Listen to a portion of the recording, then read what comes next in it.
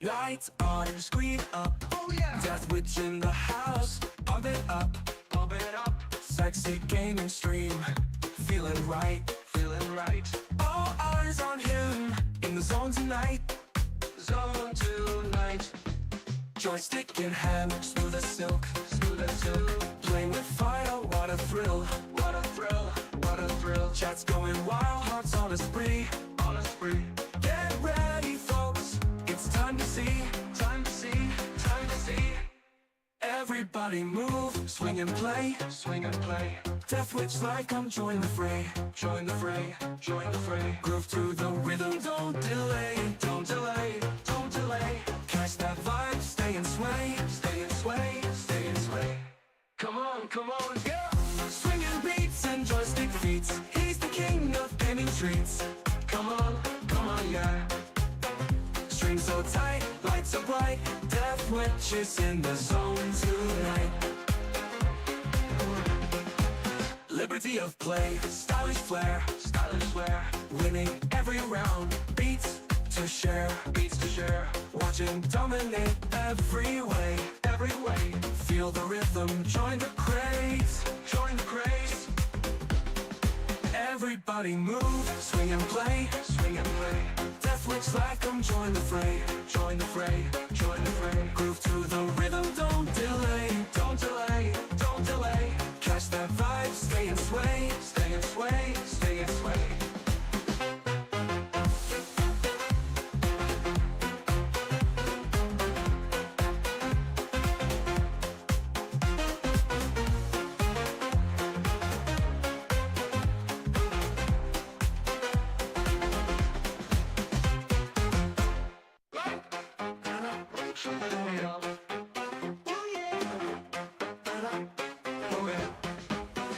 Lights on, screen up. Oh yeah. Death Witch in the house. Pump it up, pump it up.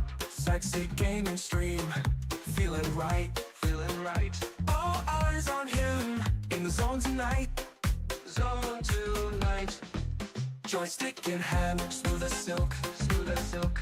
Playing with fire, what a thrill, what a thrill, what a thrill. Chat's going wild, hearts on a spree, on a spree. Get ready, folks, it's time to see, time to see, time to see.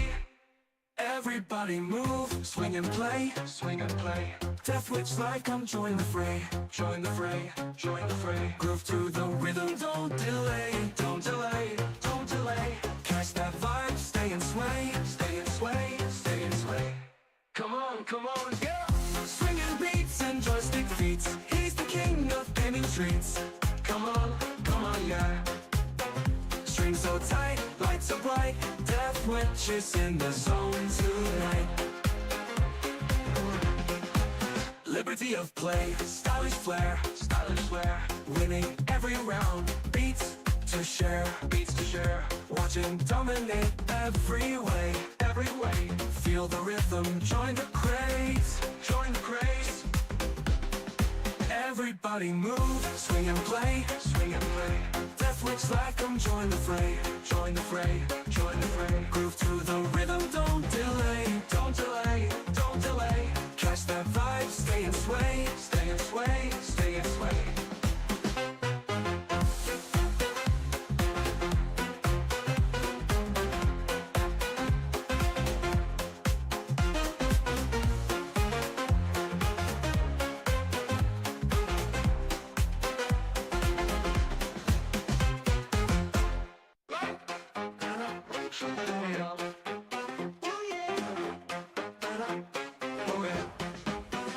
Lights on, screen up. Oh yeah. Death Witch in the house. Pump it up, pump it up. Sexy gaming stream. Feeling right, feeling right. All eyes on him. In the zone tonight. Zone tonight. Joystick in hand, smooth as silk, smooth as silk. Playing with fire, what a thrill, what a thrill, what a thrill. Chat's going wild, hearts on a spree, on a spree. Get ready, folks, it's time to see, time to see, time to see. Everybody move, swing and play, swing and play. Death Witch like I'm join the fray, join the fray, join the fray. Groove to the rhythm, don't delay, don't delay, don't delay. Catch that vibe, stay and sway, stay and sway, stay and sway. Come on, yeah. Swinging beats and joystick feats. He's the king of gaming treats. Come on, yeah. Strings so tight, lights so bright. Death Witch is in the zone tonight. Liberty of play, stylish flair, stylish flair. Winning every round, beats to share, beats to share. Watching dominate every way, every way. Feel the rhythm, join the craze, join the craze. Everybody move, swing and play, swing and play. Death Witch like 'em, join the fray, join the fray, join the fray. Groove to the rhythm, don't delay, don't delay, don't delay. Catch that vibe, stay and sway, stay and sway, stay and sway.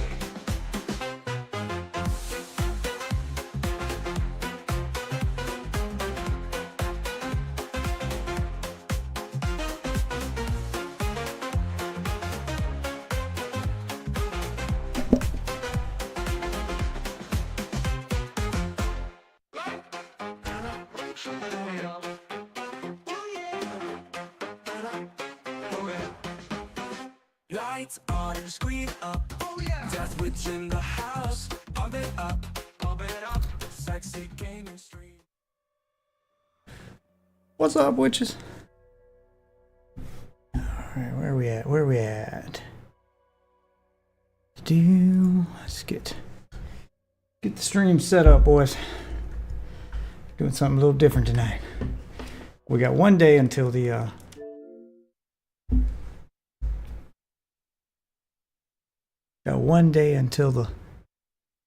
the launch of Call of Duty's next season. So, till that happens, we did have a new game come out I haven't had a chance to really dive into yet, so we're going to do that now. We're going to be playing Tetris Forever, which I'm learning is not really a video game as much as it is an interactive documentary on the history of Tetris.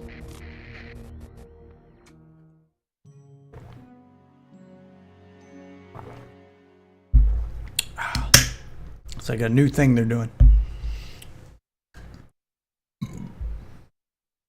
Tetris from 1984 to 2024. Get signed into my Discord here.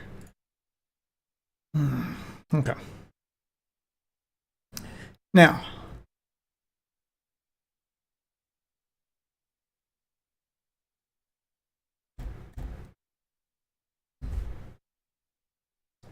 before we dive into this, I'm going to set up a Twitter space.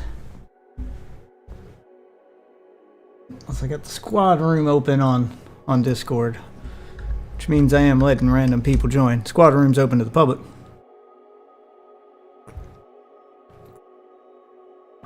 Streaming room is invite only. But we're in the squad room, so I'm open to the public right now. Open to conversation while I play Tetris. Which is the main reason we're also doing Twitter Space. So let's see if we can get some good conversations going. I believe there's a crypto bro who wants my attention. Reminds me I need to respond to his DMs.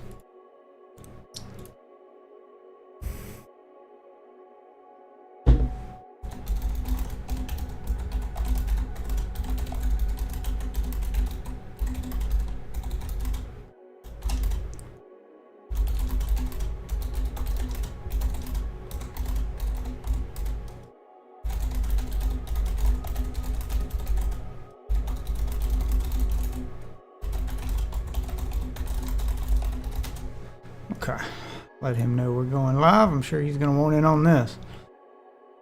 Recent post from Elon Musk, don't care.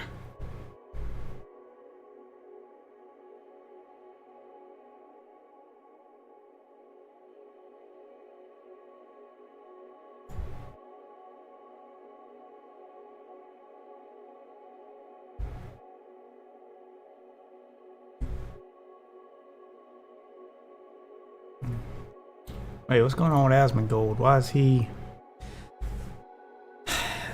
Asmongold plans to do a stream exposing Twitch for bias moderation, claiming he will switch platforms if banned. Oh, I guess we should go check Asmongold on Kick. Make sure that name hasn't been taken yet. And if it hasn't... I'm gonna do that right now. If it hasn't been taken, I'm gonna take it. So then he'll have to pay me to get it. Asmongold. Okay. Asmongold. Damn it, he's already made a kick. Fuck. I was like, let me beat him to it. I'm gonna get on Kick. Before Asmongold gets permanently banned from Twitter and needs to switch to Kick. First of all, stream exposing Twitter for bias moderation? Asmon. You're late to the party, pal. Well, I guess you were banned, so you couldn't do your stream. I already did that stream. Video's up on YouTube. Go watch it. It's pretty good.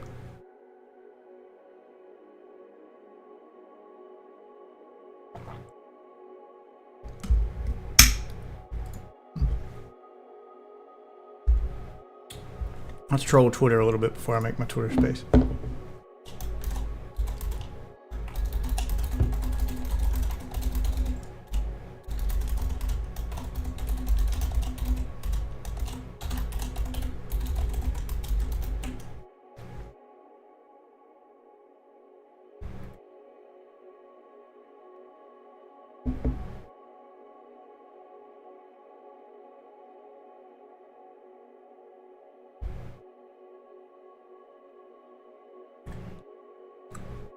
This is genuinely one of the worst / annoying elite zombie bosses ever had.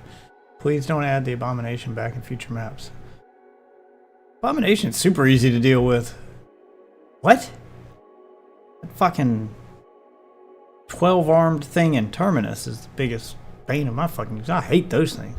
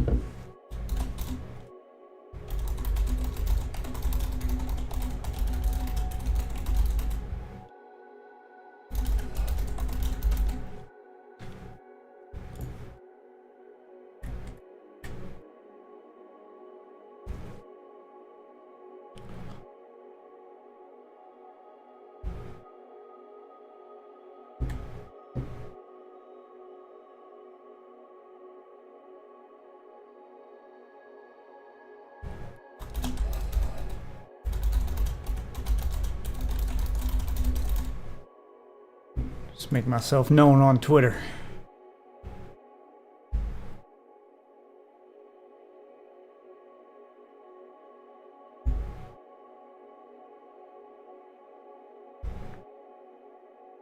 Day 1 of Season 4 is mostly in the books. What's your impression on the new gameplay changes? Oh, for multiverses? No one gives a fuck.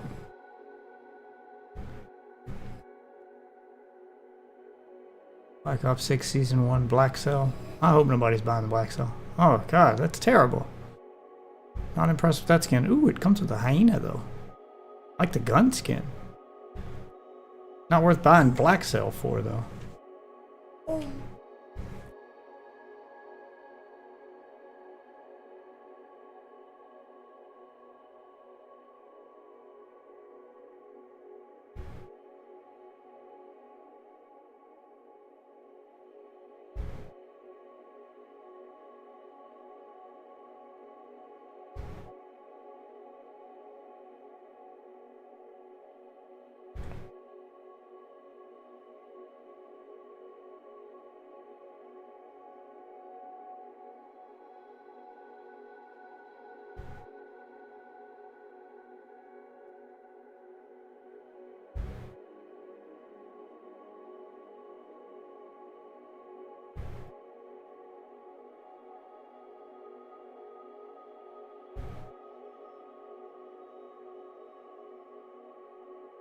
Sonic 3 will introduce a new character at the end of the film in order to set up future films. It's going to be Amy.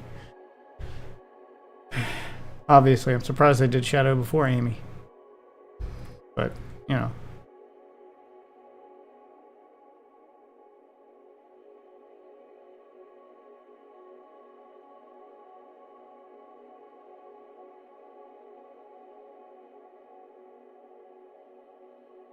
Statement from President Donald J. Trump. What did he post on Twitter? I'm pleased to announce that the highly respected former governor of Arkansas, Mike Huckabee, has been nominated to be the United States ambassador to Israel. Mike has been a great public servant, governor, and leader in faith for many years. He loves Israel and the people of Israel, and likewise, the people of Israel love him. Mike will work tirelessly to bring about peace in the Middle East. Yeah, good luck with that. Also, I'm pretty sure no one in Israel knows who he is. I mean, they love him.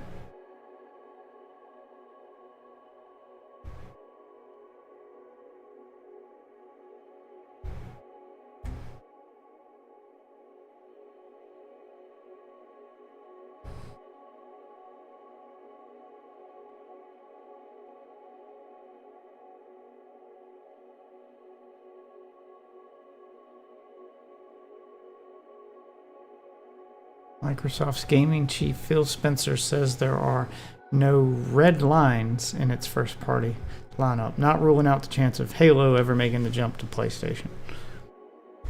Yeah, because they like money.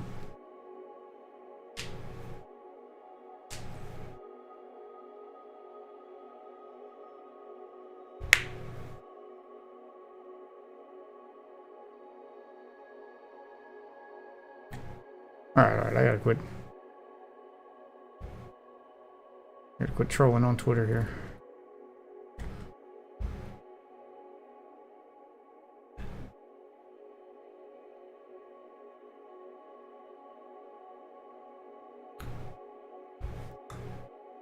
Tweet.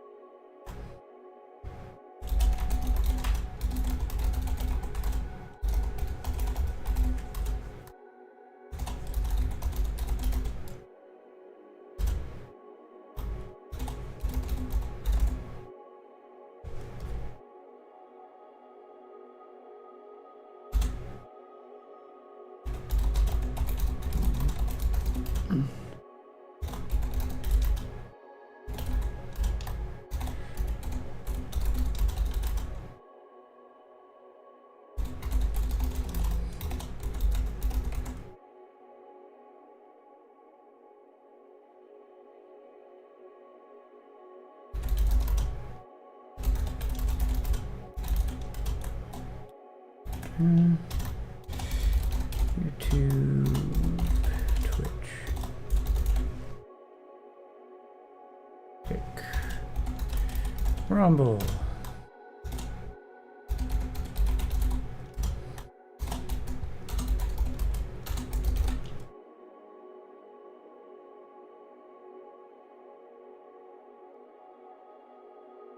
Alright, there we go. Let's get that posted.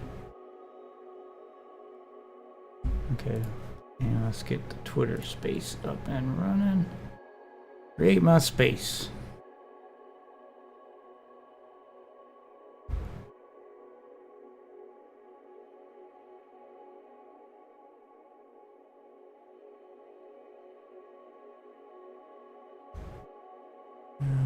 What's this about?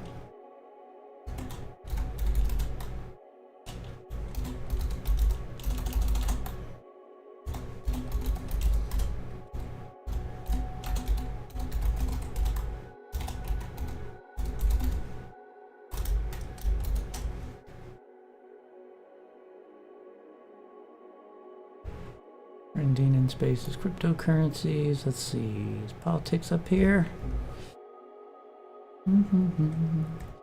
The U.S. national news and NFTs.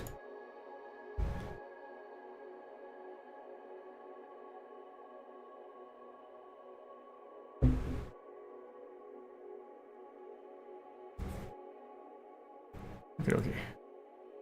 space is up.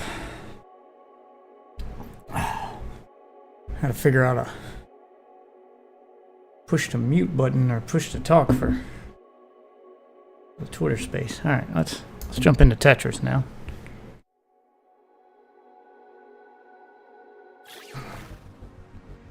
Chapter 1, Perfect Game. A researcher at the Academy of Sciences in Moscow comes up with a new game idea, one that he can't stop playing. And we're going to work our way through the history of Tetris. For over 40 years, the game known as Tetris has enticed us, confounded us, and occupied our brains long after we put down the controller. It's hard to imagine a world without Tetris. But how did we get here? Introduction: The Perfect Game. First created in the Soviet Union in 1984, Tetris has spread to all corners of the world, but its globe-spanning journey could not be an easy one. Hi everybody, I'm Alexei Pajitnov. 10 years ago, I invented a game called Tetris. Hey. Hello, hello. Some crazy times, my friend. Times where sleep is my enemy. I know the feeling. My one weakness in crypto. It's the same weakness every crypto bro has. We have to either sleep or put in a sell order. And, good luck getting that order perfect. I mean, yeah, do what you gotta do, you know. I was actually going to ask, because... Oh man, you picked a good title. I think you might pull randos, and I might dip because I don't want to do a double cook in the kitchen thing. You can get bad advice from someone else, but Oh yeah, I'm getting better at my bait here. but Hello. I read your message, right? And full disclosure, right? I don't Yeah. do any financial advice, right? Because one, here's why I don't do financial advice. Oh, it wasn't financial advice. It was more just curiosity. Yeah, but price prediction is, in a sense, financial advice. Like I would be. I was just more wondering, like, how crazy could this potentially get? Or what do you think caused the jump? You know, I got more just curious. I have no plans to invest. Yeah, so I mean, I would still not want to predict any number, but I'll tell you this much, right? There's a good saying in crypto, which is even if I told you the right answers, meaning I knew the future, right, and then I told you what to get and what to sell at, that doesn't give you the quote diamond hands to hold it, right? Because what if you buy it and it dips 10%? Like, that's psychological at that point. And even if I did tell you the correct answer, there's no guarantee you'd hold it. But I wanted to ask you if I could kind of just give you a walk through this universe. That way you could just see some stuff for yourself that maybe you haven't before. Yeah, I was more just wondering, like, your opinion, because obviously that seemed to have caught you off guard a little bit. I mean, I just don't like predicting it. But I can tell you basically the stuff that I think is important. You want to go down some fun roads here? Yeah, why not? Okay, so you ever been to Dex Tools? I have not. All right, go to dextools.io, spelled DEXTOOLS.io. Oh, give me a second. Doing something. I'm going to show you some stuff beyond was it the European mind can't comprehend this or something like that. All right, what am I looking at here? So dextools.io. Correct. All right, let's have a look. See here. And then Jesus, you see on the left tap side, dancing Christ. Yeah, you got a whole thing going on here. All right, what am I looking at? The left side, you see this thing, Pair Explorer. Yep, gotcha. Okay, go there. All right. So let's start by just looking at the top. You see how there's like a string of coins that are moving by, kind of like stock tickers? Yeah. Okay, so this is pretty much exactly what it looks like, right? It's just a place to look at coins and their prices. You can do some trading through it, but most people just look at it for charting, right? This is specifically to a chain, so we're going to pick one right now. You see up on the top left, I don't know what yours is set to. I'm assuming it says Ethereum. Yeah, it's set to Ethereum.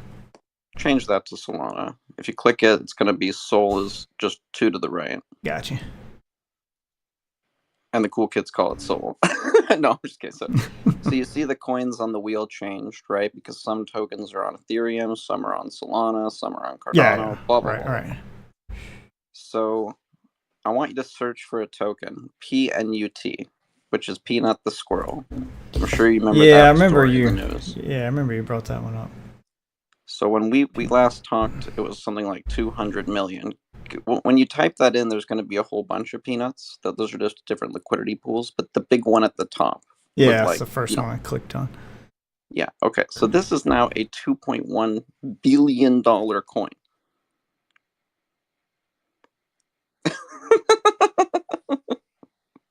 Yeah, it looks It's number like 44 in the world by all crypto tokens. In fact, it's in the top 5 tokens to ever break $1 billion in less than 2 weeks. Now, what's my point here? Well, this is just another random token amongst many. Granted, it's on the higher scale now. It's very fancy, right? But this is what we call a meta. So first something happens in the news. Then a bunch of tokens come out based on it, right? In fact, this token, you see the graph there's in the top left, there's a 5 minute, a 1 minute. You see all those different options for how long the candlestick should be? yeah. Change that to, let's do 1 hour. Okay. And then you kind of scroll out. So you can see there was actually a good 3 days where this coin was just kind of, totally just sitting around at no value. Kind of fluctuating a little bit, yeah, but not much. Yeah, it was just kind of based on interest, right? And then people just kept aping it. But now let's look at another thing. So you see this top left where it says Dex Swap, Radium, Peanut, and then there's a string of letters and numbers, and then there's a pair and a string of letters and numbers. You see that? Yep. Okay, so the first pair, the first string of letters and numbers is the contract address for Solana. So we're going to do a couple fun things here, right? Just click that real quick. Right next to Peanut, just click the string of letters and numbers. All right. Okay, and this takes you directly to SolScan. Do you know what a block explorer is? I assume it's for exploring a blockchain. Boom, boom. There you go. You're going to be a quick learner. I can already tell. So we're just looking at the particular token on the Solana blockchain. We can see its contract address, its token name, the authority, right? Blah blah blah, all that stuff. Go to the bottom and go from transfers to holders. Okay. Okay, let's go to page number. Let's go to page number 2. Okay. So I think number 13 holder in the world right now with $12 million in Peanut. I think that's a person because it looks like he has a custom Sol name. So it's tonkadriving.sol. Oh my God, this is hilarious. Jesus. This is my first time doing this too. So let's click him. Let's see what's going on with that guy.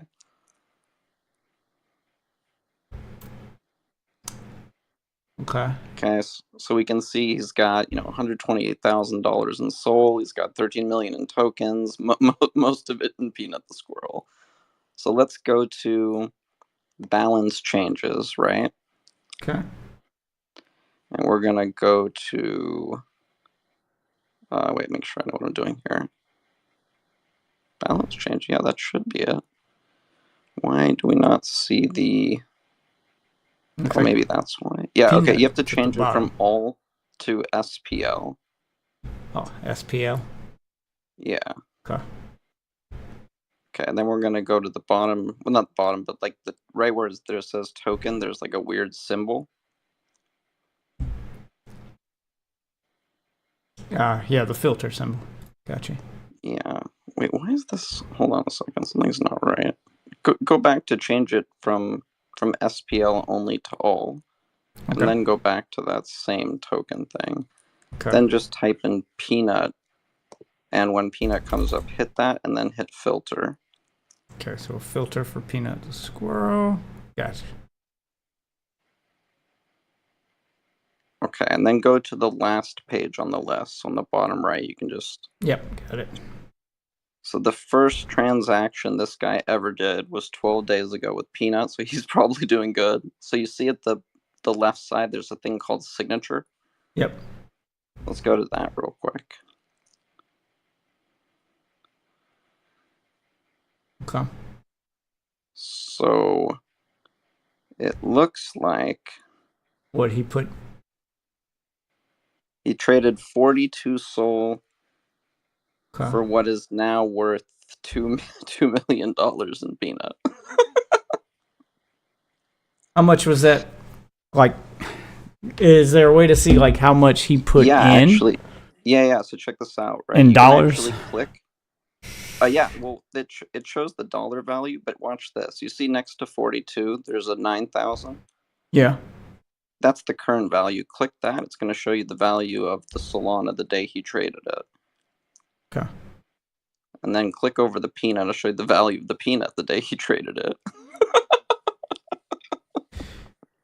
Okay, so he spent.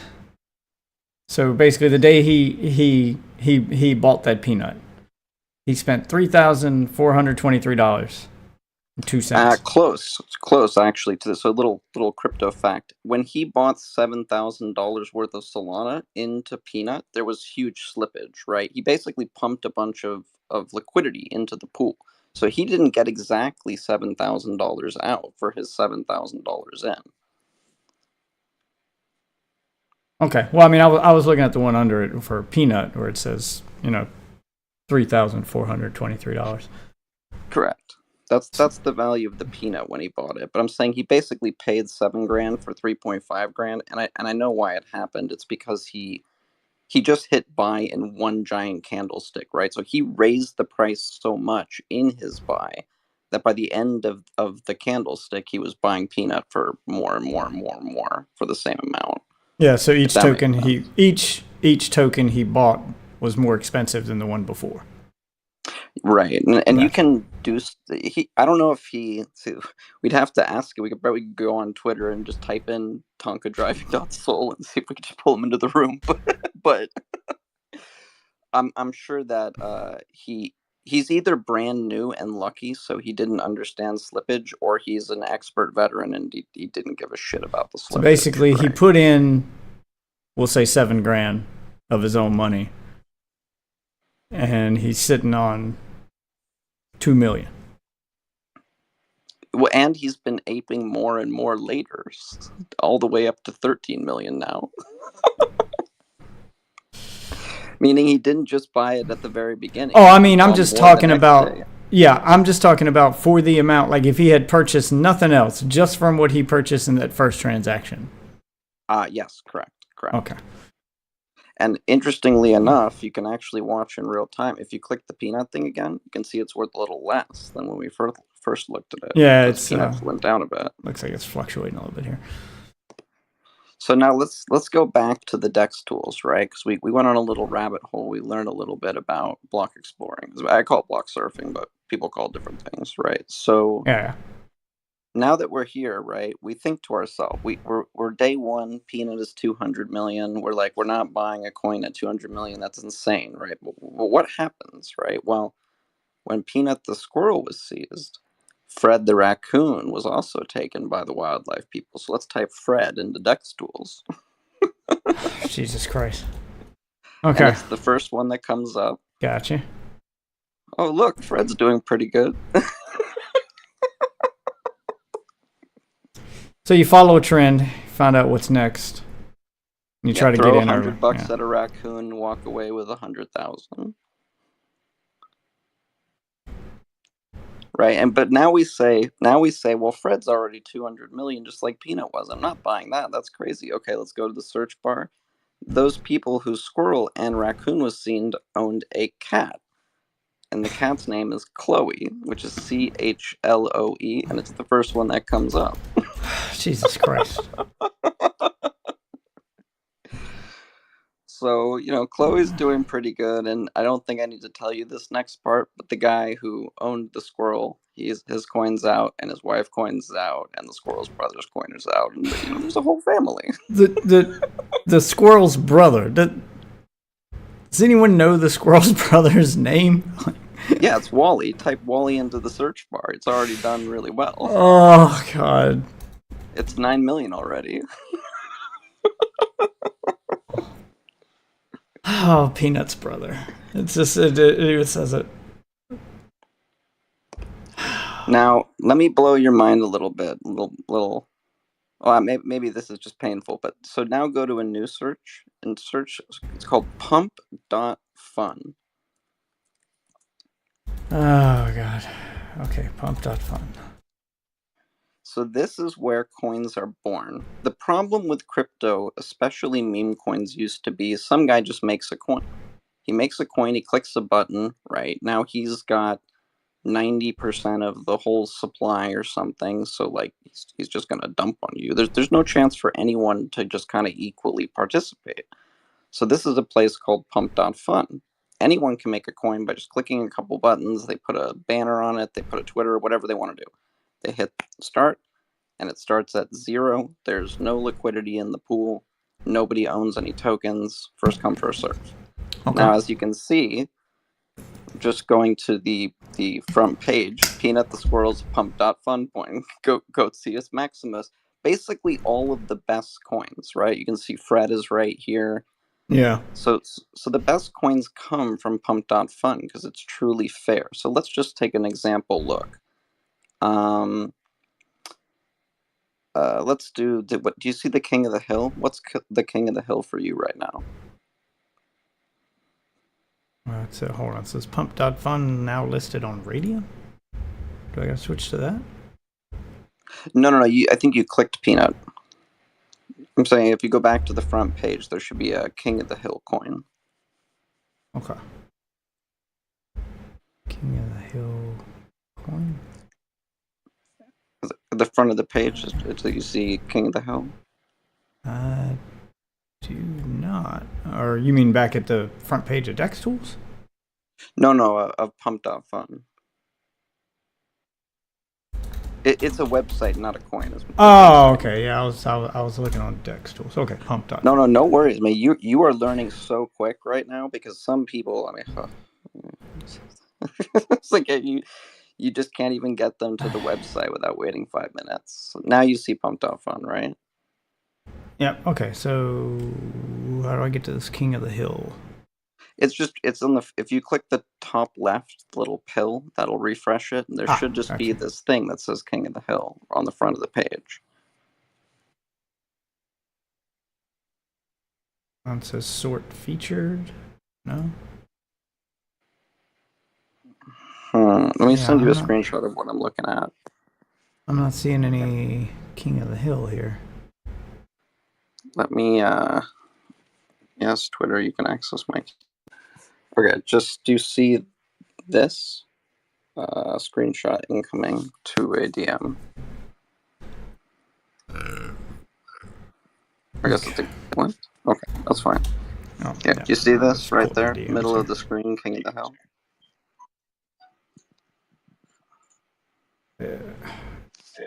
Oh, can't make it any bigger.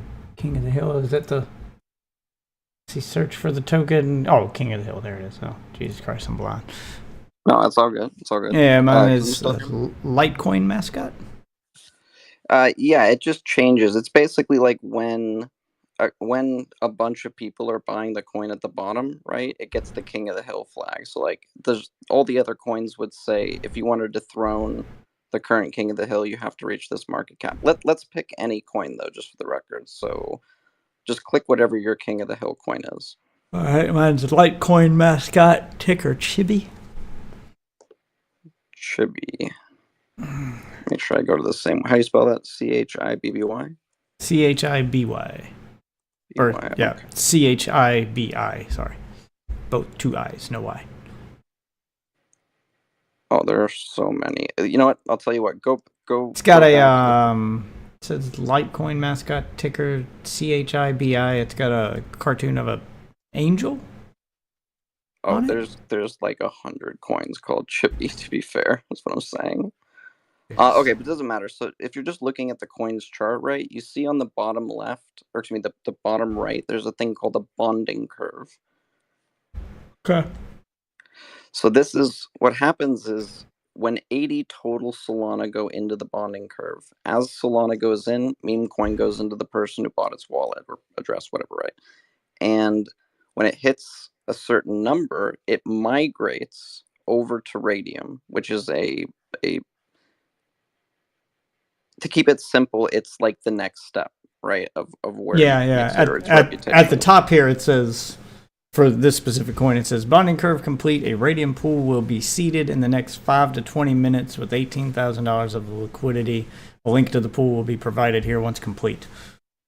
There you go, right? So a bunch of people just saw a new coin come up. They all aped money into it. It transitioned, and maybe it'll go to zero, maybe it'll go to millions. Now, point is, Pump.Fun is where almost every good coin comes from, right? If you go back to all the coins we looked at, Wally, Peanut, Chloe, they all came from Pump.Fun. And if there are multiples of the same name, same theme, same thing, Right. it usually boils down to which has the earliest timestamp. We all say that's the legitimate one. Sorry, folks. And, if you get the wrong one, it's usually not good.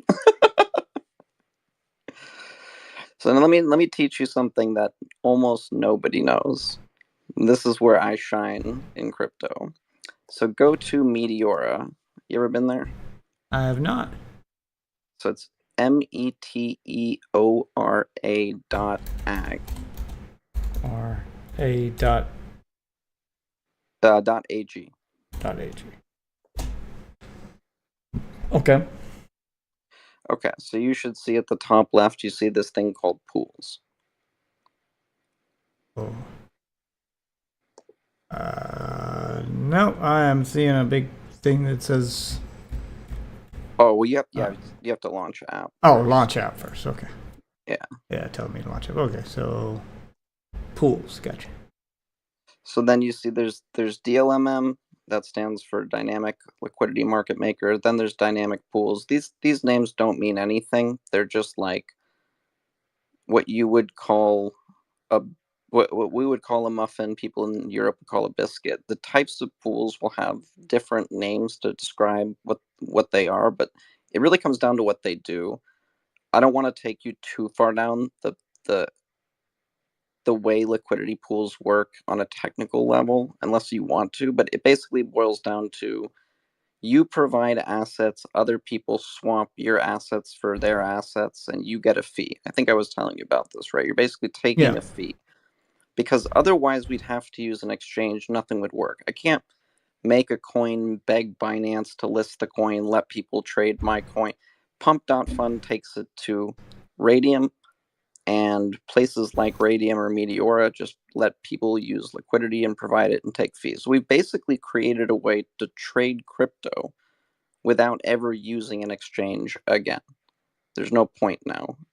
Sometimes exchanges can be better for certain things, but when you see FTX fall apart, when you see Three Arrow Capital fall apart, when you see Gemini fall apart, when you know the first Bitcoin exchange ever, Mt. Gox, was rugged and all the Bitcoin were stolen, centralized exchanges probably not the best place, right?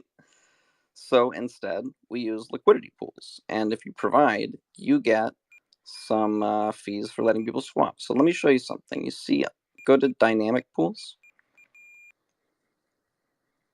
Dynamic pools. Okay. Then I'm just going to give you an easy thing. You're not going to finalize anything, nor could you. You don't have a wallet anyway. But you're going to go to create pool, select volatile. Okay. And then it'll be a base token and a quote token. We're just going to put in a mock token. So go to base token, just type in whatever you want. Let's just type in peanut. Good. Peanut. Peanut's going to come up. You just click that. And now, if you scroll down, there'll be this initial price thing, but, Meteora just tells you the current price. You can just copy paste that in there if you were creating a pool, not that we are, right? Right. Now you'll notice something else. You see this thing called a fee tier? Yeah, I see that.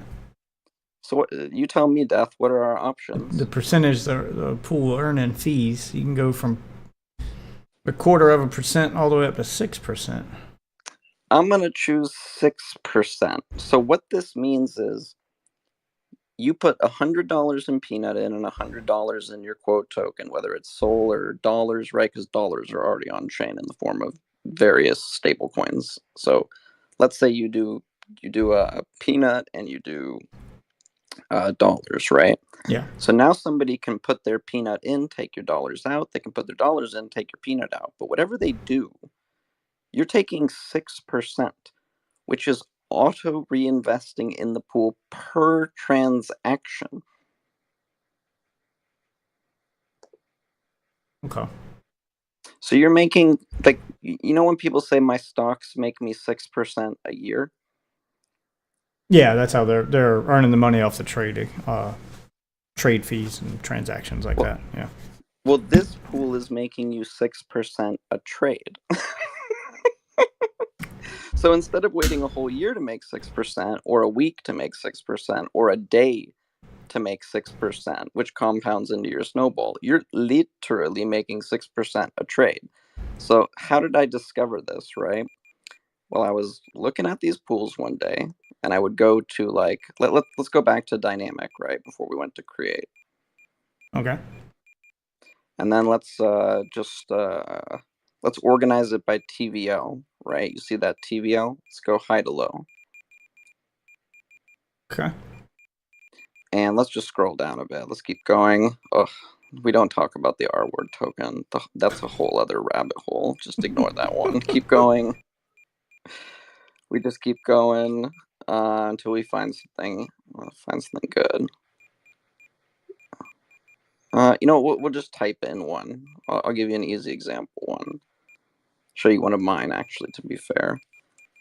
Actually, no. You know what? No. The R1 is fine. We don't even have to click it. So, okay, you see this R word pool right here? It's got $4.48 million in liquidity, right? Equally balanced. So that means 2.24 of it is in Solana and 2.24 of it is in the R word token. So I was looking at these pools one day. Yeah. And then I did some block surfing and I said, wait a minute. There's $4.48 million in liquidity as an example, but there aren't $4.48 million in deposits. In fact, there's almost no deposits. So now here's your quiz. If there's almost no money deposited into the pool, and yet it has 4.48 million in liquidity, how did that happen? It's a good question. Here's the answer. Because when you put $200 in and you compound 6% per transaction for 6 months, you have $1 million.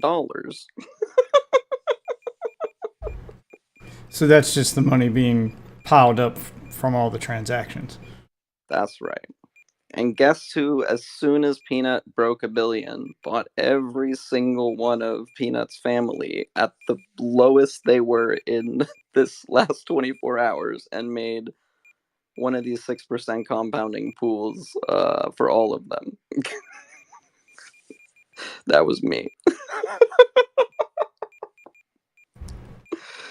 Oh man, I'm not gonna lie, they're doing pretty well, but So how much did you make?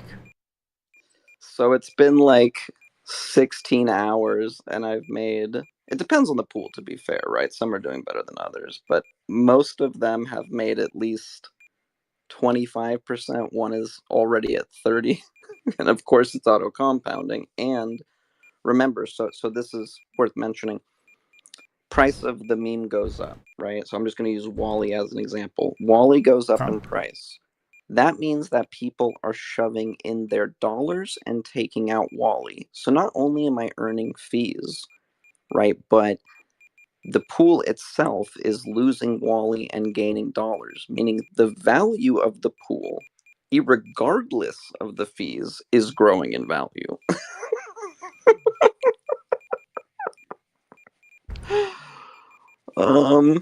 Okay. Yeah. So now for the important question, you know, all the few normies who do actually watch me may wonder is when does that turn into actual U.S. dollars? Well, You fortunately, know, one big side number of on the a pair screen is... feels good, but when does it become real? No, great question and fair one. So two things to notice. Most people, when they create these pools, would do the meme and they'd use Solana, right? They think Solana is going to $5,000 or some dumb shit, so they want to earn more Solana. I don't care about that. I use dollars as the other pair already, Makes right? Now, sense. to answer the question more thoroughly, when I pull out the liquidity. So if I were to pull it out, then it would go into my address. Now it's no longer subject to trading. So if the coin goes to zero, all the dollars I pulled out, which is half of the pool's value, now that's just safe and secure. To be even more thorough, well, I guess when I deposit it to Coinbase and then sell the USDC for actual dollars, which, to get to the next question, is very easy, and anyone who says it's not clearly has never traded crypto in their life. You ever met someone who doesn't have a bank account, Death? Yeah, I've met those weird people before. They do You know, when they exist. say, like, it's so hard to start a bank account, that's why I don't do it. And you're like, no, it's not. You just walk in there and, like, fill out a form. Oh no, most of the people I've met that don't actually have bank accounts, they're so weird. They're the weird people who are like that they don't trust the banks people, but then they'll go and put all their money in fucking Cash App or, you know, PayPal or some non-traditional bank. I'm like, you're just kind of doing the same thing but online. But okay. So, my only point, and thank you for letting me ramble so much. I'm going to wind down here in a second, and then you can ask whatever you want. But my only point in that story is there's a parallel. People say, "Oh, you can't cash out of crypto." It's like, well, that's not what my bank and the IRS thinks, because I gotta pay taxes on that shit. That's the worst part. So let me show you something more up your alley, right, or gamers' alley, or your audience's alley. Go to Token Trove. Let me make sure I get the exact right address too, because every one of these sites has 1,000 fakes, and you don't want to go to them. Yeah, I don't want to accidentally pull up porn on stream or some shit. Oh, speaking No, of I mean, that, like, they're built to scam you out of crypto. oh, I was gonna say, speaking of that, if anybody out there bought the Barbie doll from the Barbie movie, if you bought that shit the day it came out, there is a recall on it because the the Barbie doll for the Wicked movie, not the Barbie movie, because the Wicked movie is about to come out. If you bought that Barbie doll the day it came out, the web address on the back to learn more about the doll says wicked.com. Wicked.com is a porno site. That is the wrong web address, and they recalled it. So if you keep one of those, it's probably going to be worth money because they're recalling it off the shelves and they have to reprint it because kids might accidentally go to wicked.com, which is a BDSM site. The actual address is wickedmovie.com. It's wicked. No. So there's some real world trading for you. Hold on to that. Hold on to that Wicked movie Barbie doll. If it says wicked.com on the back of it, don't open it. Hold on to it. I think those dolls are already selling on eBay for a couple thousand. Just hold on to it because the rarer it gets, the more it's going to be worth. You know what they call that in crypto? What you just did? They call it giving alpha. This man's got the alpha, fam. You need to listen to Death. He knows his collectibles. That was straight alpha, and someone's not going to appreciate it. They're going to miss out on a chance. Hello, Like, am I coming through? when people Yeah, spit yeah, alpha, I can hear you. you gotta listen. No, all good. Sorry, I'm Okay, in a Twitter space. Sorry, what's going on next? Where am I going? Oh, I was saying, I was agreeing with you. With the story with the Barbie, like it was I was laughing. It was awesome. It was funny. It was awesome. Because I was saying you were spewing alpha, which is like you're giving good advice, right? If you get this thing, don't open it because it's going to be valuable. Like that's kind of what people say. I try to give that advice specifically to parents who don't know anything about it or might see it and get mad. Don't throw it away. Keep it. When I was a kid, I had a figure from the original Resident Evil video game. It was like 1996. It was an action figure I had held on to, and I learned that it had a defect. If you ever played Resident Evil, the Tyrant figure, it was of the Tyrant, the final boss of the game. He has an exposed heart on his chest, and that heart on the figure was defective. It was like put in upside down and it looked weird. So they recalled it. And that ended up being worth a lot of money. My mom fucking threw it away. I went back to the house to get it like 20 years later, and I was like, "Do we still got that in storage?" She's like, "I threw all that stuff away." I was like, "No, it was worth like $100,000." What the fuck? Oh, Pain. But life lesson learned. I should have held on to that. let me show you something more towards your alley, though. So go to tokentrove.com. Okay, tokentrove.com. So most of this stuff here is, I mean, sorry, Immutable X, garbage, to put it bluntly. Yeah, I was gonna say there's that Gods Unchained game you were talking about on the last stream. Yeah, we did so together. just click that real quick, and then Okay. you get two options: cards and cosmetics. Cosmetics are just skins, basically. So go to cards. The trading card game that pays to play. Okay. Yeah, I don't know about that so much anymore, but but so I mean, you've already played Magic, you've played Hearthstone. You can figure out how Yeah. by looking at Yeah, them. just by looking at them. But yeah, I think I've seen this site before. It was on Twitter. Like IGN, Polygon, Kotaku, like all these places are doing news stories of what was it, the Champions game, the Ubisoft one that's about to come out, and basically just fucking blasting them for making an NFT game because they're calling it their NFT game. To be fair, that game does look like, in my opinion, total dog shit. But it definitely looks like a cash grab. So this is just pretty standard. I just wanted to show you this because, like, let me give you one example. Type into the search bar, what is it? Ember Oni. So Ember as a word and then ONI. Ember Oni. Just reading this card, I'm sure you can figure out it's pretty good. By the way, Leech is just lifesteal for other games, right? You could probably get what the card does pretty well just by looking at it. Yeah. It's a board wipe and a heal, right? So this card was like a good example of how even if you don't play the game, you can probably pick up some easy wins. When this card was 10 cents, I was like, hello guys, there's only 17,000 of them in the world. And there's like, well, plus the shinies, right? It's maybe like 18,000, but there's only that many and everyone needed them. So it was an easy 10x. Leech, burn, roar, do 2 damage to each other's creatures and give them burn +2. Yeah, I mean, right now it looks like it's going for standard card $1.20. But what I'm saying is it was easy to call as a game when it was 10 cents. It was super easy to call. Like anyone looking at that card just be like, and then so one last thing, then I'll wind down on this journey. So go to OpenSea. I'm sure you've heard of that. OpenSea.io.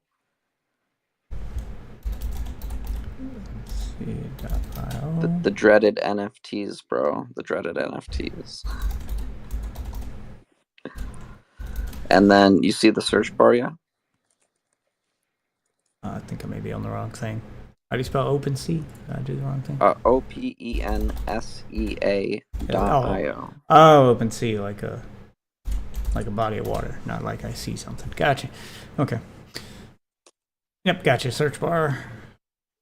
Search bar courtyard.io. Even though that sounds like another website, just that in the search bar. Gotcha. Courtyard.io. Now you tell me. Actually, we'll do one more thing. After you get to the courtyard.io page, on the left side, there's like a filter wheel. Yep. And we're going to change it from category. So hit category and select Pokemon. Category Pokemon. And then on the top, you're going to change it to activity. Activity. Okay. And then you're going to change it from, oh man, it's been a while since I've done this. You're going to go down to the bottom. Nope, not that. I'm trying to just get only cards. How do I do that? Category Pokemon card type. Yeah, that'll work. Go to card type monster. Oh. And what do we see here? You tell me, Death. What are we looking at here? To me, it looks like we're looking at graded Pokemon PSA Beckett cards that are stored in a vault, delivered, secured by Brinks, the security company, and that way, if you want to buy them on chain, you can. Yeah. Yeah, like 1998 Japanese gym leader. 1999 card. How much are these going for? Like $20 a card. Yeah. Depends on the card. I've seen a couple sell for. So what happens is you can literally just for free have Brinks deliver your cards at the vault, and then they mint. I'm just gonna say JPEG because I hate NFT. They mint the JPEG for you, and now if someone buys it from your, we'll just say account to keep it simple, then any resales on your card will get you a 6% royalty for all of eternity. So basically, people have been trading graded Pokemon cards on blockchain for like 4 years, but nobody cares. Jesus. Yeah, there's a lot of stuff happening on chain that people just put their head in the sand to. Not you, but just to clarify, like people say, "Oh, blockchains can't be used for anything." It's like, what are you talking about? I've been trading Pokemon cards here for like 4 years. Yeah, it's just normal people have little to no understanding of any of this, or even know that this exists. They don't want to know, Daph. They didn't want to know, because the one thing we can all agree on is Crypto Bros never shut up about trying to get people to look. Jesus Christ, why's that one so much? Probably a 2020, good card. 2020 Sun and Moon promo card. Hollow What grading card. company? Oh, I'm clicking on the card now. Looks like it's valued at $124 for this one card. Grading company. Certified warranty company. CGC. Oh, CGC is gross. So in the world of Pokemon graded cards, there's three main companies: PSA, Beckett, and CGC. In my opinion, only PSA and Beckett really have any value, and Beckett does a special subgrading. So in PSA, you just get a 9 or a 10. But in Beckett, you have 4 categories that you can score 1 through 9 on, and if you score 10 in all of them, it's called a Beckett Black Label grade. And basically, those are like so rare that they 10x the value. CGC is like, yeah, they graded your card, but you know, they're not considered, in my opinion, the most reputable of grading companies. Do you like the show Pawn Stars in Vegas, Rick and all that? I've watched a few episodes. There's some that are interesting, but you watch enough of it and you realize a lot of it's staged. But I get what they're going for. You know, it's fun to watch. The reason I mention it is because when he gets collectibles that he needs appraised, he calls the head of PSA grading company to come down and look.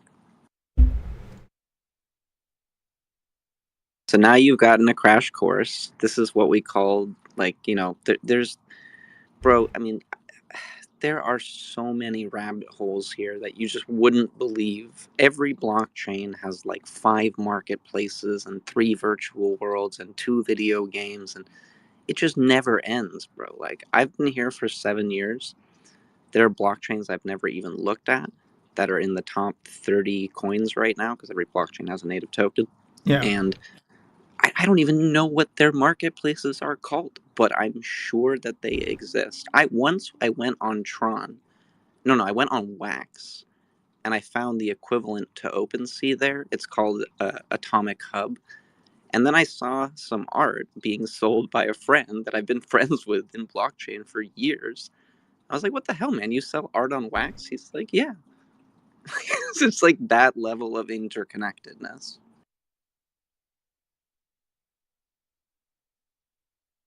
So now it's the AMA. Ask me anything you want, because I'm not exactly the best in crypto, but I've been here a long time. I mean, you gave I'd say you answered most of my questions right there with that, just the crash course. My main question was it was going to be, after seeing the value of all that stuff go up, and you were talking about you know the peanut coin. It's like, I think you already kind of answered that. Was the, when does it become real? I mean, you mentioned they take taxes out on it, but like, how does one go about turning that from a number on a screen into money in the bank account? So you use an exchange, right? Like there's two things that you could use. One is like a true and tried exchange. So you could go onto something like, I don't know, Kraken or Bittrex or whatever, right? And you would have a bank account linked. You transfer your crypto to dollars. Your dollars would be withdrawn to your bank. I myself, and this is not an endorsement, obviously, prefer Coinbase because really, even though they've made, quote, innovations to be like a trading platform, they are much more like an international bank. And from what I've read, DYOR, right, 90% of their crypto holdings are in hardware wallets in old school banker vaults, I believe in Switzerland, and all dollar accounts, the last time I checked, were FDIC insured up to, of course, $250,000. So I prefer to cash out from basically what is an international bank versus an actual exchange. But either one would do. Or Robinhood, or PayPal, or Venmo, or, I mean... Yeah, that was going to be my next question, because I know you can trade some crypto on Robinhood. Like how, like would Peanut be on Robinhood? Like how much of this actually shows up on Robinhood? Okay, that's a great question. So today, Robinhood just listed the what is now 14th coin in the world, but they had been being begged to list it for like almost a year at this point, right? So coins get listed on exchanges or apps like Robinhood when the owners of said platform deem that it's worth it. It's essentially a sort of risk versus reward kind of calculation, in my opinion. So they say, well, if we list this coin and it goes to zero, we're going to look like assholes and we're going to lose reputation. But if we list this coin and it trades like no other, we're going to make a ton of money on the fees, right? So there's kind of some element. You kind of work your way up, right? Pump.fund to Radium to a CoinMarketCap listing. That's just a big website with all the coins, right? But they're considered very reputable. Case in point, CoinMarketCap operated for free for 8 years, then they sold it for 400 million. So that's kind of crazy. But so it gets CoinMarket. From CoinMarket, it gets listed on a couple small exchanges, right? If the small exchanges are doing well, maybe the bigger exchange, and you work your way up kind of the ladder, right? Till it gets to, now to answer the Peanut question. Well, Peanut's number 46 in the world right now. And it's doing more volume than, quote, tons of blockchains, which are, quote, the future of finance, right? You've met the crypto bro who's like, Bitcoin's too slow and dead. But there's this new thing, and it's going to be the future of finance. Yeah, well, Peanut's doing more volume than all of those, so I think Peanut's going to get listed soon. Jesus. And let's check. It's already on Binance, which is one of the biggest. It's on OKX, it's on KuCoin, it's on Gate.io, HTX. It's on like 30 plus exchanges already. They want those fees, man. The volume's nuts. It's only day 12. We don't even... Look, as a crypto bro, and I can say also from what I heard, none of us know really. Like, everyone's staring at Peanut with almost complete disbelief because it's shattered multiple records. And yeah, because this wasn't supposed to happen, and yet here we are. Well, let me show you one thing though, real quick, so you can get an idea of the what's supposed to happen, what's not. Go to CoinMarketCap.com, right? This is like your gold standard of where to check the prices without having to go to a rabbit hole. Okay.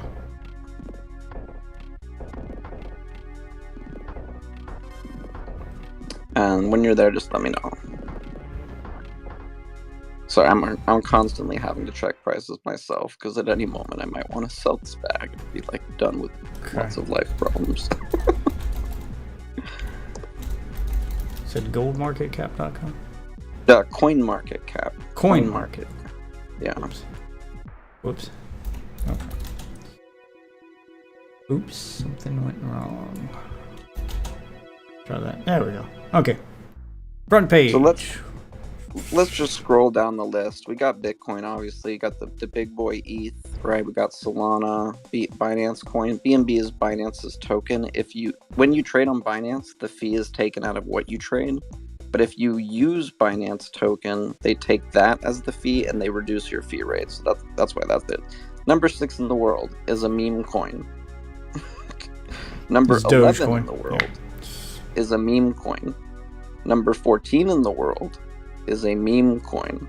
Number 26. Number 15 looks like a meme coin. Yeah, 15 is the Pepe. Pepe. It's doing really good.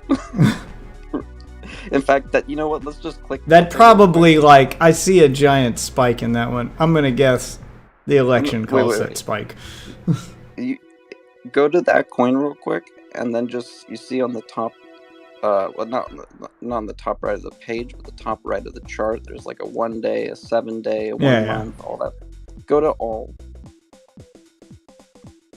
And that's what we call a God candle. Yeah, that giant spike at the end, I'm going to guess came, November. Yeah, I'm going to guess election did that because Trump. I mean, it certainly helped, but it's also because just today, it got listed on Coinbase and Robinhood, and that's you can't really do better than that. But anyway, let's go back, and we're going to go down to number 26.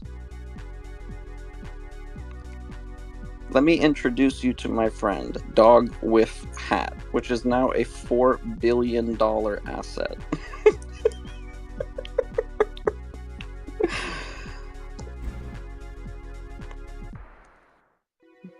So the only reason I was like, let's go here, is because when you're like, well, that's not supposed to happen, it's like, well, the current narrative in Twitter crypto is that we are entering what's called a meme coins super cycle. That is not an endorsement, by the way. And what that basically means, the leader of the movement, his name is Murad. He's doing quite well in crypto. I think he's over 150 million now. And all meme coins. And his whole thing is, don't trade. Stop trying to trade. Just find a cult and believe in something and buy it and wait 10 months. And right now his thesis is paying off pretty well. Yeah, looks like it. Number 56 in the world, Pop Cat. That's the meme of the popping cat mouth. Yeah. So, just so you know, and I think you already do, none of these coins have any utility. If you go to Pepe's literal website, they don't. This is a joke. It has. Yeah, Doge does the same thing. It tells you this is a meme. It's not. It doesn't do anything, and yet here it is sitting up at the top of the chart. So here's my thesis. I mean, I think I don't want to talk about Murad publicly. I'm already a ghost. I just want to keep it that way. But I think this is a GameStop stock moment. Nobody buys PayPay at 10 billion because they think they're going to turn $100 into $1 million. They're doing it because it's funny. It's a big middle finger to the establishment. It's already been on the news. What's the name of the thing? Because I imagine Doge might be about to go up even more. What's the name of the Trump? What was it? Special something. Special counsel? Was it? Trump special counsel? He just created like a. Some kind of crypto thing. Trump, Elon. No, it's an official government thing he's making, like an official government oversight body. Yeah, Trump appoints Elon Musk to lead Government Efficiency Commission. What did he name it? Oh. Okay. Yeah, it's the Department of Government Efficiency. Or Doge for short. That's already a Solana meme coin, and it's a meme coin on many chains. Let's check the Sol version right now. Right, Doge. Let's see. I think it's 30 million. Department of Government Efficiency on 63 million, and it was created. Yeah, he basically only made it because Elon thought it would be funny. So the coin was made on October 24th. So in two weeks, it's gone from pumped up. Oh, it's not a pumped up fun coin. That's really interesting. That's really interesting. I don't like non-pumped up fun coins because, you know. Yeah, he's basically just doing whatever Elon says when it comes to that stuff, because obviously Trump knows nothing about this, and I'm gonna guess he's not interested in learning. He's just gonna take whatever advice that Elon says to do. Like, this would be funny. We should do it. Yeah.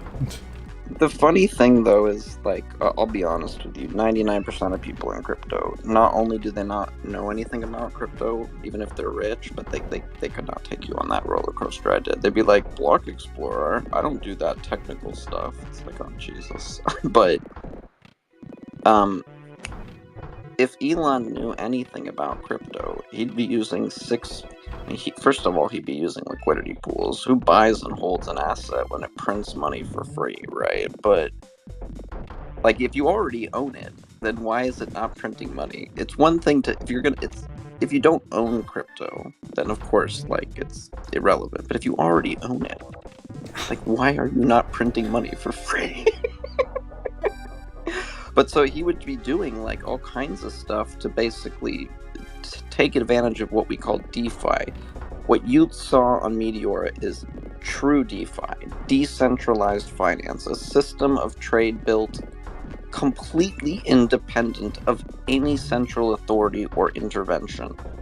Right? You can do, bro. I'm like, I know I'm ranting a bit, but there was a place called Aave, which was on Polygon, right? And like, you could literally loan out your JPEGs. So there'd be people who were like, yo, if you let me borrow 20 ETH and I don't pay you back 22 in a week, then this contract automatically gives you my Bored Ape worth 50 ETH. It's like, okay, I'll loan you that. So much stuff, dude. Like loaning against collateral, Bored Ape. Just the most ridiculous thing I've ever heard of. And yet, most people would die at the chance to make 5% on a loan in a week. Yeah, it all sounds pretty crazy. And like you said, the crypto guys would just, I don't do that technical stuff, because it all sounds a little hard to follow. And no, you did fantastic, dude. Honestly. Oh, I meant for the average person. Like, it's a little hard to follow, because they see the news reports that so-and-so, got rich on crypto or made this much money, and they're like, oh, if it's so easy, why am I not doing it? And then you go to talk to those people who made that money to find out how they made it, and they can give you no information. Basically, it all sounds like gambling the way that they explain it. I mean, fair as, and a lot of really rich guys in crypto were rich before they were rich from crypto, and so they just had pocket change to them to throw at, all these coins 8 years ago when they were nothing, right? Ethereum was $30 and Bitcoin was $2,000. Like, they just took like 1% of their gigantic portfolio and just bought a ton of coins. Fast forward 8 years later, and they're like the whales that determine the ecosystem. But what was that one thing I wanted to say? So this is like a good story of the level of ineptitude within Web3. So I was in a Twitter space back when I, was in the social area of it. And like one of my, I'll just say buddies, jump in the room, and he's like on the verge of tears. He's like, guys, I think I got hacked. I think I got rugged. I lost like $6,000. I don't know what happened. And they're like, yeah, I'll use the name I use now, but instead of my one I had. Then he's like, Max, can you figure out what happened? I'm like, okay, well, send me your address.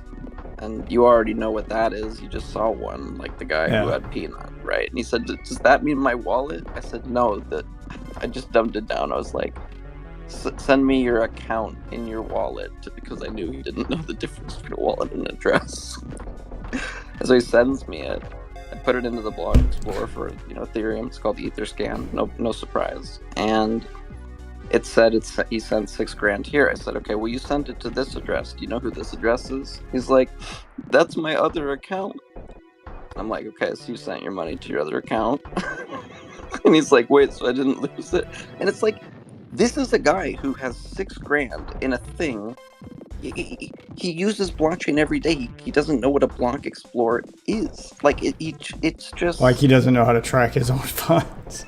Right. You would just download a wallet and there'd be a thing that says account 1, but it's just a blockchain address. If you hit new account, now you have 2 accounts. If you hit another account, you have 3 accounts. It's just addresses down the line. It's like, he's on the... I mean, this is the level of ineptitude. NFT God, one of the biggest social influencers in Web3 with his $100,000 JPEGs.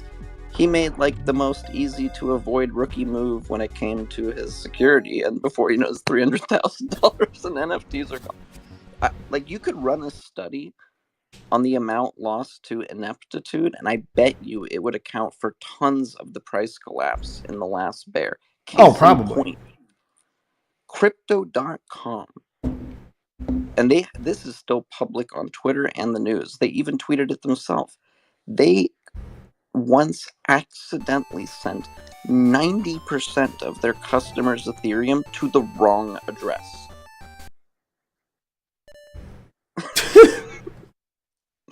And it just so happened that it was a different exchange that they had worked with.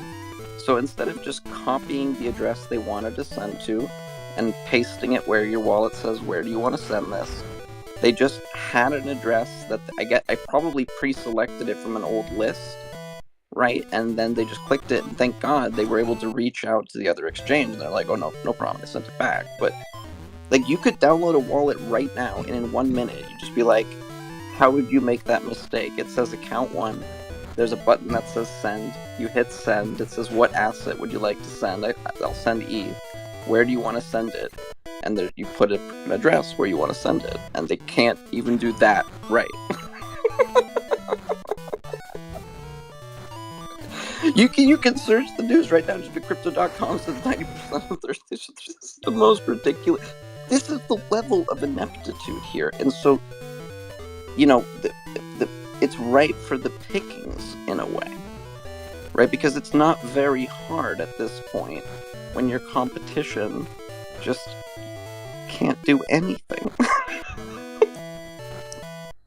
And they're not good at video games too, so you can really make a killing if you find a game you like and you're just playing against people. They're not gamers, they're crypto bros, so you're headshotting everyone. Jesus. There's a couple good ones. There was this there was a GTA type one. Oh, what is it? It's Shrapnel. That's the name of the game. Search Shrapnel NFT game. Yeah, this was a Unreal Engine 5 AAA, quote-unquote AAA shooter, and their whole thing was they wanted to do extraction NFTs, so you compete like in I think I remember reading about that one. Yeah, that one was pretty cool. They even had a token, which, let's see how it's doing. I bet it's not... Well, maybe it's doing good. Shrapnel. Oh, there's too many shrapnels. Oh, God. Is this the right one? Do I dare click? Yeah, no, this is the right one. So their token, let's do a 1-year chart, is down horrifically. Jesus. It's down like 70% from the start, and it's down 92% from the all-time high. That's not the best thing. See, so this is actually really important. This is why they call it the meme coin super cycle. You buy Shrapnel token, and you're like, what am I doing? What if this game's bad? Do I even support this? What? But it's just so easy to understand the frog. Look at it. It's hilarious. Its meme ability is off the scale. right? And so it's just, I understand that. We all want to, I don't know, it'd be really funny if PayPay went to 100 billion. It'd just be funny. To watch the news freak out about that. Yeah, like you could see it, like the crypto bro on the news panel where they're like, today Bitcoin hits this number, Ethereum's this number, and the crypto bro's like, say it for everyone. And PayPay Frog has hit $69 billion. That's the legendary prophecy in Web3. That PayPay is the chosen one and it will go to 69 billion. Not an endorsement, but that is what they all say. And it's been through a wild ride. Like, it was at the time, it was the fastest coin ever to hit 1 billion. There was a whole bunch of influencers that were, like, vying for, like, I'm the champion of PayPay. Like, no, I'm the guy leading the charge. Like, there was all these inner dramas in politics. You're going to love this. So, first, Coinbase sent out an email to, like, 3.5 million customers. And they said, we know you guys are talking about this meme coin PayPay. It's racist. If you buy it, you're supporting Nazis. Oh, yeah, I remember that. And so the hashtag cancel Coinbase started trending. For 2 weeks, their stock dropped 60% or some ridiculous number. Then, and this is no joke, the chief legal advisor to Coinbase on his public Twitter apologized to Pepe the Frog. Then Cointelegram had a space where they tried to FUD it to no end, and they brought in one of the biggest Bitcoiners, Joe Nakamoto. Obviously, Bitcoiners hate meme coins. And they had a whole panel of people trying to FUD it. But even the exchanges, meaning the CEOs of the exchanges that run their Twitters in the Twitter space, were like correcting them on their mistakes. Finally, they bring in this ridiculous person named Irina Heaver. And the whole thing is, like, they can't say Pepe will go to zero because that's legal advice, and they can't give that. So they finally invite this chick, Irina Heaver. Her Twitter's still out there. It's crazy. And she says, hi, everyone. I just want to say I am a lawyer, I am a financial advisor, and I'm legally predicting, this is exact verbatim, I'm legally predicting that PayPay is going to zero, not because I have anything against PayPay, it's just the truth. Then it's revealed she's not a financial advisor, even though she is a lawyer, and she deletes her own law firm's website. Jesus. So, like, at this point, if you were living in the world of crypto at this point, there were only 2 people in crypto. The type 1 was PayPay's going to 69 billion. The other one was shut the fuck up. I'm tired of hearing about the frog. I'm tired of hearing about this. Shut the fuck up. So those were the 2 factions at the time. It went down from 1.8 billion to 120 million and then exploded 7 billion. That was like a year ago, and more story in between. So why is this relevant? They essentially Streisand affected the coin. Yeah, I mean, it's I don't know. I don't know what to really. I could chill it, but the truth is, it's just, I rarely find anyone at this point that isn't just a complete corn rage incarnate demon against it, or they're just dancing happily in their room, because there's to finalize it.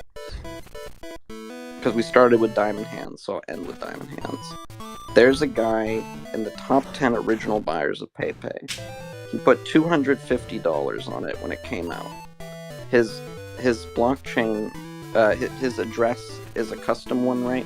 So it's like a name. It's diethyltryptamine.e is his name. He bought 2 trillion for $250. It's currently valued at 46 million, and he's taken about 2 million in profit, and he's let it just completely sit since then. He's like, those are the fun ones where you see just like cryptolegend.eth, and you like click his profile and he's got no money, and then you see people like total noob.eth, you click his address and say, holy shit, this guy's insane.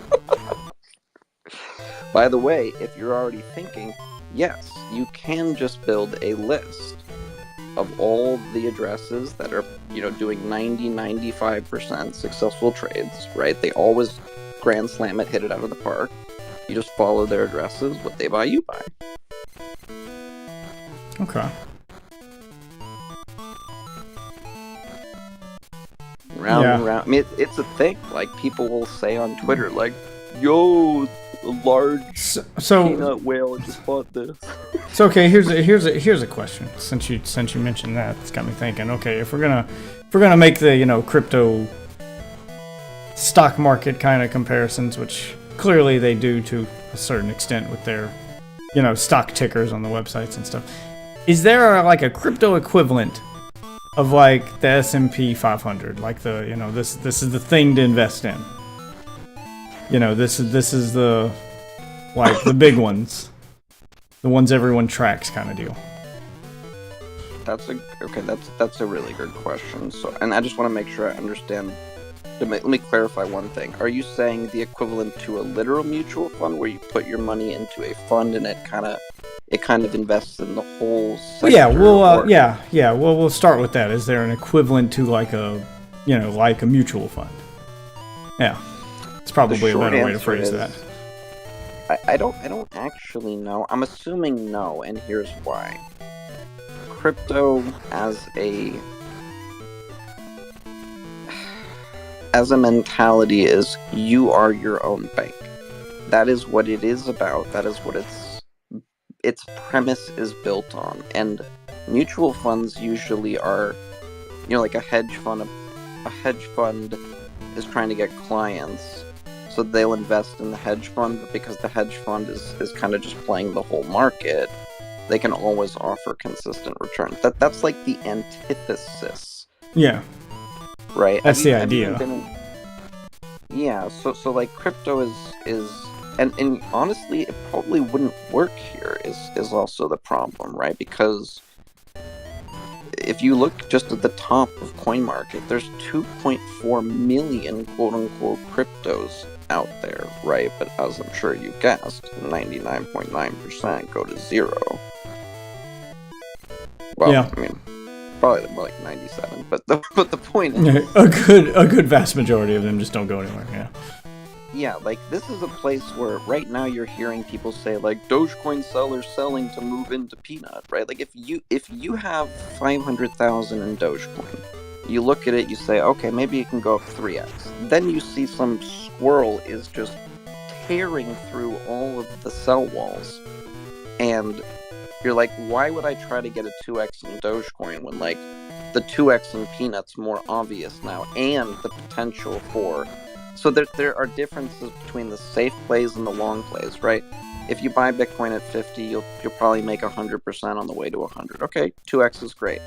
But are you a gambler? In which case, no, I'm not going to put 50 grand in one Bitcoin. I'm going to throw, $1,000 at something that's very low, hoping it just goes up 10x and then just immediately get out, take my profit.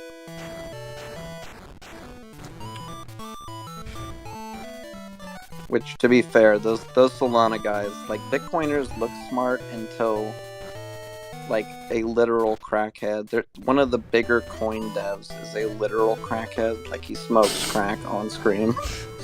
Doing the Hunter Biden thing. When you're watching 19-year-old degenerates make literal millions on squirrel coins, it tends to make like hardcore Bitcoiners reevaluate their Maxism position. So like Bitcoin Maxism as an ideology is, you know who Michael Saylor is, right? Heard the name. So he owns MicroStrategy. It's an investment firm, and they were the first firm ever to throw like real money at a Bitcoin buy, like as an idea for future investment. Right. Everything else was just people on the internet kind of. So he's leading the charge. He's like well known, and he has this saying, which is, Bitcoin is the best crypto asset. Well, what's the second best? Well, there is no second best. There's a crypto asset. It's called Bitcoin, right? There is no second best. There's the crypto asset. And so like this rant is like, there is only Bitcoin. Right. But you know, if you've got great gains in Bitcoin, you're one of the guys who was smacking it at like 10K, and now you've got millions in it, and you're already selling for profit. Well, you're not going to sell at 90 and buy back in at 85 when you still have millions or thousands of Bitcoin. You go, well, fuck it, maybe I'll just move on to these squirrels. So Yeah, Bitcoin Maxi is you've got the money to play with. Why not? well, and they just got beat out, right? The $13 million guy has beat the guy who stacked it at 5 to, so you know, it gets into their brain a little bit. Like they just want to make the same money as anyone else. That's why they're in Bitcoin in the first place. But that's like a whole other can of worms. And this is why I'm glad no one else jumped. If a Bitcoin Maxi had jumped in halfway through my rant, oh fuck, I don't want the laser eyes right now. I just want to. Oh, that's what I was hoping for. I mean, I know it's those arguments can get hairy, but damn, I it's good usually content. can run circles around them because it's not even about the money. I That's what I want to hear. do I want to that. hear you and one of the Bitcoin guys go at it, just because I wouldn't know what I was talking about, but hearing them sweat would be entertaining. I When mean, they have to basically, actually I- give real answers because they're talking to someone who knows what they're talking about instead of just preaching to normies, which is what they usually do in Twitter Spaces. honestly, like my whole thing, because it's funny. I become the pro bono Bitcoin maxi when people say like Bitcoin's a scam, XRP is better or something. But I purity test every Bitcoiner. I won't waste my time with someone with low knowledge. So if they say, you know, oh, Bitcoin is the best blockchain, I say, okay, well, how do you feel that the algorithm known as Komodo's gravity well, right? Or excuse me, Komodo's gravity well. How do you feel that affects the ultimate impact of the hash rate as it pertains to a large ASIC miner drop-off? I basically use a bunch of terms that they probably should know, but they don't. And if they don't have a good answer, I'm just like, it's not even worth talking to, right? But some are actually incredibly, like, there are people out there in Web3, and they are just so smart and educated on the topic that everything they say is pure alpha. Like, I'll never forget this. There was one night I was hopping Twitter Spaces. This was back when Twitter Spaces had good alpha. I stumble across these people, and they're like, so-and-so, have you seen NFT Worlds yet? I'm like, isn't that dumb Minecraft thing? Like, that dumb Minecraft thing is up 15,000. Like, and basically, to keep it simple, they just walked me through a whole project over 45 minutes. That was their wheelhouse. By the end of it, I was like, I gotta start reading shit because, like, you miss these chances by not staying ahead of the news, right? Like, it's crazy how much. Yeah, it's just there's so much stuff. But if you're willing to actually treat it as a place where knowledge is power, you can turn very little into quite a lot, or even better, nothing at all into free money, right? Like, they used to call it the 0 to 100 soul challenge. You first have to find someone that you can sell a service to, right? Maybe you do some coding for them, or maybe you do some website design for them, but they're going to pay you in crypto. Now you got 1 Solana. Now you got to turn that into 100 over a month, the 0 to 100 soul challenge. Yeah, that was kind of the game I gave you during one of our other conversations where I was like, if you were given, I just use dollars instead of coins because I don't know as much about it as you, but I was like, okay, you were given this much money and, basically the challenge is how do you turn that into this much? Yeah, I mean, there's definitely services too needed here. Like, so I tell most people this because I don't consider it shilling, but you know what Solidity is? It's the programming language for Ethereum. Yeah. I mean, those guys, Solidity devs make $80 an hour. And, like, obviously it's not that hard of a computer language, right? And they even have a Mario teaches typing equivalent. It's like Zombies teach Solidity or something. I know people that have just spent 6 to 8 months hitting the books on that.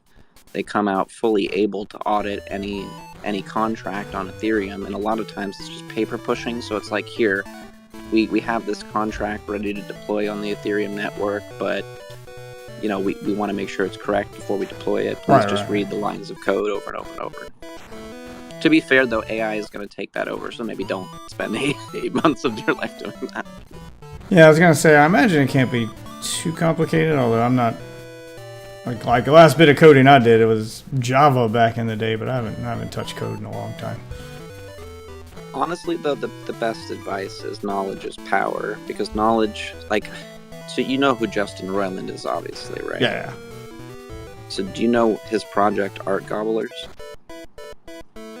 Vaguely, the name rings a bell, but I'm not It's versed in what it actually is.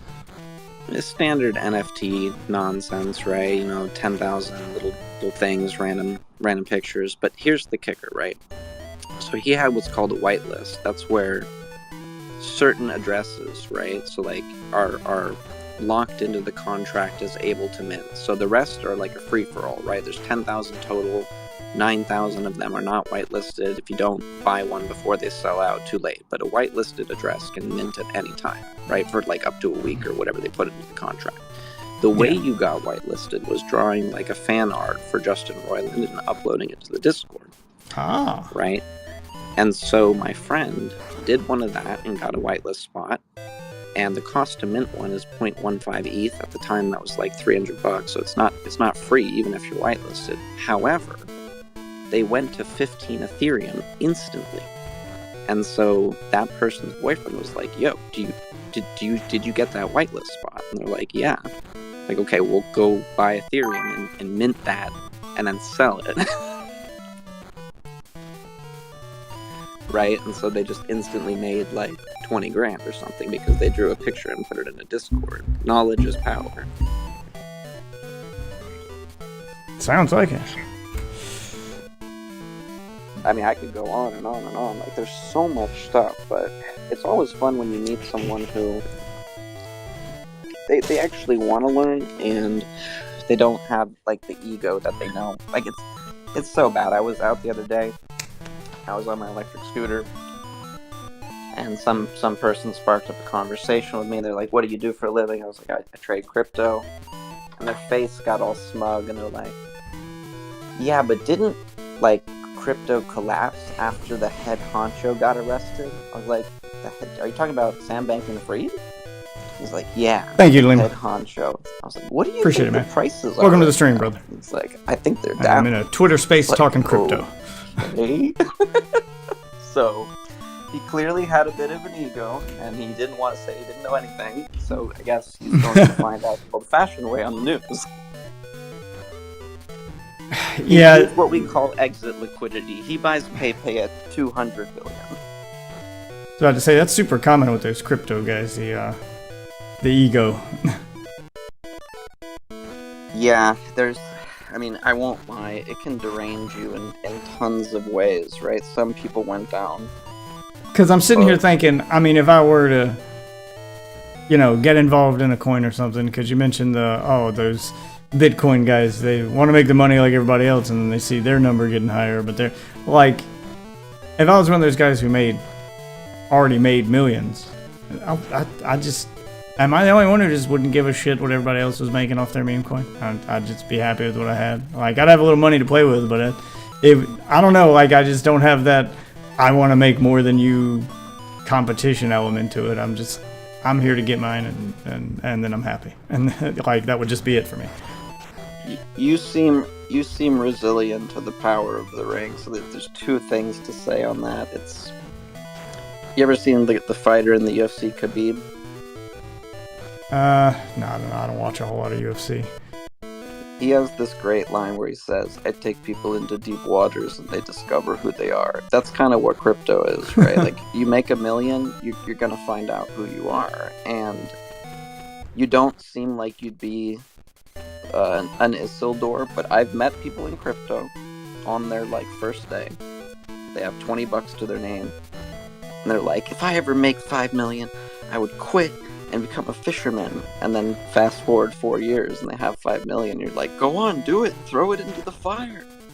And they're like, no, it's mine. My own, my crypto. It's like, oh god, no.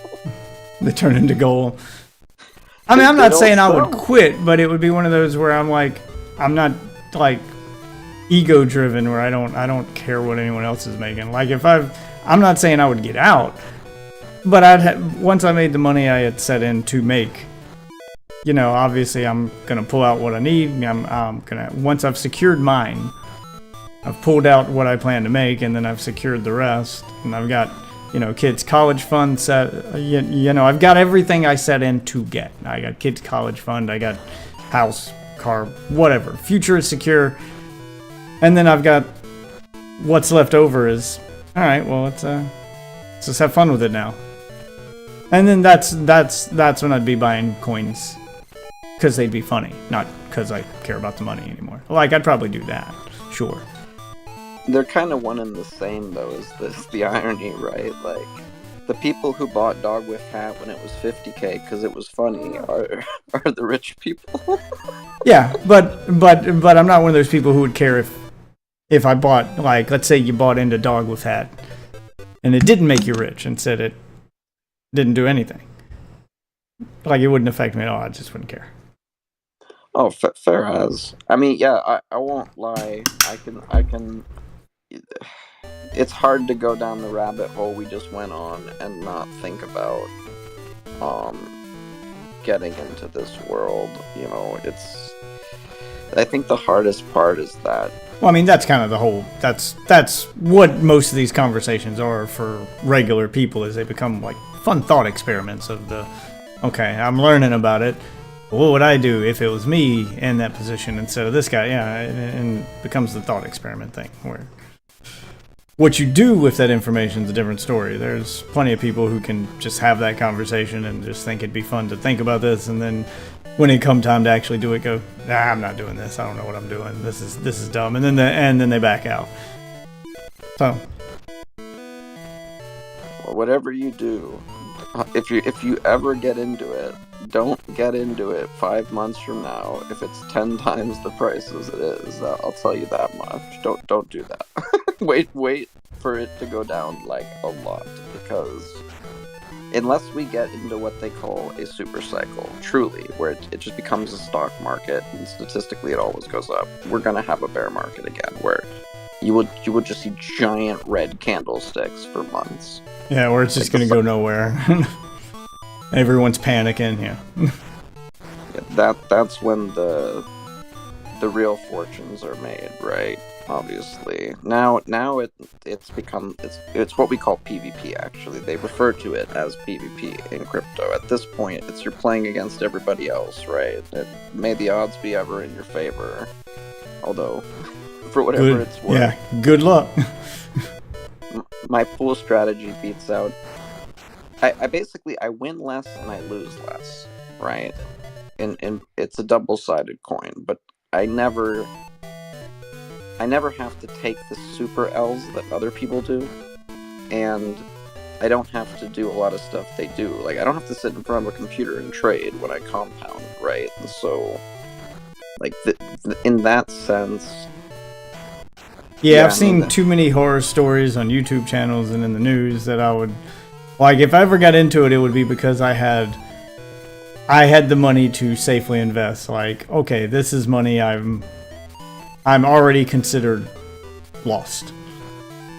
Like, I'm not gonna put in, you know, I mean, that's a good rule in general, not just for crypto, but just never be that guy who's like, well, I mortgaged my house so I could get this, or this is my life savings. No, why? Why would you... Don't do that, for sure. Why would you literally bet your life on this? I mean, yeah, that's like crazy level stuff. I've seen people do that, but it's like really cringe. It's like, oh god. Yeah, if I ever had the extra money where I'm like, okay, I got an extra $1,000 or $2 here, and you know, I could let it sit in the bank, or you know, I could try to do something with it and see what happens. Why not? You know, if I was ever in that position where I had that, like, okay, sure, let's invest in some crypto and see where this goes. but it's money I've already like not factored into my budget. I've already considered it gone the minute I put it in. Let me ask you, what do other people in your life think about crypto? It's always good to get a feel for what the general public thinks. I don't usually have a good metric to read. I mean, it depends on who I ask. I have normie friends who just they don't understand it, and it's that thing that the internet and the news keeps telling them is a scam, so they see it all as a scam. It's not real. Then I have a friend who because I know about Dogecoin, because I have a friend who thought it would be funny to invest in Dogecoin when it first hit the market, and it was at like 0.0002 cents or something. Yeah, it was just like worth nothing. Fuck. And that's a good price. Yeah, and he didn't invest much, and he's wishing he'd have invested more, because I think by the time he sold, he ended up walking away. And I remember he was in all the memes. He was in the diamond hands to the moon. He's always sending me memes. He's just laughing about it. The shit was funny to him.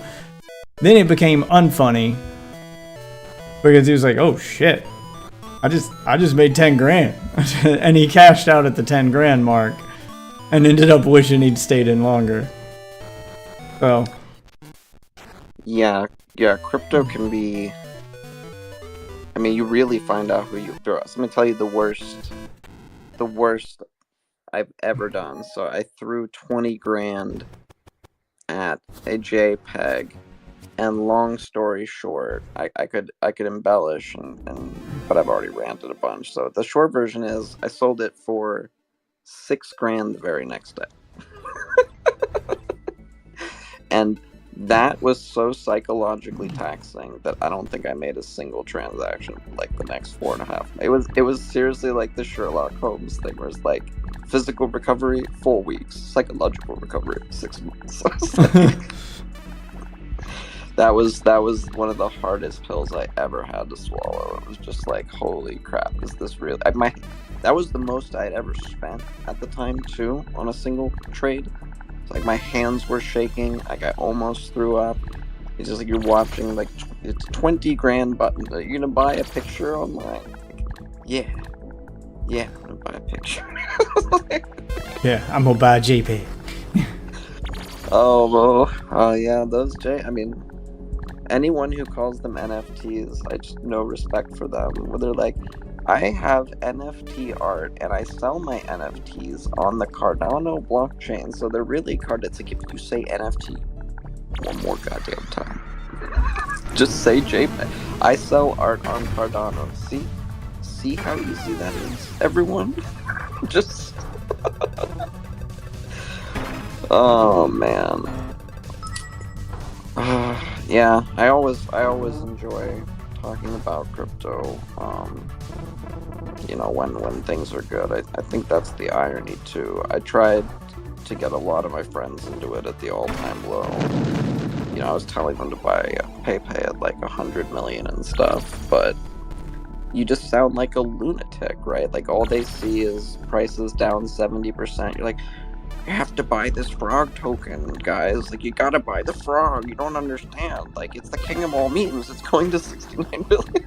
You sound like a fucking lunatic. Yeah, everybody's constantly pushing you to buy the thing that they invested in because they need you to invest in it, because then, because they need their price to go up. Yeah, because they need their value to go up. So it's, which was what he was doing. He was showing me all these memes, and then there was a whole Reddit for it that he followed, and it was just everybody was just sharing the hell out of it when it came out, just pushing the hell out of it, and he just thought it was funny. He didn't expect it to do anything because he's like, none of this is real. It's every time Elon fucking tweets about Dogecoin, it goes up. It's not even a real thing. It's a meme, and then it went up high enough that he got 10 grand, and he was like, okay, I'm gonna take my money and run. And because he didn't think it could go any higher, he was like, this can't go on, right? Right? If you're ever in that situation, just remember you can always sell half. The easiest solution ever: sell half, hold the Valhalla. Although easier said than done. It's advice constantly given, but rarely taken by anyone in crypto, right? I'm in a, to be fully honest, part of why I'm so giddy and hyper is I have to pound energy. Like, so here's the downside. You quit your 9 to 5 to work 24/7. I have a large amount in PayPay, like the kind of amount where if I hold to the prophecy, I don't ever work again. If I sell right now, I'm gonna not have to stress about rent ever again. But it'll be the difference between I don't pay rent and I live in, you know, a very nice house, and I have to sleep, and I don't like things that move 10%. It's like 10% up, 15 grand. 10% down, lost 15 grand. I don't like this game. I don't like this game anymore. And that's where the sell half comes in, right? Like, I feel like what's gonna happen is it's gonna go up to, I don't know, 20. It's gonna flip shit, in my opinion, not financial advice. And when that happens, you know, it'll be the next psychological barrier in the meme world. If you beat Shiba Inu, there's only Doge left, right? I feel like at that point, I'll probably take enough to where if it goes down a bunch, it's like, okay, well, I already, you know what I mean? And to be honest, I should be day trading it, but my skills are pretty shot. I think when we met, I said something like I've spent 2,500 hours learning about things I don't care about, like the Middle East and Israel, and Yeah. like why people are trying to kill my family. So I haven't really gotten the chance to. You know, there's a reason I didn't buy Peanut at 1 million. I saw it at 5, I saw it at 10, I saw it at 20. I'm just like, I'm so jaded from all the work, and I do the pool thing specifically so that I don't have to pay attention, right? So yeah, that's kind of where I'm at. That's why I seem so animated right now. I'm just like, and I'm tired. I don't want to sleep. I mean, I want to sleep, but I could put. Yeah, I'm kind of in the same boat. I'm kind of waiting for the new season of Call of Duty supposed to start today. I'm just wondering, like, I'll probably Google that next. I'm playing the new Tetris right now while we're talking, and so passing time while I wait for that. But I'm sitting here going, what? I want to be like streaming when the season starts, but I'm not sure exactly what time. It starts the 14th, but I'm like, what time zone? Like, exactly what time does it start? So I'm have to Google that here in a minute. Oh, you got it. So I didn't catch that last part. Sorry. Oh, I said I gotta Google that here in a minute, but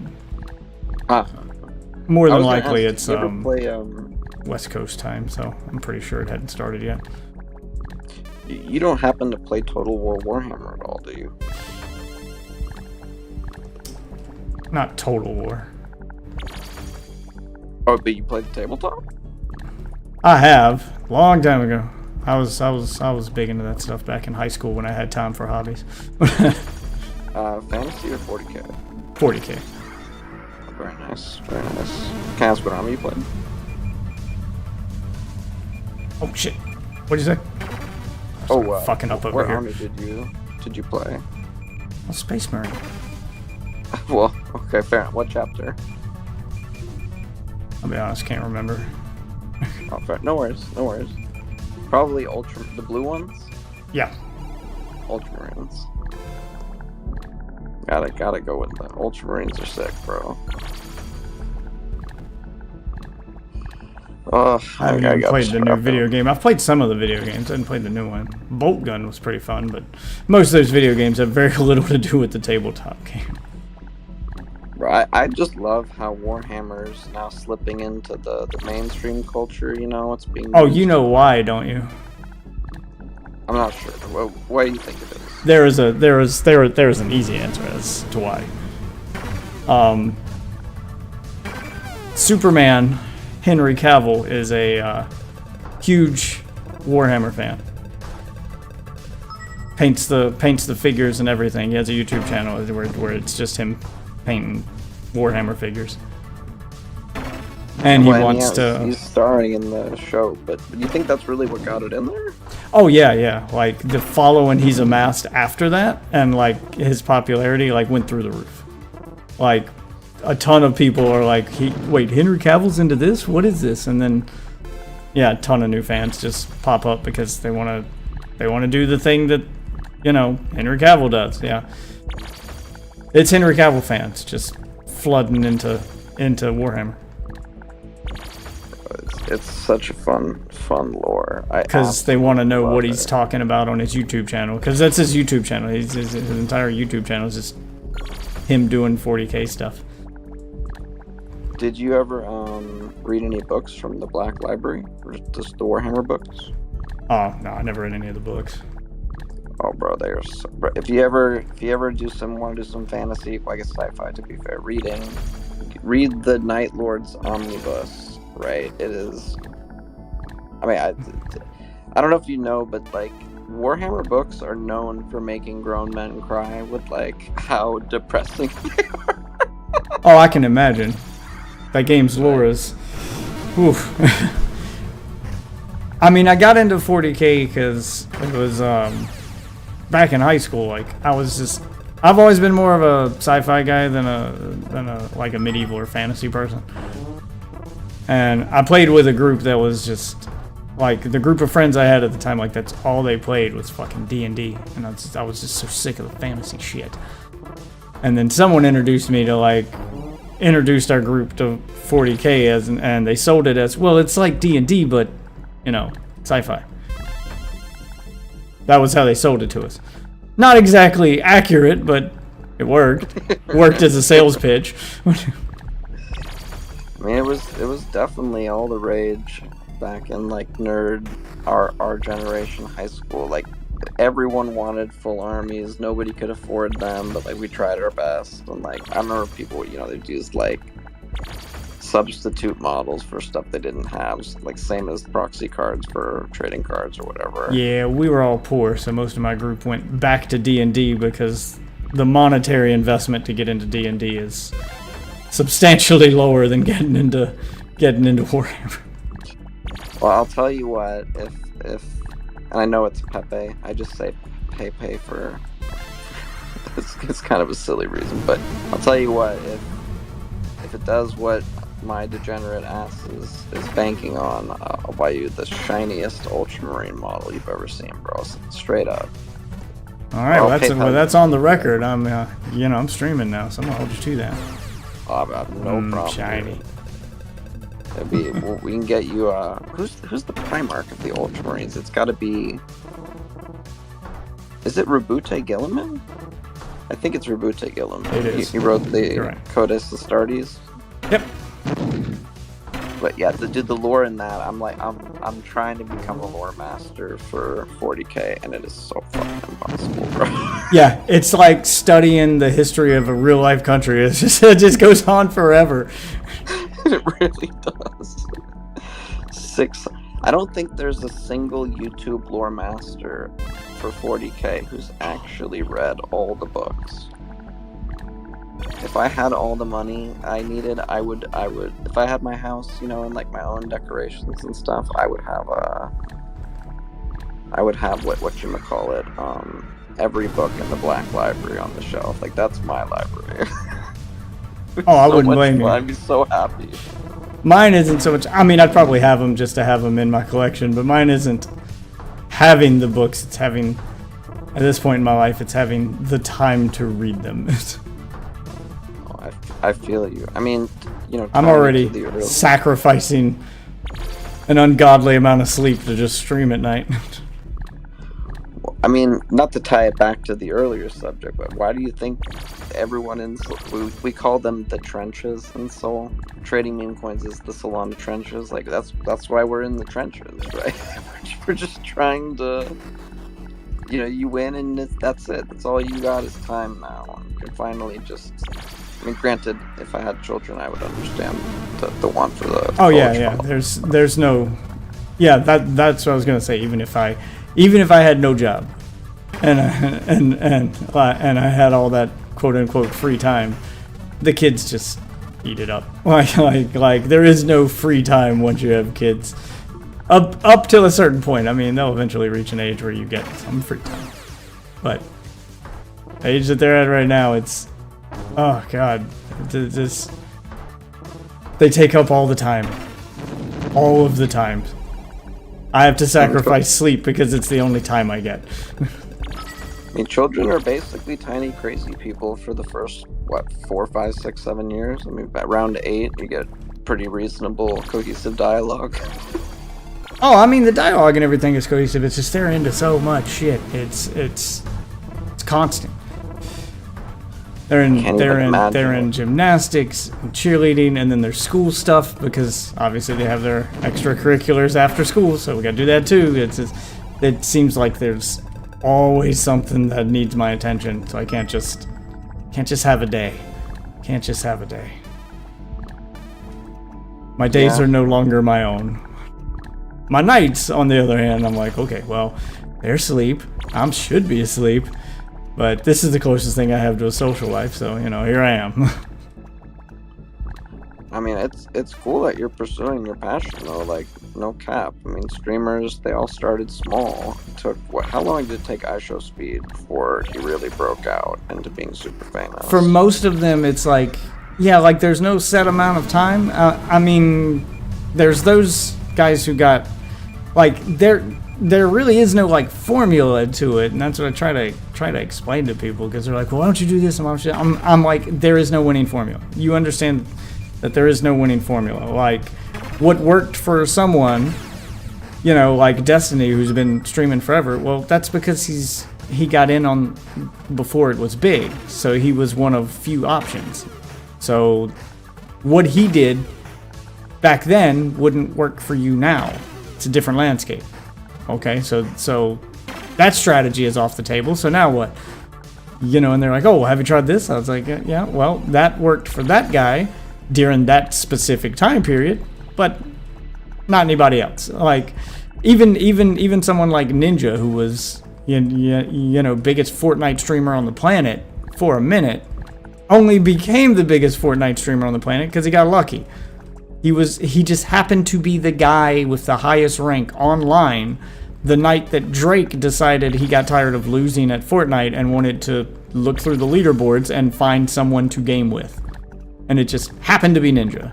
So he did a stream with Drake, and he was famous until people got tired of him, and now he's just, I mean, he's still got a little bit of a following, but you know, he made his millions and got out. There you go.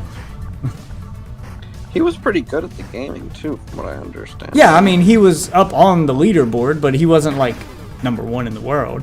He was just the top guy on the leaderboard. I forgot like how far down he was. He was just the top guy on there at the time that Drake happened to be clicking on the leaderboard. He was just the top guy online at the time. That was it. If any of the guys above him had been online at that specific moment in time, he never would have rose to fame. Like, his entire career wouldn't have happened. It's crazy. Let me ask you this, Death. I mean, crypto degeneracy aside, do you do any kind of entrepreneurial, like, I guess I'll make it really blunt. Do you scheme? Do I scheme? Yeah, I'll give you an example. I'll give you a scheme that I've probably not ever going to use, but you can steal it if you want. So, first idea, go out and forage wild mushrooms, right? Fun fact, foragers make $70K a year in Washington. Step 2 was, I don't want to hike, I hate hiking. Why don't I just take a drone, fly it out, find a good patch, right? So that I'm not just aimlessly looking on foot, and then, you know, walk out to it. Step 3, put something on the drone so I can just load them up there. Step 4, go out by myself and inoculate the trees so I don't even need to find them. I'm just making them there. And then step 5, go to some guy's house who just has the same kind of trees I need, and then just broker a deal with him to inoculate his trees with the mushrooms, pick them and split the profits. That's a scheme. Okay. Didn't know what you meant by scheme. When I think scheme, I mean, scheme implies nefarious. I'm like, yeah, it's not really nefarious. It's just a plan. I mean, it got I have nefarious those. around inoculating wild trees, but I got to step 5, so I didn't have to. I mean, I don't know the legality of that. Oh, yeah, that I don't know. We don't have that deal with the mushrooms in my state. Must be a Washington thing. So it's definitely not an option where I live. You don't have foraging in Texas? Well, I don't live in Texas, but I know the accent fools everybody. But not really. I mean, I have like I have those thoughts though where I'm like, I could do this, because there are those times where I'm like, oh god, I'm tired of working a regular job. There's got to be a better way to make money, and then I start thinking about stuff. Problem is, like, everything I could think of also requires me to already have money to get started. so then nothing ends up ever happening. Have you thought about, I mean, fair as, and I don't want to pry, I have no idea what a budget means. Like, sometimes not having money means not having 15,000, 1,500, 5,000, yeah, I don't know, and you don't have to answer, but have you thought about drone-related stuff? No, not really. Like, the last thing I thought of, alright, so we took the kids to the state fair was in town, last week of October. So we took a night, we took the kids to the state fair, try to go every year, just a glorious waste of money, but the kids like it, so we go. And while I'm there, I'm like looking at it with adult eyes instead of, the way a kid looks at it. And most adults, when they go to the state fair, there's not much there in the realm of entertainment for adults. It's mostly, I mean, you got your carnival rides and stuff, sure, and then there's the Ferris wheel. But other than that, like, most adults just spend their time there, eating food, and it's a place to bring the kids, really. And that got me thinking about the food. And I'm walking around, and it's like the same food every year. Which is why people go to the fair, because you can buy all this crazy food you can't get anywhere else. Deep fried Oreos, etc. And I'm like, I could think of a food that I could fry or do something with that no one else has done. Wonder how much I'd make at the fair. So I stopped at one of those carts that sells the food. When I was talking to the owner of the cart, guy was selling funnel cakes and deep fried Oreos, and I was like, so how'd you get into this? Like, what kind of money you make? He's like, man, I only work 2 months a year. I was like, really? He was like, yeah, I bought the truck, spent 30 grand on this truck and all the equipment, and that's what I do. I work the state fair and maybe a couple concerts or something, and I'll make, $80,000 in a couple months, and then I just take the rest of the year. I'm going, So if I could get the money for cart and come up with something that, would attract attention, Can I make, there you go. Can I make a suggestion to the scheme in general? Not that you asked for it. Yeah, I mean, it's just a thing obviously it's just a thing I'm thinking of on the fly and like spitballing. But I have those moments where I think about that stuff, where I look at stuff and I'm like, I could do a version of that would probably make more money than the way that this guy's doing it. Why don't I do that? And then I start looking into it and I realize, oh, that takes like 30 grand. I ain't got 30 grand to invest in something. I'm not completely broke, but I ain't got 30 grand for a fucking food truck. So, and plus, I don't know, the first thing about running a food truck, I wouldn't even know how to go about doing this. And then I research it. And the more I research, the more money I realize I would need. And then it's like, oh, so this isn't like something I could feasibly do at least for a while. And then I hang it up for the time being. And all right, put a pin in that. Maybe I'll come back to it later. Yeah, so I have little moments like that where I think of stuff, but I wouldn't say I quote unquote scheme. Oh, fair enough. I mean, word choice aside, but hey, I do want to talk more about stuff in general, but I have to make admittedly a crypto bro call, for crypto crap, which again, you quit your 9 to 5, work 24/7, but it was fun hanging out. I really appreciate you letting me, take you down that rabbit hole, and far be it for me to disencourage you to go on your own. Oh, I mean, despite having look, and you may one day talk me into it. Right now, I don't have the the time or the money to start jumping No. into the world of crypto. But What I was gonna say is, remember, the best way is no money.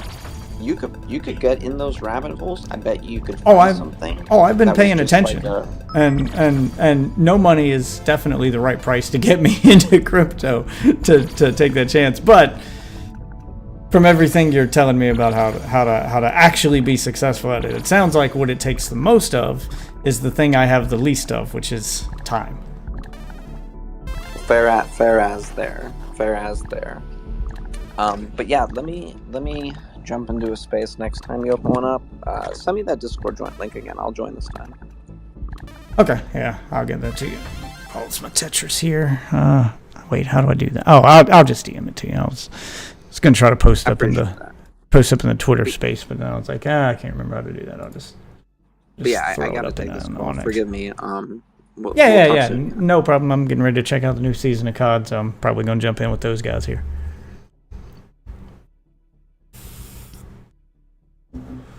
All right, got that sent over to you. I'll see you next time, buddy. All right, got that sent to him. I'll go ahead and end this Twitter space. I'm not doing a crypto conversation without my resident crypto bro there to try to fill me in on stuff. All right, but yeah, let's look up Black Ops 6. Black Ops 6 Season 1 time. November 14th, and it's set to include 9 a.m. Pacific time on all platforms. So 12 noon tomorrow. Alright, so we're not doing that tonight, because Pacific time is 3 hours behind me. So we're not doing Call of Duty tonight then. I'm going to be doing Tetris. G'day, man. G'day, mate. So you're gonna become a Twitter bro, alpha male. Nah, I'm doing this thing where I, in the name of content, since I'm actually attempting to make content with my YouTube channel instead of just dumping, gameplay videos on there now.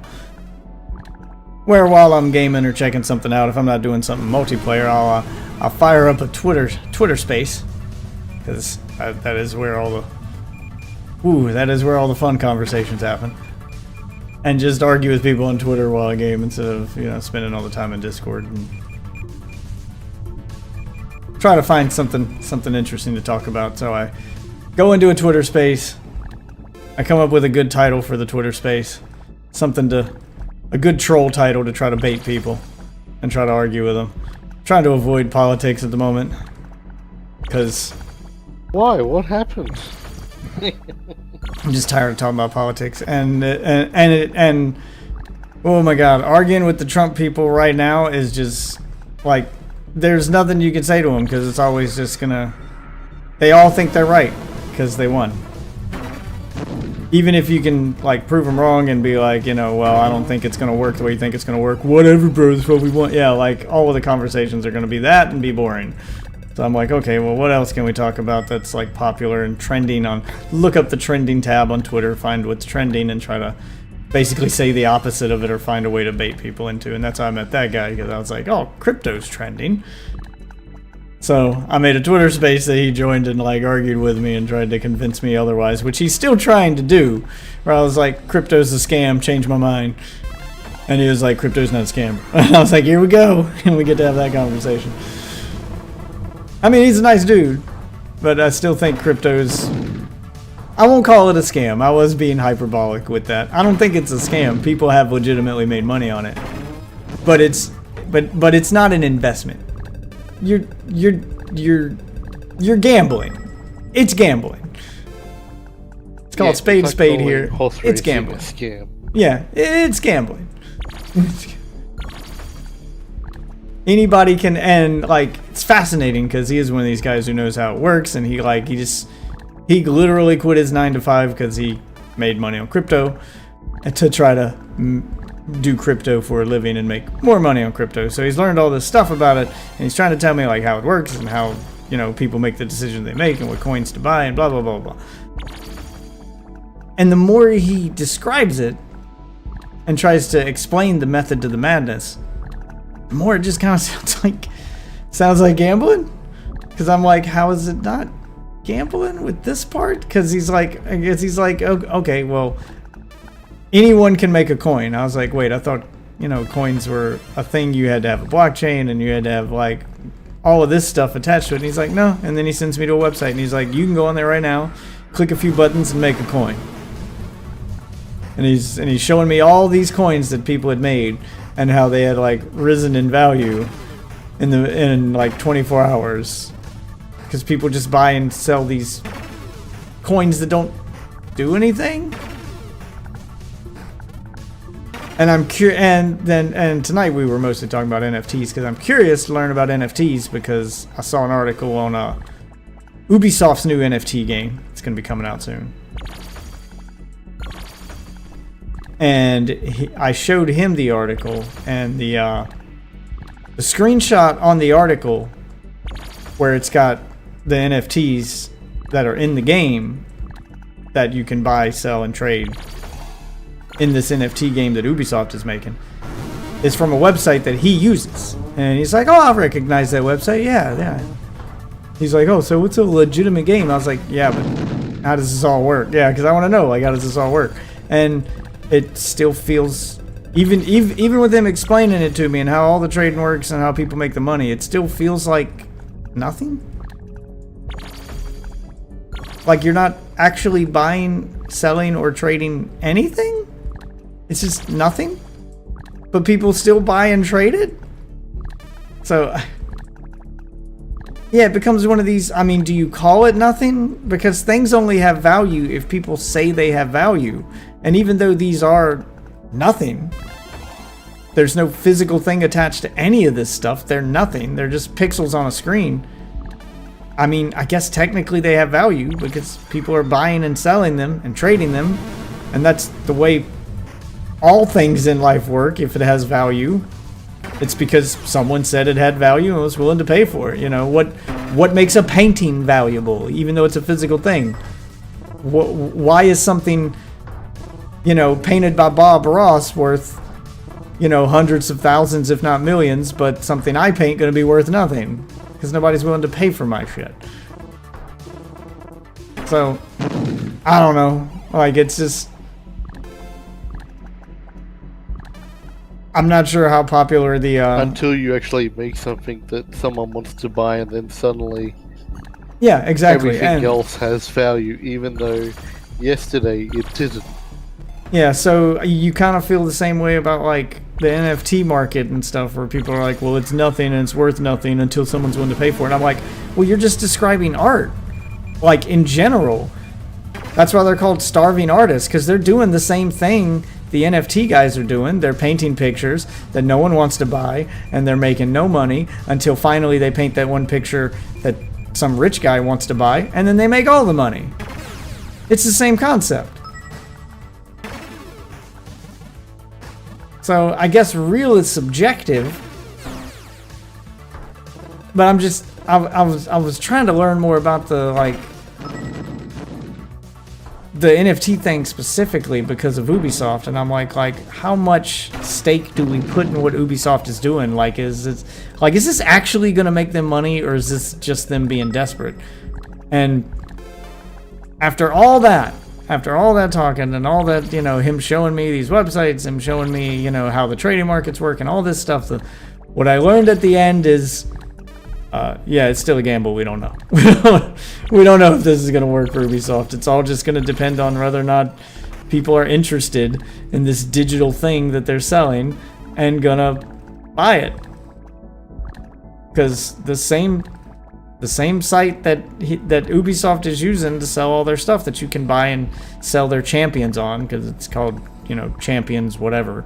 It's the name of their little NFT game.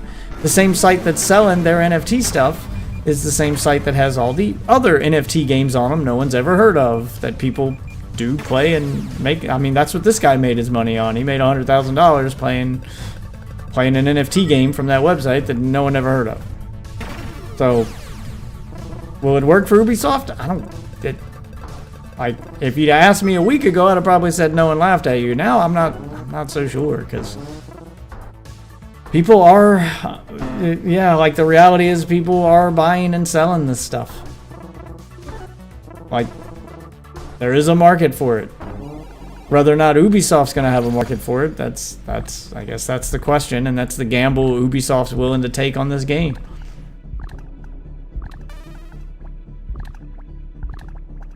It is a little mind-blowing. Oh, so how are you doing since the unfortunate events of the last week or so? I mean, unlike everybody else, I'm not freaking out about it, because I don't know if y'all remember or been paying attention to my streams, but I knew, I called it the moment it happened. I knew the exact moment he was going to win. I called it on stream. I said, this is the moment he won. And I was right. No one listened to me. Everybody thought it was stupid. I had arguments with people about it, but I knew the exact moment that Trump had won, and I was like, oh, there's our future president. That's it. Like, it's over. He just won. We all just saw it happen. And it happened months ago.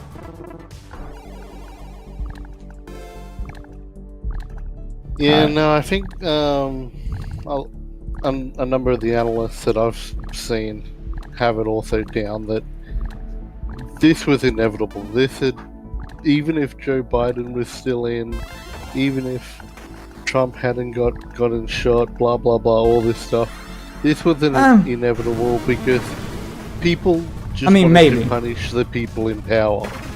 I mean, right maybe. Now the Democrats are the ones in power. It's like, oh, they're responsible for the market and things cost more than they used to. So even though this is probably going to end up hurting us in the long run, we have to send them a message. And yeah. Sorry to interrupt, gentlemen, but Death, this is my Discord handle. Welcome aboard. Yeah. What's up? Said welcome aboard. Oh yeah. I did my favorite GIF, so now you know it's. Gotcha. Gotcha. Yeah. Anytime I'm not in a Twitter space, I'm probably in here. Okay. By the way, it's nice to meet you, Ozyoshi. Yeah, g'day. One of the lucky few who doesn't have to be affected by our election. Oh, well, we're still going to be affected. Yeah, but you get to watch peacefully by the sidelines. Going to be infected. Infected? Yes. Yes, we're being infected. Got Trump derangement syndrome. Don't worry, boy. I'm in my bunker. I'll be safe from everything except for nukes. I can't do much about that. Can't hide from the economy. Well, you know, that's what you know. That's why I don't play in the regular economy. I don't government money. That's so 2016. Like, I'm a little shocked that the title of my Twitter space didn't attract some people. Maybe I didn't leave it open long enough. I don't know. I don't know what it is. Yeah, I don't know why that. You know what it is too, though. I think Twitter Spaces are kind of dying, to be honest. I know what it is. I know exactly what it is. If I can get conspiracy brain for a minute, I know exactly what it is. Good. I didn't. The tin hat. I didn't give Elon Musk $8 for a blue check mark, so he doesn't show people my Twitter space.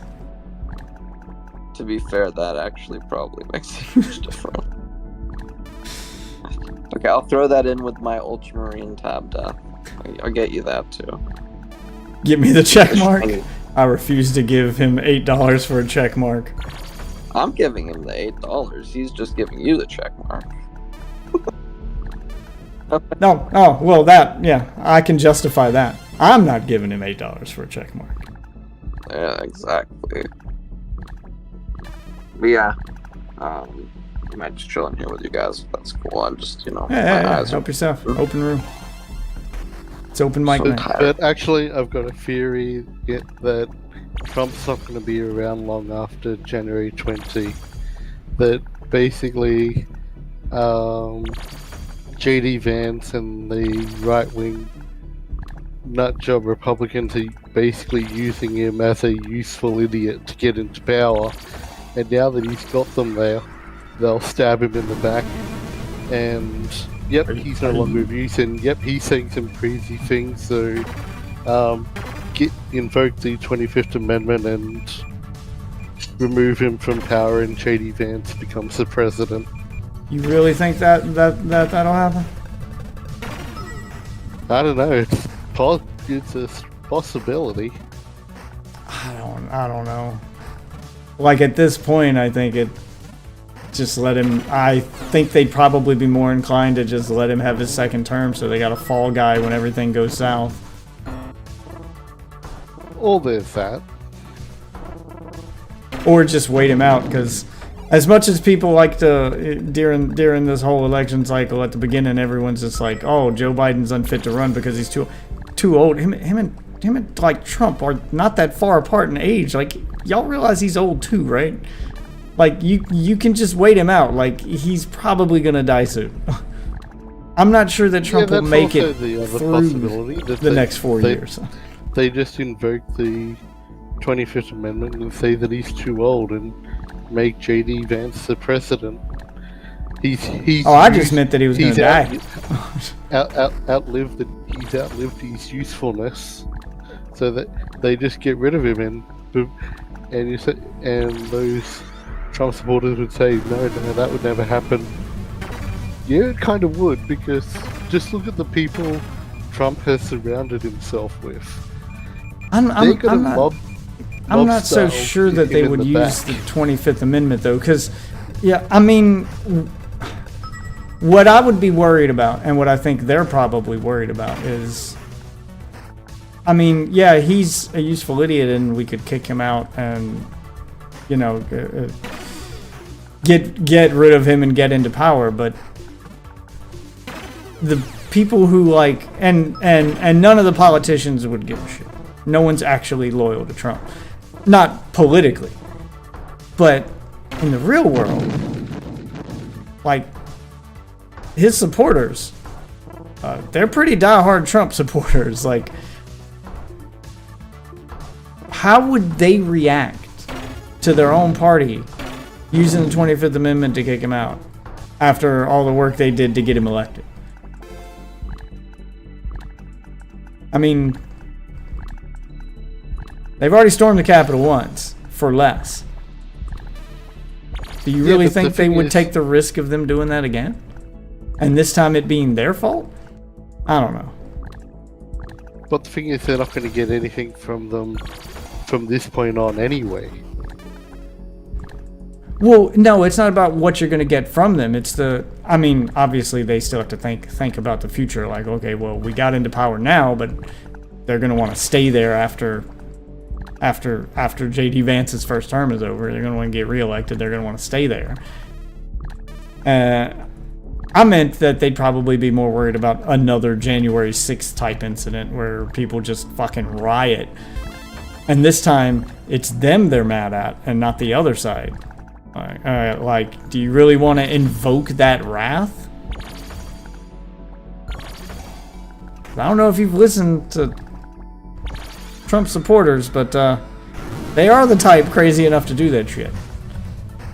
Some of them say some pretty wild things, like, they talk about Trump like he's the second coming of Jesus. Oh yeah, but then you just you lock them up. You dispose of the rot. I don't know. I don't know if they would take that chance or if they would just let it play out and then stay on the good side of all the MAGA people, so that the next election after Trump is dead and or ineligible to be president anyway.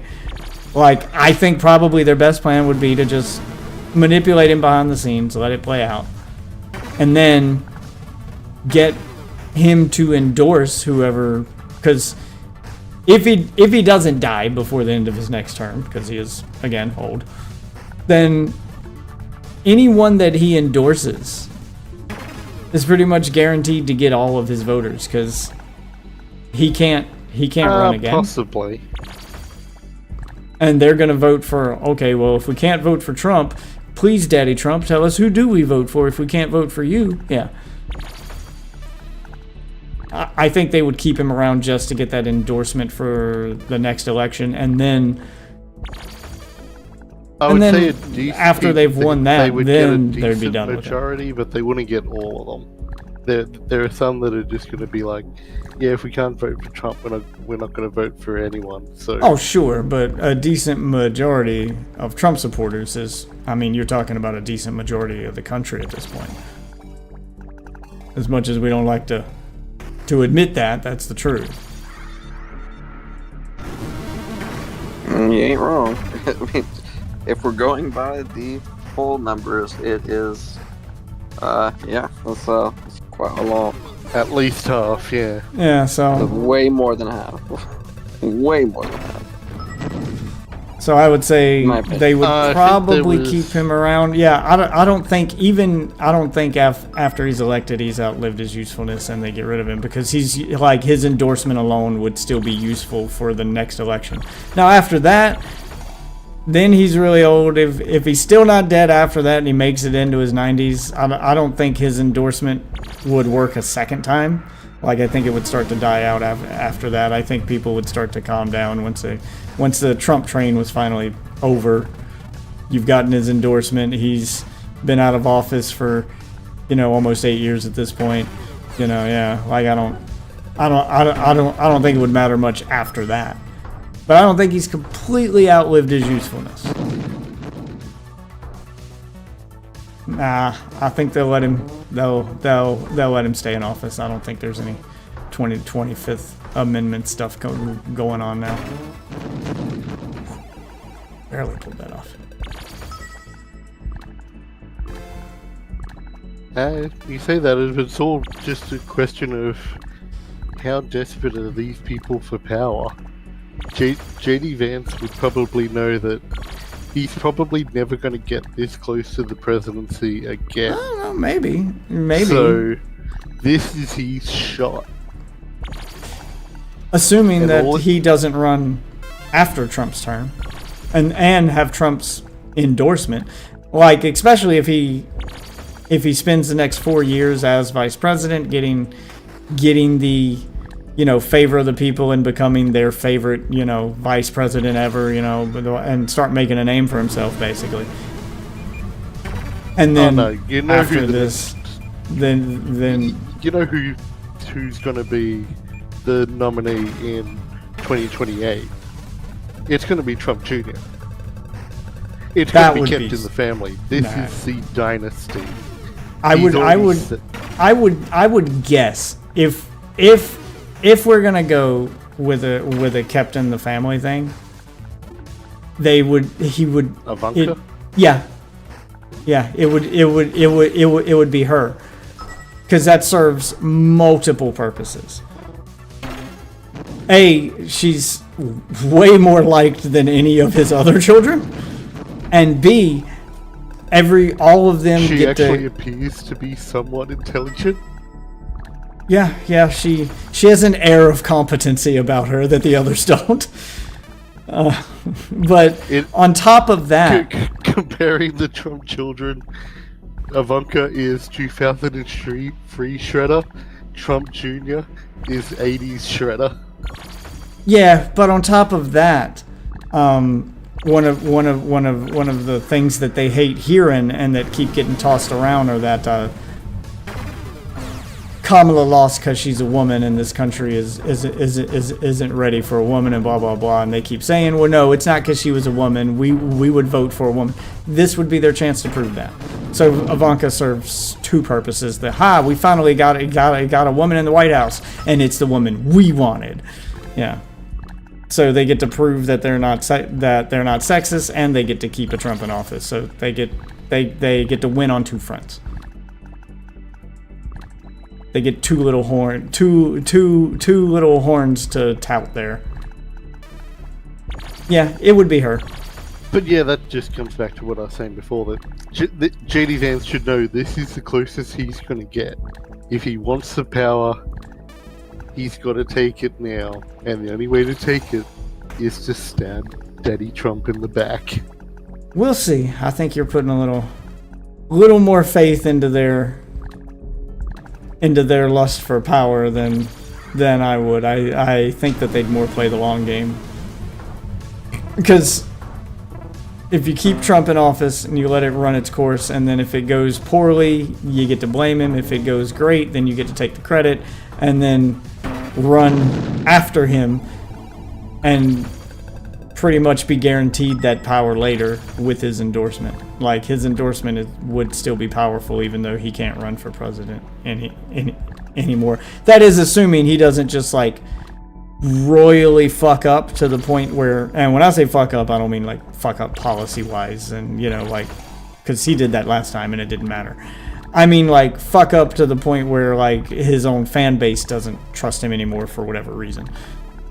I can't imagine what that would be at this point, because there's so many things that have happened that I was like, oh, you'd have to be an idiot to still vote for him. Like, look, he's clearly scamming his audience. He's clearly, like, lying to you. Like, there's so many things that have happened where I'd be like, oh, this is it. It's over.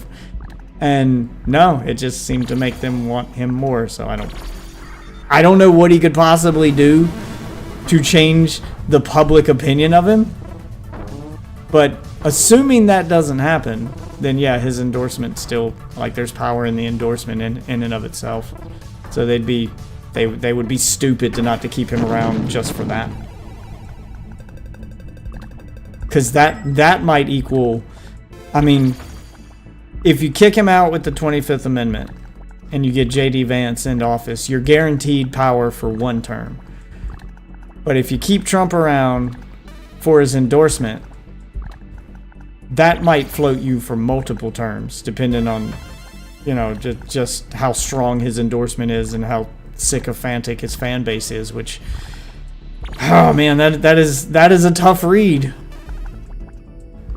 Every time I think I don't think that they're that crazy, they prove me wrong and show me how crazy they are and how obsessed with Trump they are. So every time I think like, oh, this is where it ends. This is the limit of his pull. It just gets extended further and further and further. So I don't know anymore.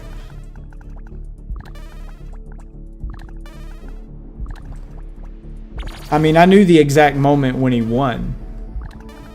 Even if his fan base wasn't like super into him just because America. Just because of how the average voter thinks, I was able to figure that one out. Like I can pinpoint the exact moment when he won. Because the day it happened, the moment I saw it, I pointed at my wife and I was like, that's the moment he won. He's gonna win. And ultimately also comes out that the next big milestone is going to be the November 26th, the sentencing date. If that gets pushed back, or yeah, it's gonna have to. The Supreme Court making the ruling that you can't investigate a sitting president, that a sitting president has presumptive. But you wouldn't be able to even prosecute, you can't even bring it into question because a sitting president has presumptive immunity. That was what that Supreme Court ruling meant. And presumptive immunity means like you can't even question it. So they can't even like question him on it, which means if they can't question him on it, then they can't take him into a courtroom. So it would have to be put on hold. It would just have to. That was the entire point in them making that ruling and him wanting that ruling. Yeah, possibly. Yeah, so it's all going to depend on what he's definitely not actually does. He's definitely not going to jail. That's what I'm saying, is there's nothing the judge can do. He's president now. And the Supreme Court has ruled that you can't even question a sitting president. There's nothing you can do. There's nothing that judge can do. That was the point. Her hands are tied. That was the whole point in the What, are we ruling. talking Georgia or are we talking the hush money New York? All of it. So I'm talking the hush All money of New all York, of it. No judge anywhere. the one that's already been completed, Yes, and he. all of it. That was the point. All of it. Everything has to be put on hold because he's president. That was the point in the ruling. Is that they cannot be questioned by any judge for anything while they're in office.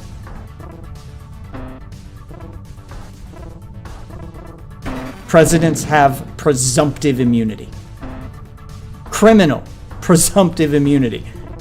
Which is insane. I can't believe that in and of itself isn't treasonous, but okay. Oh yeah. So presidents right that now ruling are, was just crazy. because it was a joke and like considered treasonous when who was it? Was it Reagan Nixon. that was like, yeah, when Nixon was like, when the president does it, it's not illegal, and everyone like lost their Nixon, mind at yeah. the time. That's the actual world we live in now. Like that's now not just a meme or a thing that the president said that he was wrong about. Nope, the judge made that a fucking thing.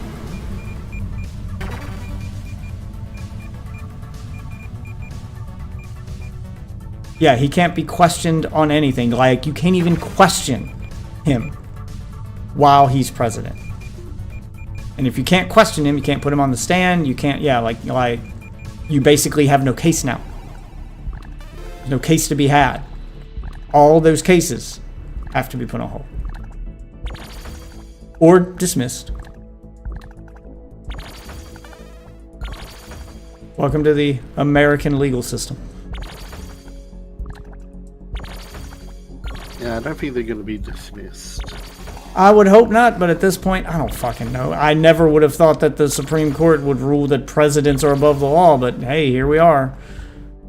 Here we literally are. They said presidents are Well, it's not going to be above the law. I'll rephrase that. It's not going to be dismissed by this current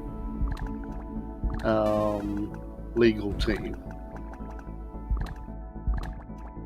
Like I said, I hope not. I'm not putting anything past any of it now. There are things I thought would never happen, that there was no way that it wouldn't even be legal, and then they changed what was legal, so who the fuck knows anymore? I used to make statements like that where I was like, there's no way, but, you know, then they found ways over and over again to prove me wrong. The only thing I was right about was basically the stuff that makes him look good, I'm typically right about. Like I told you, I could pinpoint the exact moment where he won, and I was right about that. But when it comes to stuff that would affect him negatively, I don't fucking know anymore. He's already got like so much, like it just, Trump is the definition of fucking failing upward. Like things that shouldn't happen and shouldn't work out for him always do. So I don't, who fucking knows? So what you're saying, Daph, is he's a meme coin. A meme coin that can't fail. Just That in the current climate, that's, believe me, the first time I saw Trump coin, it was 2 cents, and I was like, I'm gonna hate myself in 8 months, aren't I? probably, I don't think I yeah. need to tell you what it's at. Part of me doesn't want to know, but the curiosity is gonna kill me me if I don't. neither. I'm not checking it. Well, Oh, okay. We already. I'll check a billion coins. I don't need to repeat that. I would imagine it's probably gone up substantially since the election, and will probably continue to. His meme. You know what's really weird is that there are like a ton of them, and obviously they do well or whatever. There was like a series of like Garbage Pail-esque type vibe coins that were like out 8 months ago. So it was like Dolan Trump, Tucker Carlson, Alex June, like Tucker Carlson even has a YouTube page. There's like hundreds of videos at this point. It's insane. And one of them was Dolan Trump. He made it all the way to 1.5 billion and somehow round trip back to 12, which, like, in the context of coins that go that high is very strange, especially because it's a Trump coin that went down after he won in a world where 95% of Trump coins obviously went up. It's like there's a whole article actually somewhere in what do you call it, crypto news, that like talks about what the fuck is happening with this small coin. Excuse me, but anyway. No, you're right. I mean, everything surrounding him is just completely unfucking predictable at this point. Shit that shouldn't be successful or work does. Shit that should be like nail in the coffin stuff for him doesn't stick. Like, just nothing works. And things that shouldn't work do. Like, it's just nothing. It's just all bets are off, you know? Like, none of it matters. He's unpredictable, and everything around him is unpredictable. I got a question for you guys. Would you rather live in Trump's America or in Milei's Argentina? I mean, part of me wants to say Trump's America because I've already survived that once. Fair, okay, fair. It can't get but so much worse, right? Right? Yeah, don't really know. Can't I just stay in nice, safe Australia? Oh, fair enough. Fair enough. Safe Australia. Everything there wants to kill and or eat you, son. Also true. Safe Australia. I've seen them fucking jumping spider pictures of those things. Jesus Christ. They don't look like they're from this planet. They look alien. Yes, it's true. Everything here wants to try and kill and eat you, but there are just some things that can't. I've seen all the buff kangaroos that'll just box the shit out of you. Nothing there looks like it's from Earth. It all looks like it's straight out of a sci-fi movie. The koalas have chlamydia. It's not a tin hat. It's true. Oh, that one is true, yeah. Why? I don't want my cute cuddly teddy bears to give me STDs. This doesn't Also, make they're sense. not bears. Well, I said here we teddy go. bear as like a you know, sort of. Yeah. And dingoes ain't Actually, what are dogs, they, right? marsupials? Marsupials, yeah. Oh, okay. Yeah, and dingoes ain't dogs, right? Alright, they're dogs. Yeah. Well, they're canines, but they're not like dogs like you would refer to a dog. They're more along the lines of a wolf or something like that. Oh, y'all's All I know ecosystem's is weird. they eat babies. That's what I know about dingoes. They eat babies. The dingo ate my baby. Actually, that was proven to be false. Really? Alright. Yeah, it was proven to be a setup. What was the point of that psyop? Just to make people afraid of, like, what was the Listen to the dingo Under the defender hood. over here. She was more like trying to get like on the news and stuff. It was Just for attention. Basically, yeah. a professional Well, it worked. Hellraiser? Yeah, well, it worked. Top tier trolling.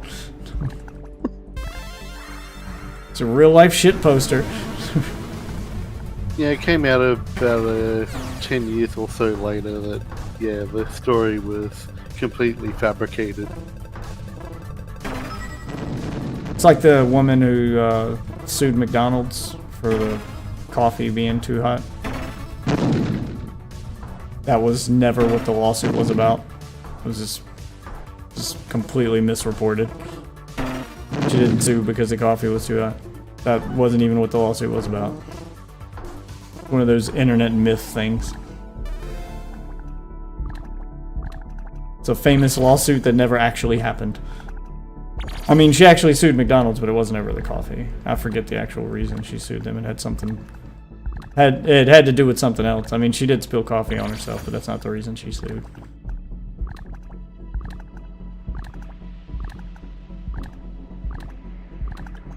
What's the deadliest animal in Australia? Or like, you know, top 5 or something or whatever. Let's see.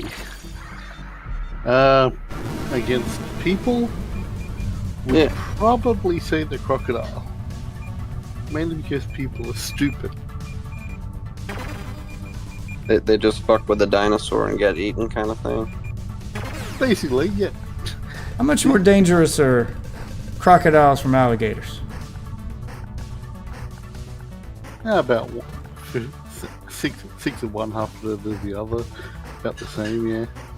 Oh, I would say stupid people doesn't matter then. I don't think that's what's killing them, because I don't think that would make them dangerous then, because we got alligators here, and well, have you ever seen Florida Man?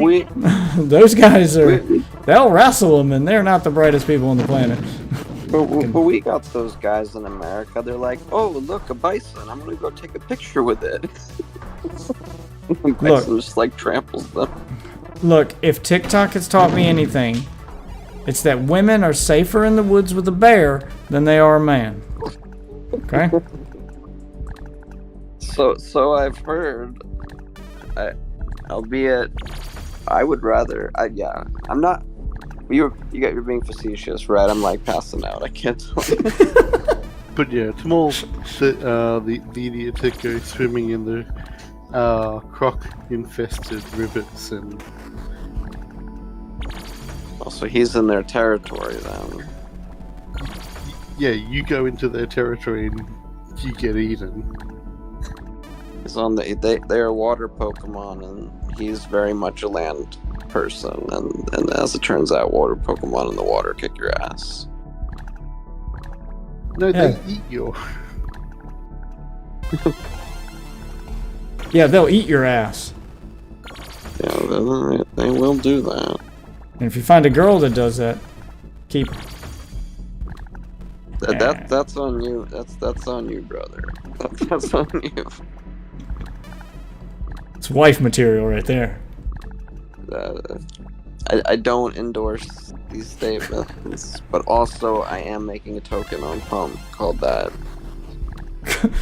Called what? Eat my ass?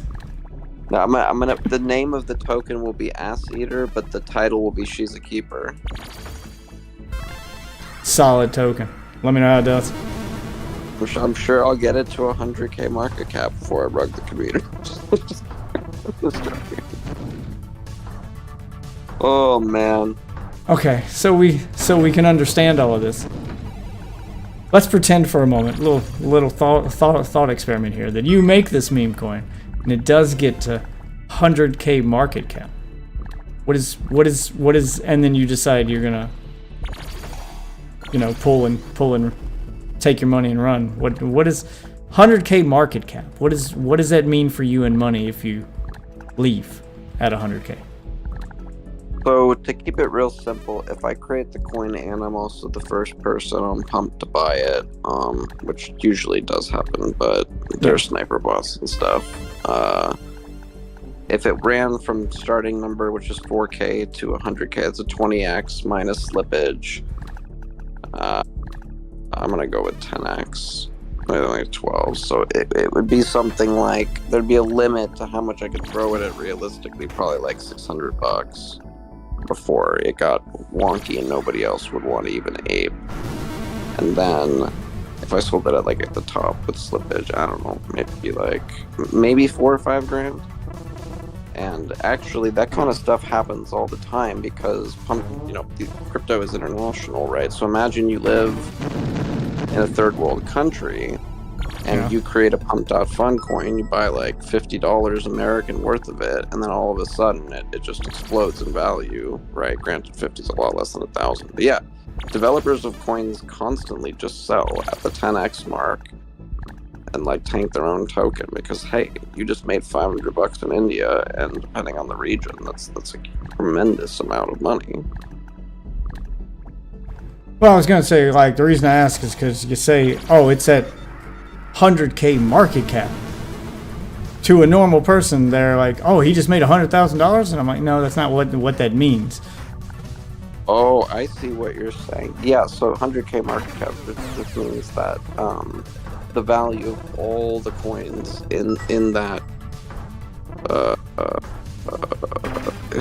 I can't think of the right word. I'm so tired. Whatever the hell that token is, right? The entire supply together multiplied by the price of the token equals market cap. So that's what it would mean. It would mean that all the coins times their current price is 100,000. Bada bing, bada boom. Yeah, so if you were to get it to 100K market cap and then sell all of your tokens, you wouldn't have 100K because obviously some other people bought it, etc. Yeah. Yeah, no, definitely not. Definitely. I mean, there's only 80K in the bonding curve when it goes to radium. So yeah, there wouldn't even be. There's not even that much money in the liquidity, even if you had the entire supply. Sorry if that was off topic and boring, Ozzy. If we just got out of like a long. No, it's all good.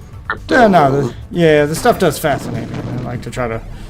Anytime you start mentioning stuff, I'm like, okay, well, the average person doesn't know what that means. I just, for the sake of anyone stumbling into the stream, if someone does, I try to well, let's define these terms and flesh them out. Just to. You know what fascinates me up. about it? Oh, sorry. Go ahead. All right, sorry, go ahead. I was going to say, looked up the thing for you. According to this page, top 10 deadly, most dangerous Australian animals. Number 10, the Sydney funnel web spider. Yeah. Told It's a you it was a nasty damn little spider. bugger. Number 9, the great white shark. Jesus Christ. What? That number 9 is a shark. There's 8 above this in the most dangerous set. Well, I mean, the shark seems easy enough to avoid. Just don't go in the ocean. There, done. Number 8, the tiger snake, and number 7, the brown snake. Oh, God, I thought he was going to say the Tiger King. 2 separate snakes. I mean, Joe Exotic is kind of dangerous. Number 6, the redback spider. Of course. Wait, 2 spiders? 2 separate spiders? Yeah. Fuck Australia. Jesus Number Christ. 5, the stonefish. Yep. Oh, I know what stonefish are. Yeah, that's nasty. Awful. Oh, What's that thing that killed the crocodile hunter? Where is that on the list? Stingray? Yeah, that's not even on the list. Jesus Christ. Yeah, Getting killed by tell things him that what ain't even on the list. tell him what a stonefish is, Ozzy. What a stonefish is? Well, Yes. think of what a stone looks like. Now make that stone alive as a fish. Only thing is, it's extremely venomous if you step on it, and it's not going to get out of the way of you stepping on it. It's So- basically, like, correct me if I'm wrong, it's just covered in horrible spines that, like, inject you with horrible venom. Yeah, basically. So you're just walking along the beach, and then you step on a pointy rock and you die? More lives in shallow water, but pretty much, yeah. Oh, fuck that. Yeah, fuck Australia. Have a look in the, what section is this? The general. I think it's so awful. I mean, Oh, and by the way, you don't die quickly, and the venom is extremely painful. How much time? How much time do you realistically have to get Hours. like to a hospital and get antivenom in before it's like, sorry, can't do anything for you?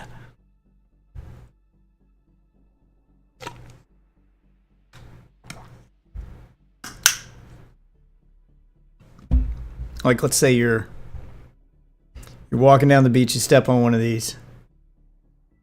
How much time do you got to get to a hospital so that they can counteract that poison before they're like, oh, it's too late, it's in your system now?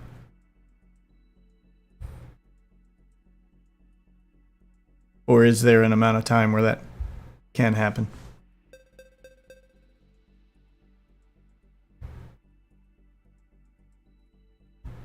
Oh, there. Outcomes depends on how much venom enters the body, the location of the sting, and how soon the person receives treatment. Numbness or tingling may last for several weeks after the sting. Oh god. Okay, so it's a slow death. But that means that you probably got time to get to a hospital and they can counteract Oh yeah, it. you've got time to get to the hospital and get it treated and all of that. But it's still as it said there, you're still gonna have to have numbness and tingling of the sting weeks after that. I think that happens with snake bites here. Not like this. I mean, maybe not weeks, but I think that happens where you get bit by the snake and you've got a set amount of time to get to the hospital, and then you know they get the venom out, and then they get the anti-venom in you, and they can prevent you from dying, but you're still numb where you got bit for a while. I don't know if it's weeks, but Jesus. I have a feeling numbness and tingling, the commercial Australian for beer, I think numbness and tingling in Australian means extreme pain, just work your way through it. Many fish have spines with attached venom glands. When coated upon the spines of the marine stonefish and the freshwater bull rot, penetrate deeply and deposits venom, causing extreme pain. Why does anyone live in this place? Oh, also remember that this is only at number 5 of this list. Oh my god, there's more. I forgot. We're not at the top yet. Wait, what? Number 4, the blue ring octopus. Oh god. Which, from what I've seen of them, are only about the size of your hand. Well, what does that do? Poisons the crap out of Yeah, you. also very venomous. I mean, if the other one like lasts for weeks and that's not higher on the list, what's this one do? How bad are we talking here? I mean, I assume bad. It's on the list. Oh fuck! I fucked that up. It's not good. I'll tell you that much. It's not good.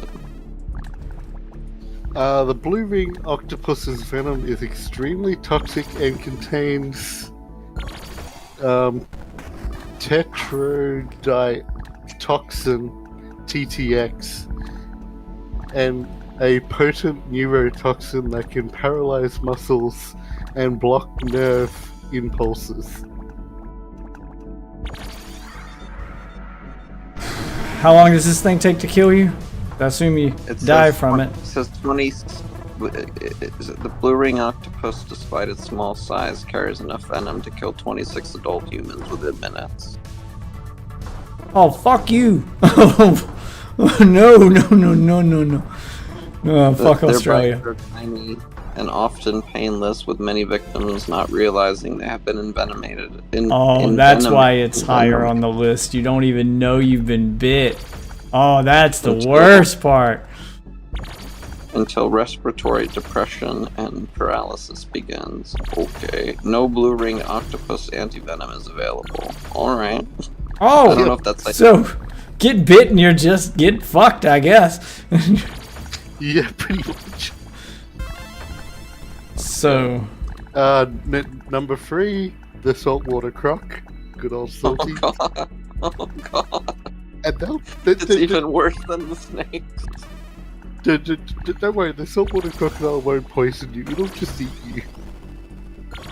So the lesson we're learning here, just from the names of these animals, is if you do go to Australia for a visit, or you decide you're going to live there, don't go to the fucking beach. You know, just pretty as it looks, go swimming in an indoor pool. It's not worth it. Number 2, the taipan, and they're probably referring to the eastern taipan for that as well.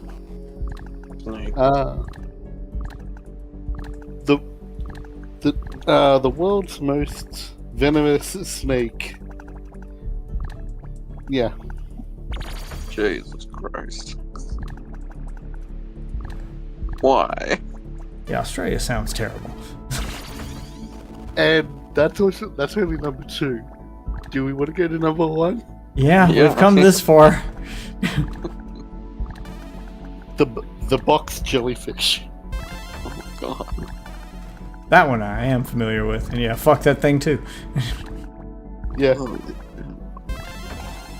Which is why they, especially during summer, they put out specific swimming enclosures to block these things, so people can actually go swimming in the ocean. Yeah, see, what I'm learning is don't go to the ocean in Australia. If you go to visit, just fuck the beach. Go to an indoor pool to go swimming. You don't need the beach. You just don't need it. It's not worth it.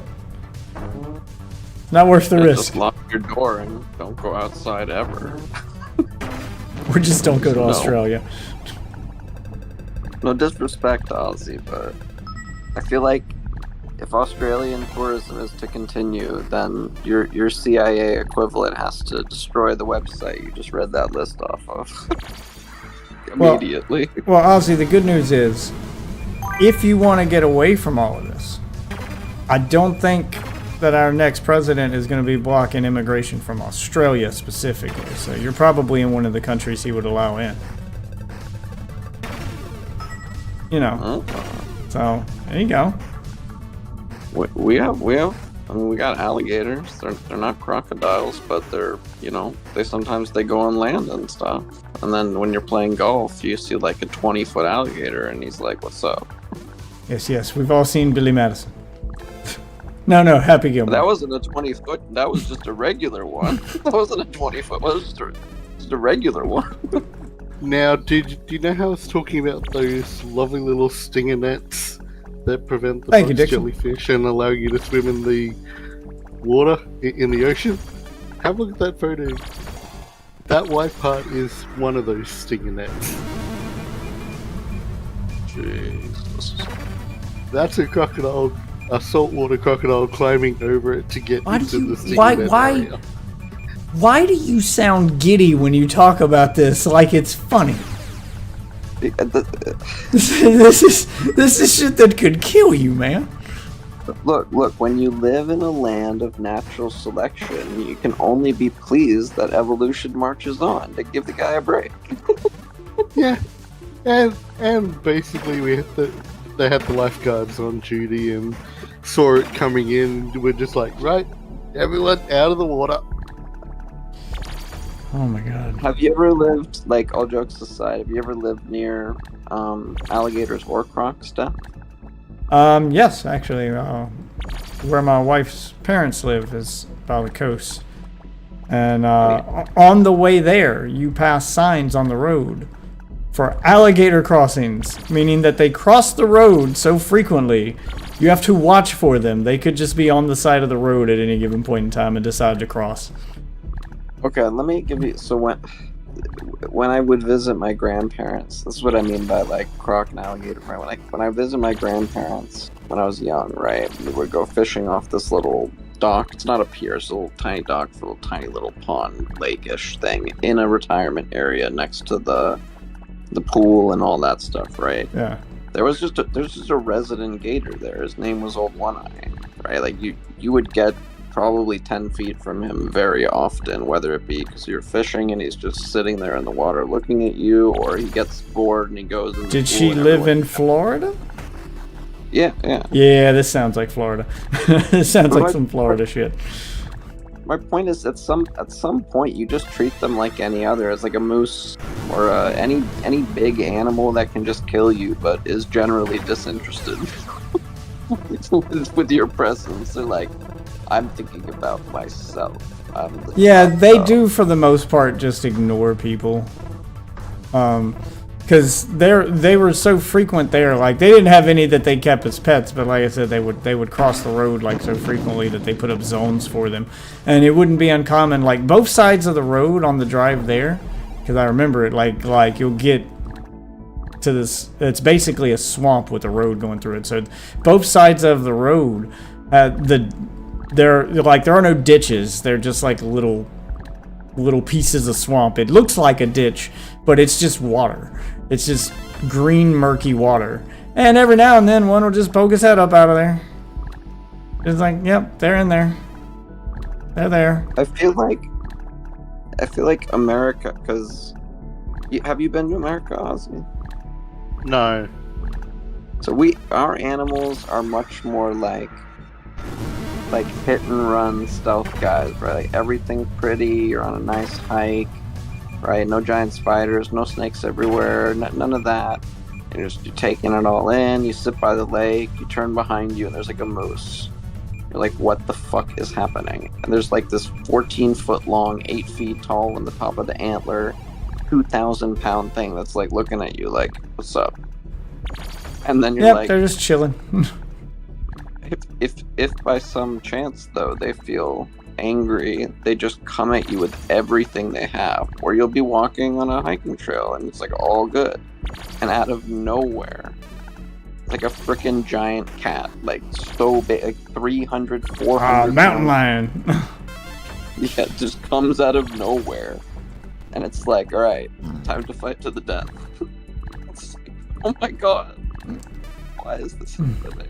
There's a video of a hiker, I think it was in, I want to say California, but I don't know. And it's him literally fighting a cougar to the death. Like, it's a juvenile and it comes at him and he has to like literally fight it to death. I never understood hikers. Like, I get it, health benefits and blah, blah, blah. Look, nothing wrong with hiking for your health. But if I'm going to go hiking, I'm going to do it like senior citizen style. I'm walking laps around a mall indoors where there's air conditioning and security.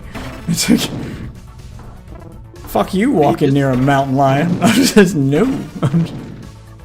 Well, the problem with the hikers is that they don't bring a gun. If they brought a gun, the mountain lion wouldn't be a threat. Oh yeah, that's the thing that always blows my mind is these hiker types are always like the most like non-violent hippie people and like anti-gun, and I'm like, you are the people who actually would probably have a legitimate use for a gun. You're the where like you wonder why people own guns. You're the reason why people should own guns.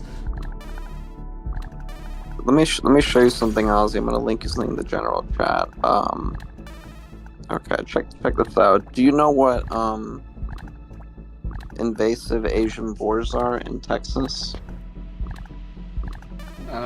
Yeah, from what I've heard, yeah, I've heard that before, yeah. Okay, check this out. I'll link you a picture. So let me paint you a picture as, or excuse me, let me tell you a little description as I link this in the general, right? So imagine it's like nighttime, you're on your property, and all of a sudden 30 frickin' wild pigs ranging between a couple 100 pounds to that thing Christ. in the general chat. Look at the size of that thing. Right? There's like 30 of them and they're just on your property now. They have no qualms about breaking into your house and trying to eat you. Just remember the next time someone says there's no need for an assault weapon, it's like, well, not for most people, but if you lived like in that guy's farm, Out on a property, yeah. yeah, you might need that for those. So here's the crazy thing. in Texas, you can kill as many of them as you want every year, and people go out and they try to. We even have like things where you can fly around in a helicopter and use like a minigun and just mow them down in the hundreds. And every year, there's twice as many as the last year. Yeah, we've got the same thing here with deer because their population is so out of control that deer hunting season rolls around. It's like, all right, have at it. Many as you want. Take them out. Yeah, now to get back to deadly Australian animals, there was one that I think should be on the list that wasn't. Which one? That sucker there. The fuck is that thing? The Australian cassowary. Oh god, yeah, I know. A cassowary is insane. It's basically a raptor, bro. It's You know what an emu is? This is its tropical cousin. Those things will literally eat you alive. There was a guy who had 2 of them, and they killed him, and they ate him. Well, not really. They might be carnivores or omnivores. Google it. There's Omnivores, literally a guy who had 2 of them as pets, and not only did they murder his ass, but they ate him. Yeah, that happened to a woman near where my wife's parents live. She had pet bears. The bears kept coming up to her house, and she just like one of them. I don't know. The mother died or something and left a cub, so she raised it from a cub, and it was her pet. She just had a pet bear, and then one day, that old lady stopped coming out to check her mail, and no one had seen her for a while, and they went to check on her, and the cub ate her. It just decided it didn't want to be her pet anymore, I guess. Okay, Let now me- to give you fact check context, myself. Steph, to give you context, Steph, that thing there is about the size of you. That's true. Now, in that context, have a look at its feet, Yeah. and that thing will kick you. So it is a raptor. Oh yeah, So Jurassic World was real. Oh my god. It is in Oh. Australia. and they're also very skittish Fuck. and prone to attack when they when they feel threatened. Oh no. Oh no. You weren't the one that Does it took feel that picture, threatened were by you? humans? No, I haven't seen one in the wild.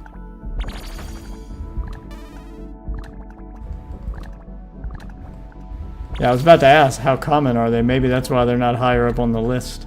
Or they're not on that list.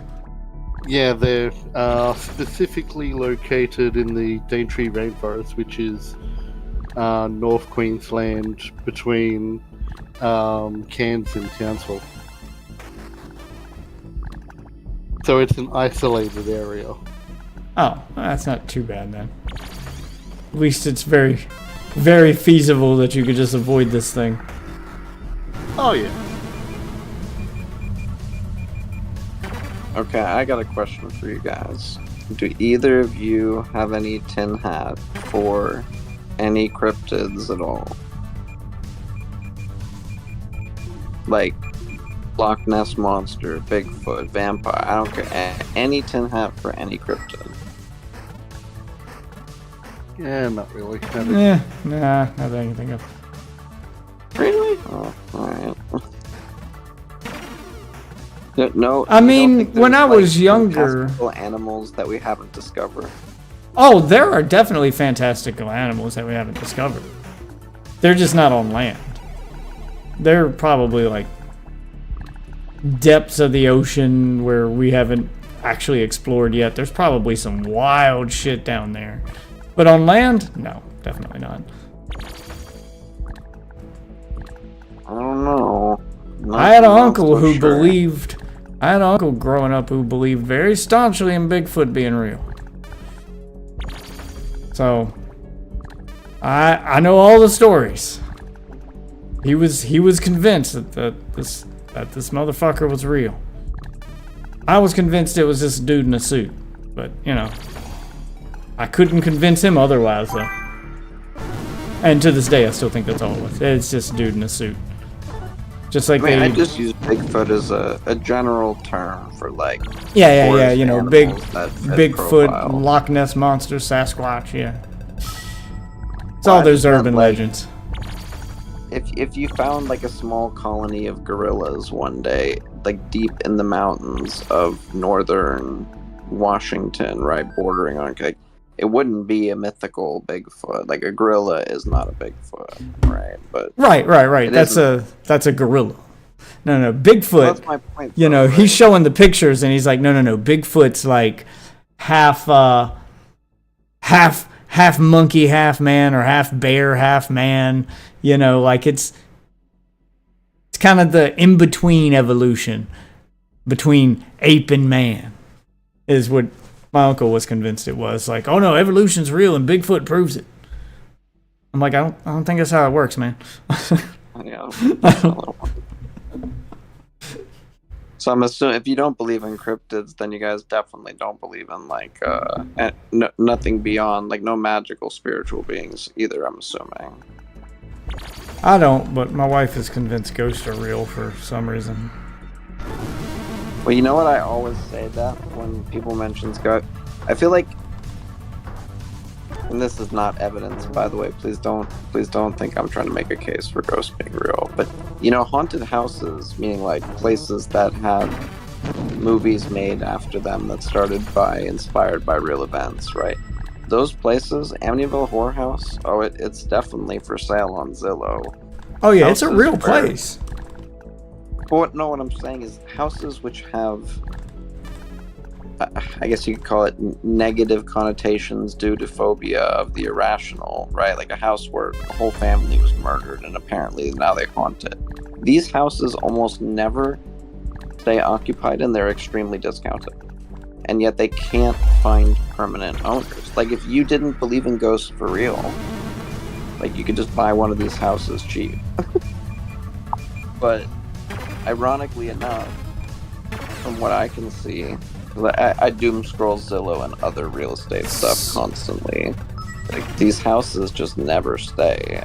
So from what I understand owned. with the, because I think I saw a documentary on the Amityville Horror House and why that one doesn't stay on the market for very long or people don't like live in it. I think they gave up trying to sell it. From what I understand, like the reason that happens is because people won't leave it alone. So someone moves in and they get constantly bombarded with people coming to visit the house. So they can't just live peacefully in the house because people want to come see it and want to try to stay a night in it or whatever. They treat it like a tourist attraction. Okay, I'll give you a better example, and I'm not sure if this applies in every state. In fact, somebody fact check it, right? Before I make too many claims, but I believe that if a murder is committed in a home, you have to disclose that to the new buyer in a couple of years. Now, I'm just pointing out, it's ironic that as a species, we reject that without scientific proof that negative vibes can't linger, and yet somehow you have to disclose that somebody got murdered in a home for the first couple of years. I mean, I can understand why you would want to do that, though. Even if you don't believe in ghosts, like, But why? because it's unsettling. Like, even Because why? Their spirit lingers on after they were murdered? well, it's like one of those things where, all right, like, does There's nothing knowing, all rational, though, about why the house all right. Here's an example though, of something that like has no superstition attached to it, but once you know this thing, it's unsettling and it can change your perception of something. Did you ever see the video or like hear the video where they show how McDonald's chicken nuggets are made? Oh, of course. And I know then how the it's sausage just- is made. And I know how the and it- sausage is made. Yeah, that's why it's a phrase where it just shows that pink goop in there. And once people find out what the thing they're actually eating is and what it looks like, even though it doesn't change what they've been eating or change the way it tastes, they now can't get the thought of that pink goop out of their head when they eat it, and that ruins the experience for them. There are quite a number of people who won't eat McDonald's nuggets after seeing that video. despite the fact that it Okay. changes nothing about the nuggets. I like your argument, albeit I think when you're eating stuff that you thought was, nutritious and well made and safe, and now you're not just questioning the grossness of the product, or excuse me, the process, you're questioning that the product itself might not actually be good for you, versus the house not having any actual harm. Well, I don't see think your it's the point, though. I take questioning your the, point. I don't think it's questioning the health of it. It's just now that mental image is stuck in your head. You can't stop thinking of it. So you no longer see it as a nugget anymore. You see it as this pink sludge thing. And it's the same thing. Once you've got the knowledge of somebody died in this house and a murder happened, now you know Well, that what I meant happened, is and that you can't get that image out of your head. Even if you know that there's no such thing as ghosts, it's still like unsettling. Well, I think it's, maybe I'll kick a dead horse here, but I think it's, for foods particularly, right? It's not just gross when a chef wipes his nose and then touches your food. It's actually potentially spreading some germs that might. Yeah, make I mean you that, sick, sure. Right? And in the same vein, I thought they were using chicken and turning it into a nice deep fried nugget. Now that I know there's no proof at all it was chicken. Oh no, I mean there's proof that it was chicken. It's just the way they process You know it what makes I it look mean, gross. though. Yeah, but yeah, because you don't see it as chicken anymore because the thing that they turn it into looks so unnatural that you no longer see it as the thing it actually is. It is chicken. Perhaps there is some innate knowledge to the idea that it doesn't just look so unnatural. At some point, it is not natural to take just. I'm stretching a bit here, and my brain's melting from staying up too long. But I guess my point is that when they came out with the slogan "Now with real beef," it threw into serious question what the hell I was eating. Oh, horse. I mean, they. Oh no. they- Are you talking about McDonald's? Because they found out what you were eating, and that's why they had to do the now with beef thing. That was a whole story. Yeah, It I mean, was it's one of it was kangaroo, Ozzy. Yeah. McDonald's served. And kangaroo is delicious. It was so if you ate at McDonald's, I think it was between the years of like 2012 and 2015. There was a beef shortage, so they just started supplementing with kangaroo for a while. And kangaroo is delicious. I'll agree. Taco Bell doesn't use real beef for a lot of that stuff. It's like weird soy thing with. Oh no, powder there's his horse meat. Also, if you're interested, there's a thing of Australian cryptids. Oh god, y'all have Australian cryptids? Well, we got the Loch Ness monster. No, wait, that's Scotland, isn't it? Yeah, that's Scotland. Yeah. Bro, Yeah, I'm like, no. I used to be like a cryptid lore master. Yowie? tons Yowie of just looks that. like Bigfoot. Yeah. Drop bear. Okay, that's not a cryptid. That's a real thing. Okay. Drop bears are real. I've seen the videos. You're not going to gaslight me, Ozzy. You ain't tricking me, son. I know drop bears are real. I got one for you. You guys are gonna tell me if the animal is real or fake, and then after you're gonna Google it, right? So I'm gonna describe it. You tell me is it real or fake? Okay. It has the head of a fox. It has the body of a deer. It has the tail. Actually, no, sorry. The head of a wolf, the body of a deer, the tail of a fox. It moves like a deer. It jumps like a deer. And when it pisses, it smells like weed smoke. Real or fake? Oh, it's definitely fake. It's real. It's called the maned wolf. Google it right now. Oh, God. Okay. Maned I'm wolf. serious.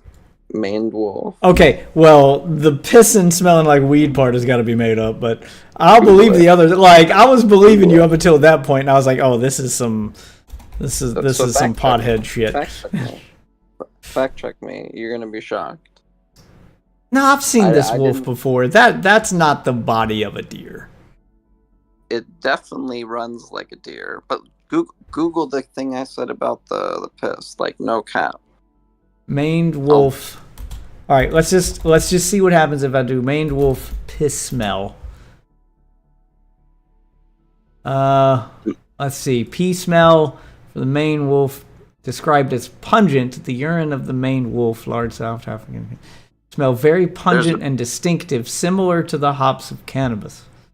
So There you similar go, to bro. weed. But, I don't know, maybe they eat a lot of herb. Maybe it's just in their diet. Okay, I Like got if a second one. like for if you a guys. cow gets in an onion patch, the milk smells like onion. So that's a thing. I got a second one for you guys. Okay, a bird with perfect mimicry that can re-imitate any sound whatsoever. Real. Correct. it's- And what's the Ozzy it's knows in New this Zealand. one. It's in New Zealand. It's a but- parrot, No. obviously. You know, it has Um, perfect mimicry. It can recreate any sound. Death. What's it called? A lyre I'm- bird. Lyrebird, yeah. It's It in New literally Zealand. can do. Sorry, go. Sorry, go ahead. Yeah, I was just saying it's a New Zealand bird.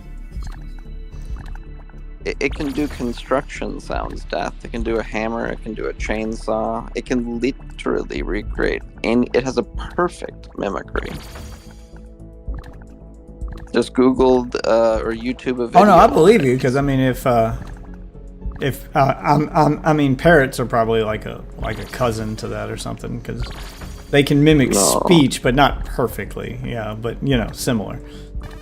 And I mean, if It's- parrots can quote unquote talk, then it doesn't No, you're- shock me that there'd be another bird that could have perfect, an even better version of that. So let me give you a better example. It can do your voice. Oh yeah. That parrots can. They can Kind of mimic odd. words. Yeah, they can mimic words, but they can't mimic sounds perfectly. What I'm saying is if in concept a parrot could just mimic words, then it doesn't shock me that there'd be another bird that could mimic the sound itself. Fair as. I mean, it is shocking though to see it open its mouth and hear a chainsaw. It's. Oh yeah, kinda it would be wild to watch. They have them on YouTube, bro. If you ever get some time, just check out the lyrebirds. They're insane. And it's spelled like the musical instrument, Lyre. Hang on, I've got it printed. I've got it in general for you. Shit. I don't like to pause Tetris when it's moving this fast. I've been on this run for like 45 minutes. I don't want to fuck up now. That's a good picture too, Ozzy. That's the front page of the video is an excellent snapshot of one. Shit. I thought These are I fucked nuts. up.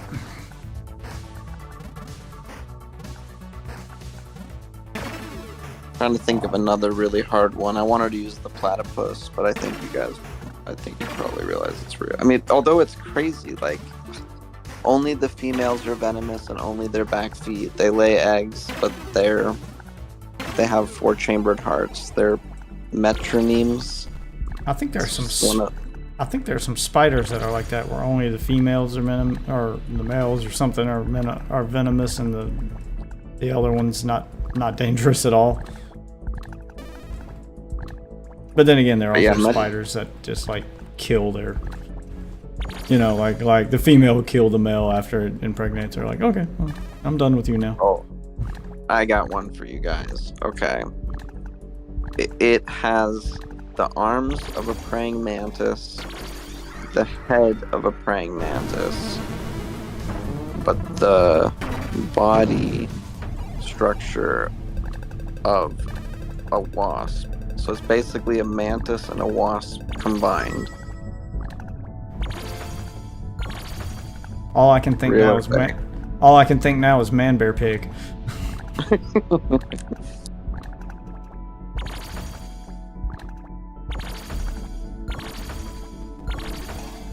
What do you think, Ozzy? Real or fake?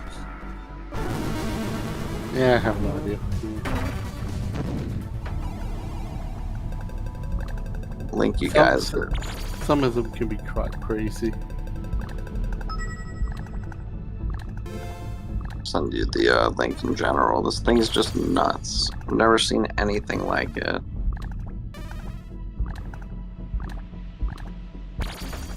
What the hell?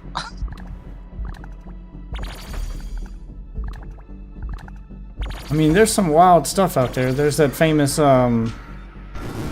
fungus that makes zombie ants. Yeah. where it grows and takes over the body of a dead ant. Like kills the host and then actually controls its body like a puppet.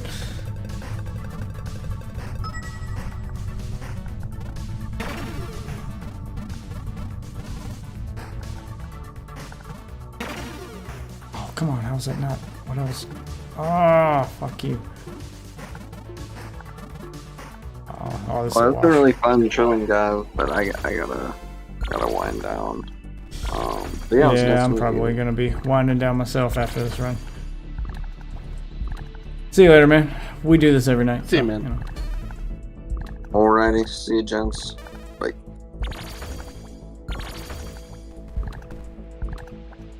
Well, there you go. There's the there's our new resident crypto bro.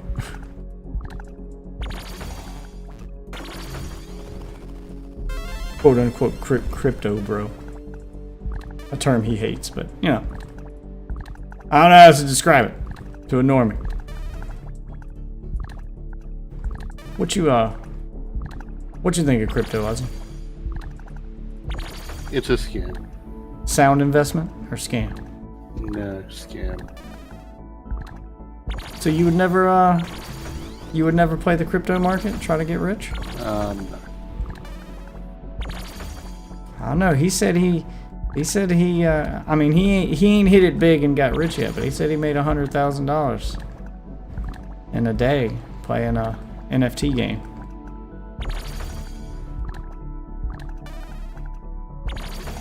So that got you wanting to play Ubisoft's new NFT game? Hell no. The promise of maybe getting $100,000 for playing an Ubisoft game? Huh? Maybe more?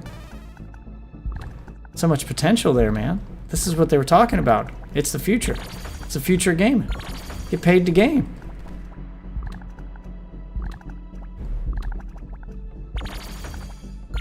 I'm curious to see how Ubisoft's new venture is going to go. Because, I mean, the majority of people, like, I imagine the headlines and in the press, it's going to be bad for them. I don't imagine that headlines in the press are going to be kind, but what I'd be waiting to see is, like, do people actually get rich playing the Ubisoft game? And if so, like, okay, will that affect and or change the headlines around that game if people actually do start making money playing it? If some guy does actually get rich playing an Ubisoft game, because they'll be the first like AAA company to get into this space and make that happen. It's gonna be interesting to watch. I mean, I hope it doesn't happen, because God, I don't want NFTs to be the future of video games. Start paying $100,000 for Tetris NFTs. Oh, there we go, perfect clear.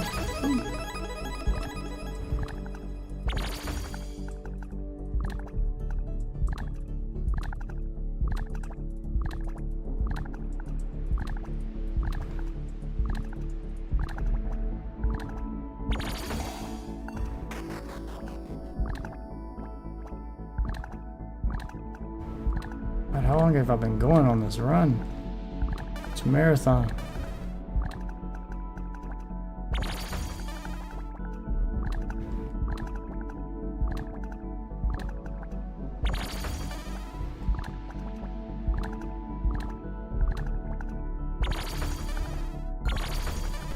So if you watch the trailer for the well, Captain America Brave New World and also Thunderbolts? I have not. I saw that those trailers came out. I saw them while I was at work, and I meant to watch them when I got home and then forgot. Until you said something just now. They look good? Yeah, Cap looks good. Who's the Not villain? 100% sold in Cap? Basically the leader, but there's going to be something to do with Red Hulk with it as well. Oh yeah, that's what I remember seeing. Was everybody was talking about Red Hulk? I was like, I remember there was like a specific villain everyone was like hashtagging about. But I can't remember who it was, and then you said Red Hulk, and I was like, oh, yep, that was it. It was the Red Hulk, the internet's reaction to the Red Hulk. Yeah, he's in it, but I don't think he's the, like, villain. Yeah, they're probably going to set him up for a sequel. And or his own movie. Because I can see them going that route with Red Hulk. Because they don't have the rights to the Hulk to make a Hulk movie. But I don't think that that affects, like other characters in the franchise. So, like, they could probably do, like, a Red Hulk movie. Or a She-Hulk movie. Or even, like, an Artemis Cho movie. Like, any Hulk other than Bruce Banner Hulk, basically. In the same way that, like, you know, they can use, like, some Spider-Man characters, but not Spider-Man himself without going through Sony.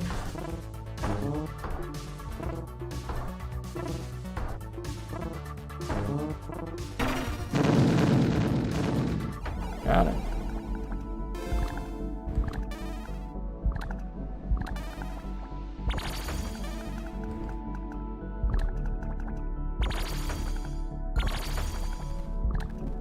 Clean this up a little bit.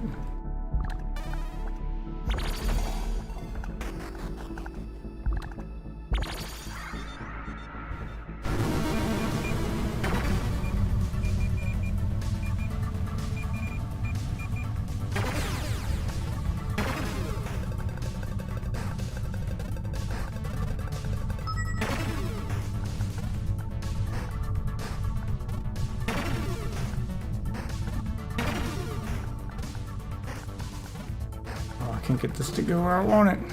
Yes, that'll do it. It's so specific what they want me to do with that one.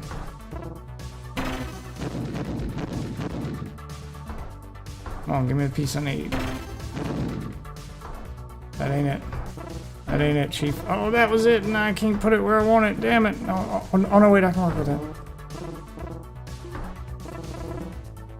Oh, fuck, until I fuck it up like that. God damn it. Oh well, missed that bonus, right?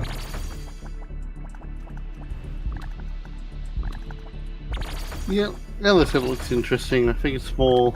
I think the basic plot, from what I can see, is the leaders basically brainwashing super soldiers, and basically, it basically starts off with Isaiah Bradley attacking President Ross.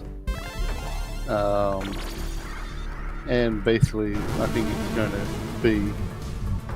He's got the leaders basically going...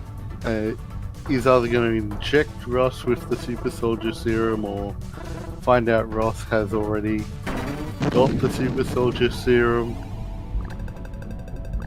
And...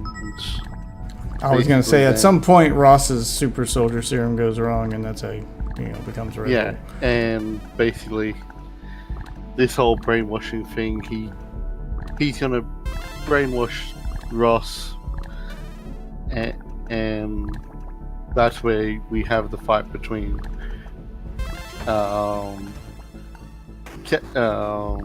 Falcon, Captain America, and Red Hulk. That Sam Wilson, Captain America, has to basically fight him to take him down in order to undo the brainwashing. Yeah, how the fuck is that gonna work? Do you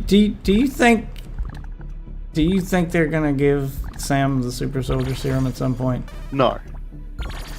Because he's just a dude. Like, he doesn't have any powers. He's just a dude. How the hell is he gonna fight a Hulk? Or I think it's more going to be just like, because the Hulk, or Red Hulk, does the whole heat thing, it's more just going to be a case of outlasting him until the heat powers basically burn off the super soldier serum. Yeah, probably they'll do something like that. Because Because even Captain America himself holding his own against him still, like, even that would still be questionable. Because yeah, you got the super soldier serum, but it's, you know, the Hulk. Like, they were very careful in those older movies, even when they had like the heroes fight one another and Hulk goes off the rails and goes crazy, to not have him really fight Captain America. Most of his time is fought against Tony Stark, who had to build a special suit for it, and Thor, who is, you know, a god.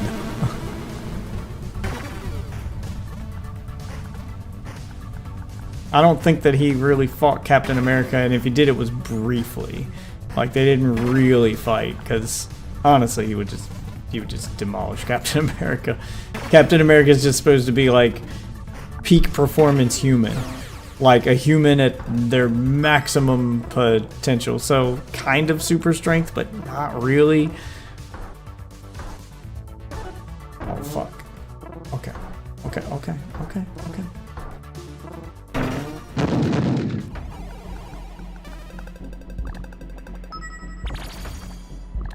But yeah, that would be my theory crafting on what the plot's going to be. That Ross is going, the super soldier serum is going to basically brainwash Ross, and Cap has to basically find him until they can undo the brainwashing. Yeah, that's probably how it'll go. And I imagine he'll probably have help from Winter Soldier during the whole thing. He's not gonna have to do it alone, if I had to guess. There's apparently some new chick that was part of the Red Room. Can't remember what her name is.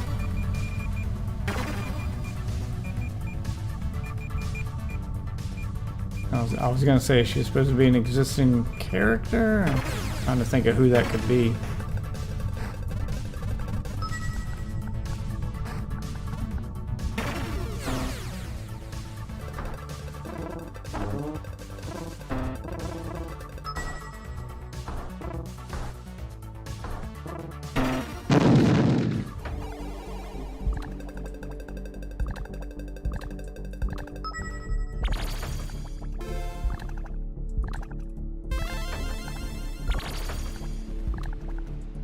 Some character named Sabra.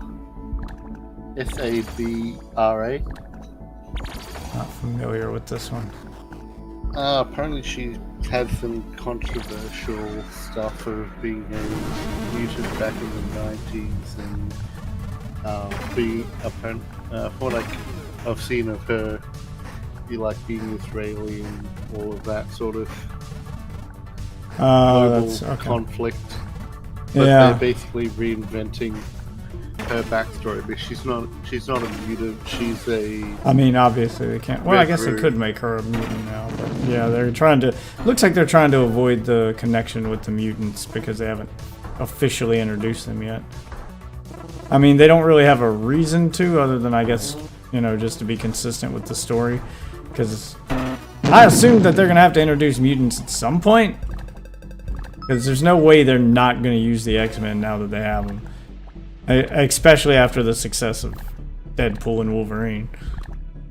But you didn't really have to introduce mutants into this universe for that, because it was obviously a multiverse movie. And people just... The audience already knows what a mutant is, you don't need to explain it to them. But if you're going to introduce them into, you know, the MCU, which hasn't had any mutants mentioned ever, you're obviously going to have to explain why they've... If you're going to act like they've been around this whole time, why have they never been mentioned until now? Yeah, like you're going to have to... Obviously, you're going to have to clear that up. Like, you can't just not mention them. So I they're starting assume to they have move a plan into for that. Yeah, they're starting to move into that, especially with the Miss Marvel series. That at the end of it, they mentioned that there was something different in her genes, that she had some sort of mutation. Okay, so they're hinting at it. I didn't watch the Miss Marvel Oh, show. didn't you? Oh, it was quite good, actually. I mean, I'm But- sure it but was. yeah, I just didn't have the time. I'm still trying to find time to finish the boys. He had her Kamala Khan's best friend basically is like, yeah, he looked at her genetics and her powers don't come from the band, they come from something else inside of her. That she has some sort of mutation, and as he says that, they play just the first sting of the 90s. Yeah. Yeah, they play that as he says it. So it's like, yeah, Yeah, it's pretty They're- obvious what they're hinting at they're here. putting that. To be fair, Was Miss she a Marvel was mutant in always the? supposed to be.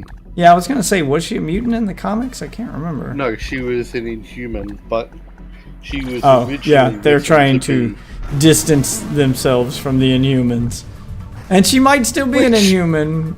To be fair, To but be fair, the- she could be both. And he an could Inhuman with call the it a X gene. mutation. He could call it a mutation just because he didn't know what it was, but it could very well be that she's an Inhuman and he just didn't Well, no, have a she name hasn't to gone put to through it, Terragenesis, so. that we know of. Yeah. But Well, yeah, they don't show her going through But- Terragenesis. I imagine they're going to want to distance themselves from the Inhumans as much as possible because of how badly that flopped and how much people hated it. But yeah, she was always supposed to be a mutant, but apparently, when the character was first brought in, that was about the time they had sold X-Men to Fox, and it's like, no, we can't promote mutants because we don't own that anymore. Make her an Inhuman. We have that property.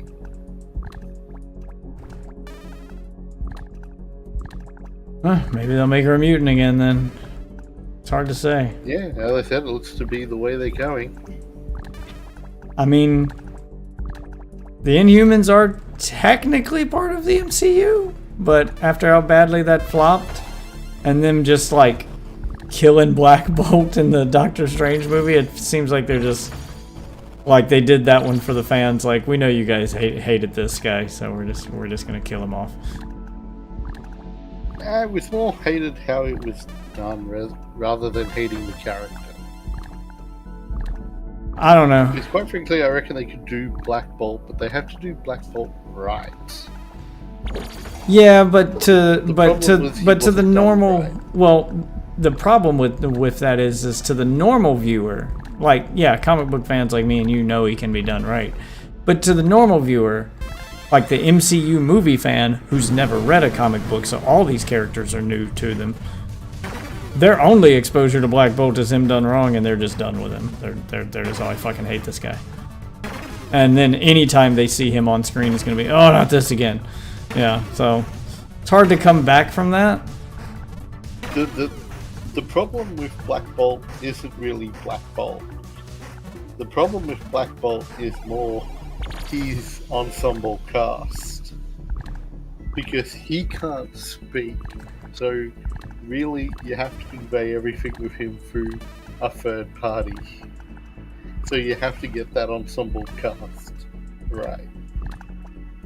I mean, obviously, one of the hugest mistakes that they made in the Inhumans, I mean, they made a lot of mistakes in that, but I would say one of their biggest was like, that should have been Medusa's role. Yeah. And you immediately they just like, sidelined- yeah, you sideline her and you shaved her head. Like, you took away the one removed thing her that, power. yeah, the one thing that made her awesome. That's about as dumb as sewing Deadpool's mouth shut.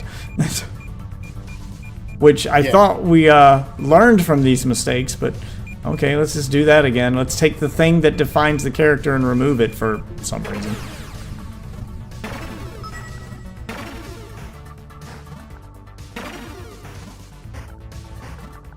I mean, her name's Medusa. Deadpool's the merc with the mouth. You removed his mouth. Her name's Medusa. You removed her hair. What? Why? It was just poorly written.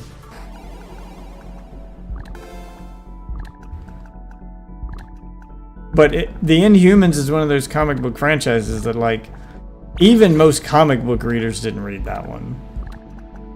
Like, only the hardcore of the hardcore even know the full lore of the Inhumans. So for most people, their only exposure to these characters is through the MCU. And they got a terrible start.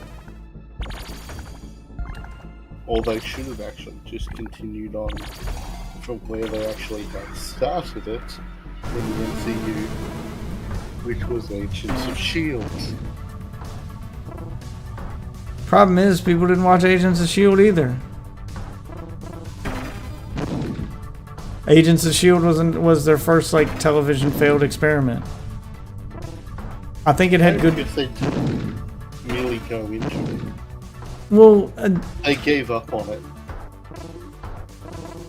yeah, because the ratings for the show had gone by the time they like got around to start trying to do that new stuff. Because when the show first started, it was just kind of supplement for the movie stuff. Like, it didn't really. The show was just like the background noise for the movies, and they didn't start trying to flesh it out until later. But the problem is, by the time they started trying to flesh it out, people had stopped watching. Plus, it was a network television show, so there was only so much that they could do with it to begin with. It was a good idea, but they Executed. they were too soon. They just weren't, because Disney Plus didn't exist at the time. So they had to use network television to do a TV show. Like, they just weren't ready to do a TV show yet. They didn't have the resources to make it what they wanted to make it. They were kind of kneecapped by that whole being a network television show thing.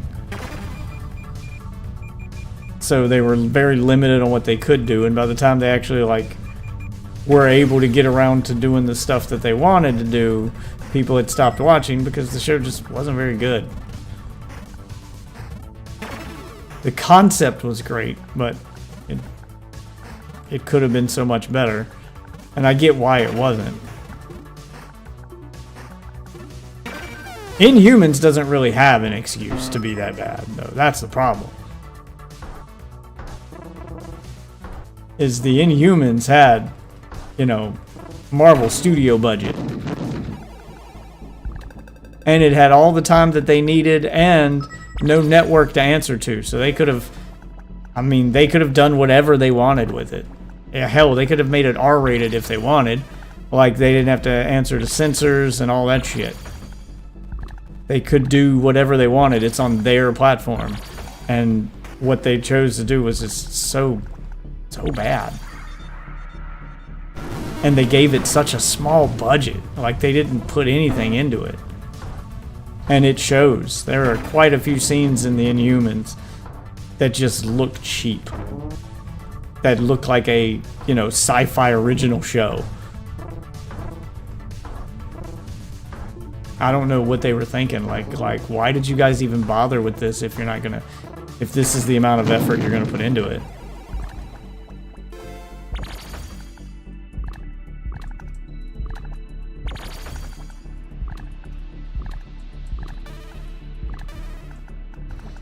I don't know. The Inhumans always felt like their backup plan in case they couldn't get the X-Men, and I think that's probably what happened with the Inhuman show.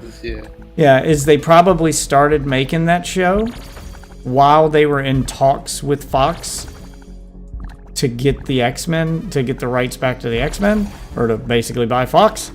And they were making this show in case those talks fell through. And then they didn't fall through, and now they own Fox, but they've already made this show. So it seemed like halfway through the budget for the show got cut, and they said, okay, well, let's hurry it up and finish it up because we're contractually obligated to finish this show because we contracted these actors. Let's just finish it up, get it out the door, so we can start doing X-Men shit now.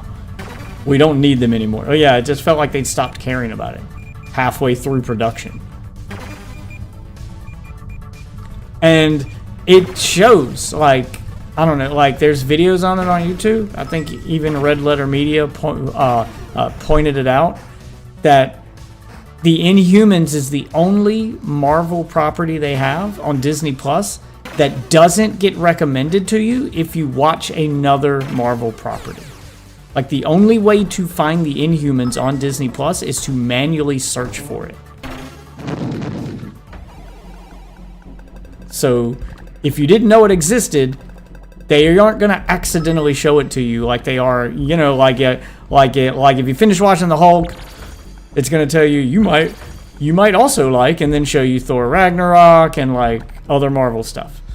Hell, it even does it if you were, I think they even tested it with Star Wars. They were like, we watched Star Wars The Last Jedi, and then it recommended Avengers.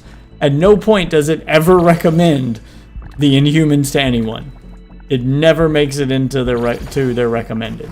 It's on their service, probably because they're obligated by contract to have it there, but they are not promoting it at all.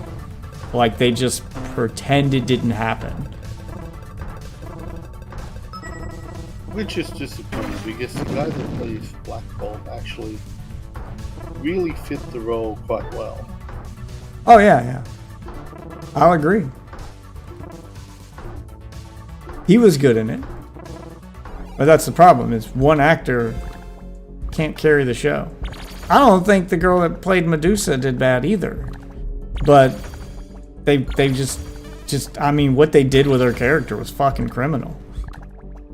It's clear that they just quit caring, because they basically she got the fucking X-Men Origins treatment with her character. Deadpool treatment, yeah. Yeah, they just took the whole concept for her character and threw it out the fucking window. And then sidelined her for most of the show.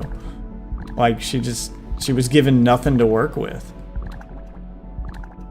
Where she should be a key... Yeah, a key character. of it.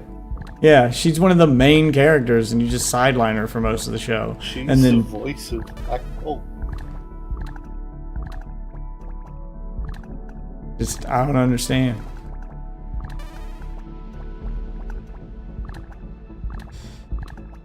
That's all I can figure, is that the whole show's existence was just to be a replacement for the X-Men in case they weren't able to buy Fox. And then once they found out they were able to buy Fox, they just said, fuck it. And then yanked the budget from it so that they wouldn't waste any more money on it, and just finished it up due to contractual reasons and put it out. Yeah, like, I feel like halfway through the production of it, because they cared about it in the beginning, and they were hyping the fuck out of it.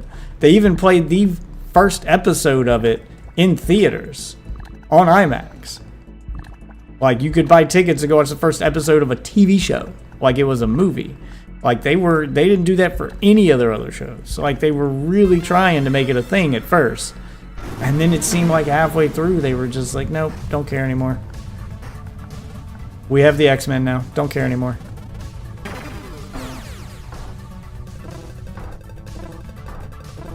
That is exactly what it feels like. You've also heard that they've basically cancelled Blade. Yeah, I saw that. Did they give a reason? Well, they haven't officially cancelled it, from what I understand, but it's just, yeah, from all I've heard, it's just basically not being talked about anymore. Wonder why. I mean, if it's not canceled, why? I wonder what the reason behind not talking about it anymore would be. Like, that's the part I would, scratch my head to understand. Why would they stop promoting it all of a sudden, unless it's going to be delayed or unless it's being worked into something else? I don't even mean shelved. Like maybe it's not. I mean, the movie may have been shelved, but I don't think they're going to not do anything with that character. They know people want that character. Like, Deadpool and Wolverine is proof of that. Like, the reaction to seeing Blade on screen for the first time in that long, people went nuts over it. So obviously they know that there's a demand for the character, and that just putting him on screen is going to do well, even if you recast him. So I wonder if that's why, though. Do you think And maybe after the reaction to Deadpool and Wolverine, they were like, maybe we don't recast him. Maybe we bring back Wesley Snipes. I wonder if that was it. Or if they're trying to, or if they're doing reshoots to try to rework the movie to work Wesley Snipes into the movie and have him, you know, quote unquote, pass the torch to the new Blade. Because I assume you can't just recast and get rid of the new Blade after you've already started shooting a movie with him. There's, you know, there's contractual obligation with actors. Yeah, like you told him he's going to be in a thing, you can't just not do it. And you got Herschel Ali. The guy's going to be a brilliant Blade. Yeah, like you can't just, yeah, like I don't see them not using him. But I do see them going, oh, okay, well, after the success of Deadpool and Wolverine and Wesley Snipes showing interest in reprising the role, at least for one more film, maybe we use that. Maybe they rewrite the story to have it be, you know, obviously that version of Blade was from another universe, but what if they bring back the original Blade in the MCU and have him, you know, like maybe Mahershala Ali is his son, or maybe, you know, like you work it in so he's a different, so he's a, you know, so he's not the original Blade, but he is Blade, or maybe he's the one from another universe and he's coming to replace this one. I don't know, maybe they're finding a way to work Wesley Snipes into it in some shape, form, or fashion, because obviously people want to see him on screen as Blade again.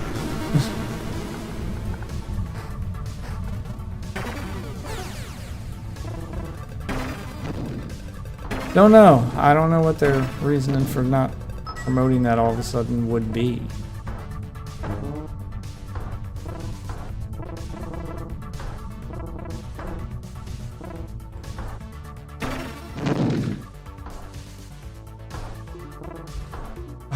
Damn it. Fucked up.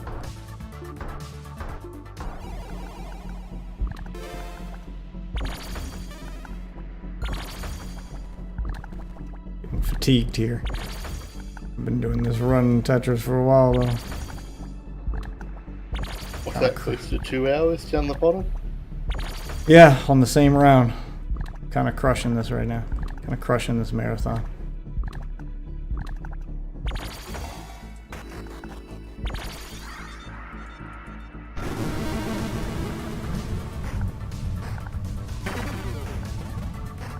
But no, I'd like to. It's going to be interesting to see what they do with Secret Wars. Well, I hope they don't fuck it up. Like they did. Oh yeah. Like they did Secret Invasion.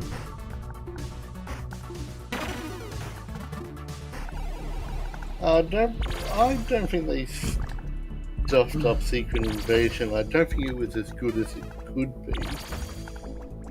I don't know. In my opinion, they have, goddamn, that like super scroll at the end, just so much of that made no sense and was terrible.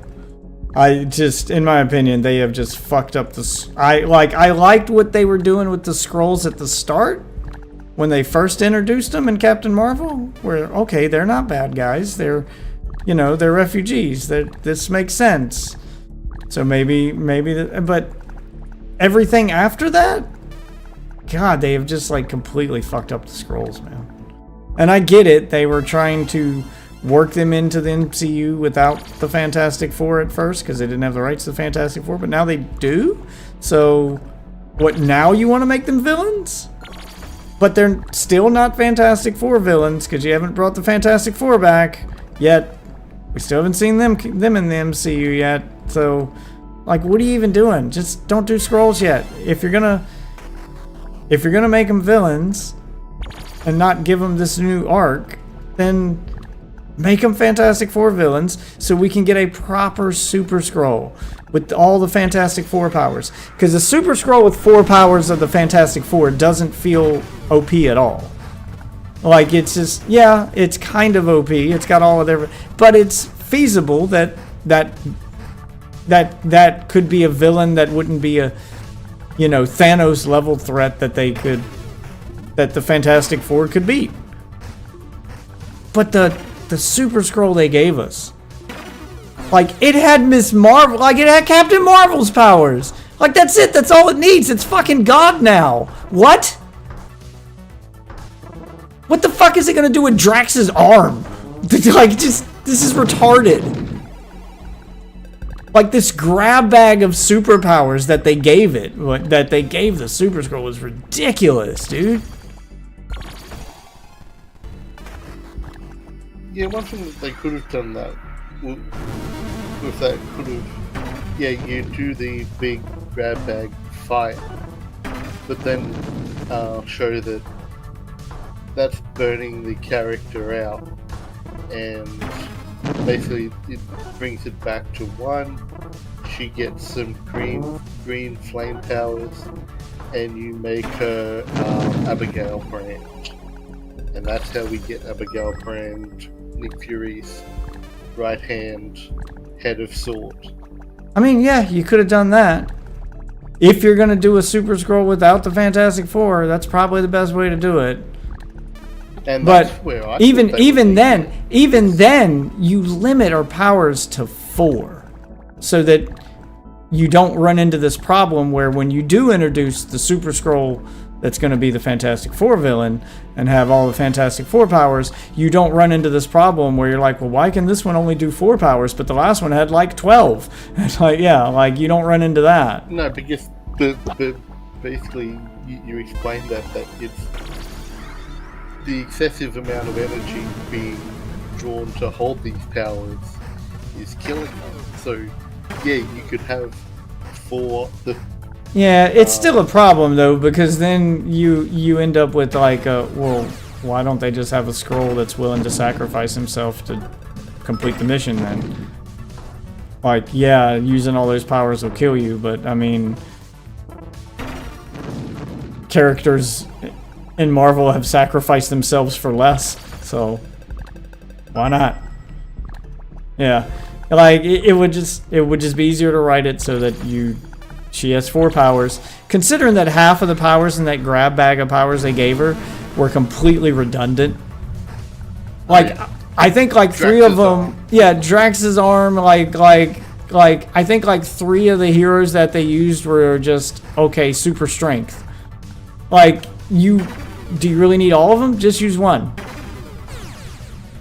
Yeah, like there's none of this makes any sense. Like, it felt like you just had a bunch of assets from previous movies on a hard drive and were like, what can we give her? And then just started copy and pasting stuff from old movies. Well, we got Drax's arm. Yeah, like, seriously? It was just done poorly. So I hope they do better with Secret Wars than they do with Secret Invasion. God. I just don't like what they've done with the Skrulls, like, so far in general. Like, I was really excited at first because I was like, oh, cool, a new origin story for the Skrulls. They're going to be good guys. What are they going to do with them? There's so much good shit you can do. Oh, okay, I guess they're bad guys anyway. And not very good ones. Oh, this is retarded. I was kind of hoping that you would make them part of the team in some way and make them good guys, you know, like Nick Fury's little secret army, and have him do cool shit with them. Nope, we're just gonna do Secret Invasion, but worse, because we can't use the Fantastic Four, and we can't use the X-Men at the time. The disappointing part with that whole thing was, again, the guy that played the bad guy was absolutely brilliant. He just needed better writing. Yeah, they've had a bad problem with that lately. I'm not talking about he's writing there. I'm more talking about the way he conveyed himself as the character. The guy's acting was brilliant. He just needed better writing. Yeah, he just wasn't given the right material to work with. Like he did the best he could with what he had, and it was brilliant, but it could have been better. Yeah, that's so frustrating to see on screen when that happens.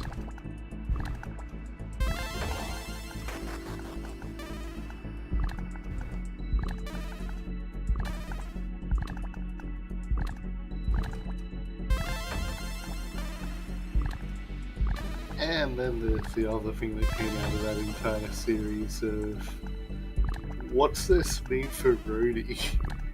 How long has he been a Skrull? They answered that. I think, who was it? Someone answered it on Twitter. One of the writers Yeah, I for think, the like, show. just before the series, yeah, he was going in for a medical checkup. Because they were asking, like, does that mean the Rhodey in Endgame was a Skrull and was a scroll? And they claimed that no, he was swapped out shortly after Endgame. So the Endgame so the Rhodey you saw in Endgame was Rhodey, and then like after that movie he was swapped out. Because the proof of this is the Rhodey in Endgame does bleed, and he bleeds red. So obviously that's the real Rhodey at that point.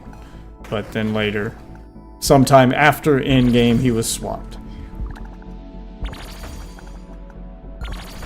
Now, why they just didn't kill him? That's another thing. Like, why is Rhodey not dead? Everybody else that they swap, other than Rhodey, they kill him and replace him. But they don't kill Rhodey? Almost all of them. I don't know. They kill a good number of them. That they had them in the little pod things. Some of them, the quite a number of people, they would just kill and replace.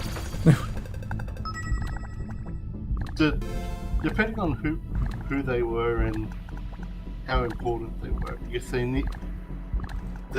needed them in the neural link to actually copy and maintain their memories. I don't know. I still think the replacing Rhodey thing was stupid. I don't know why you needed to replace him at all. Like, their justification for replacing him was just nothing.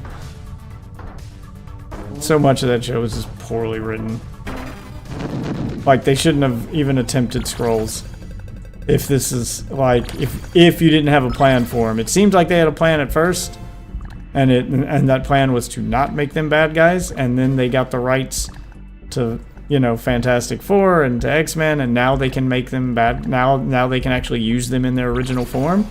So it's like they tried to, like, find ways to rewrite things to make them, okay, well, we got to make them villains now because we're going to use them in the Fantastic Four movie we're eventually going to do. So we got to figure out a way to make them bad. Like, just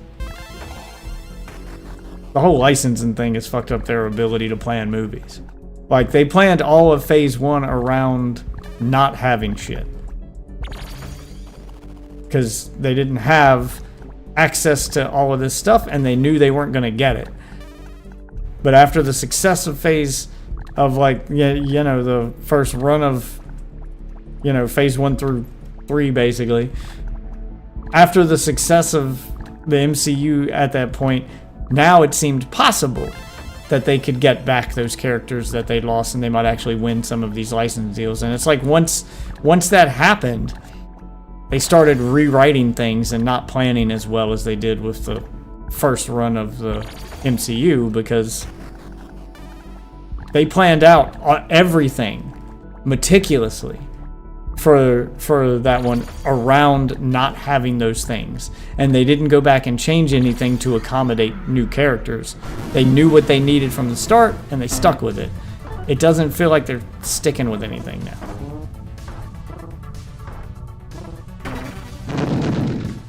So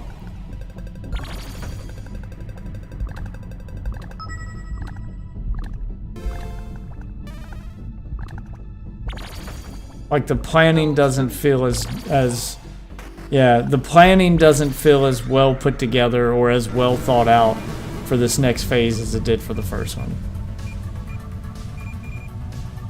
I'm just going to refer to everything through Thanos. Back on track. Yeah, now that they've gotten the right stuff.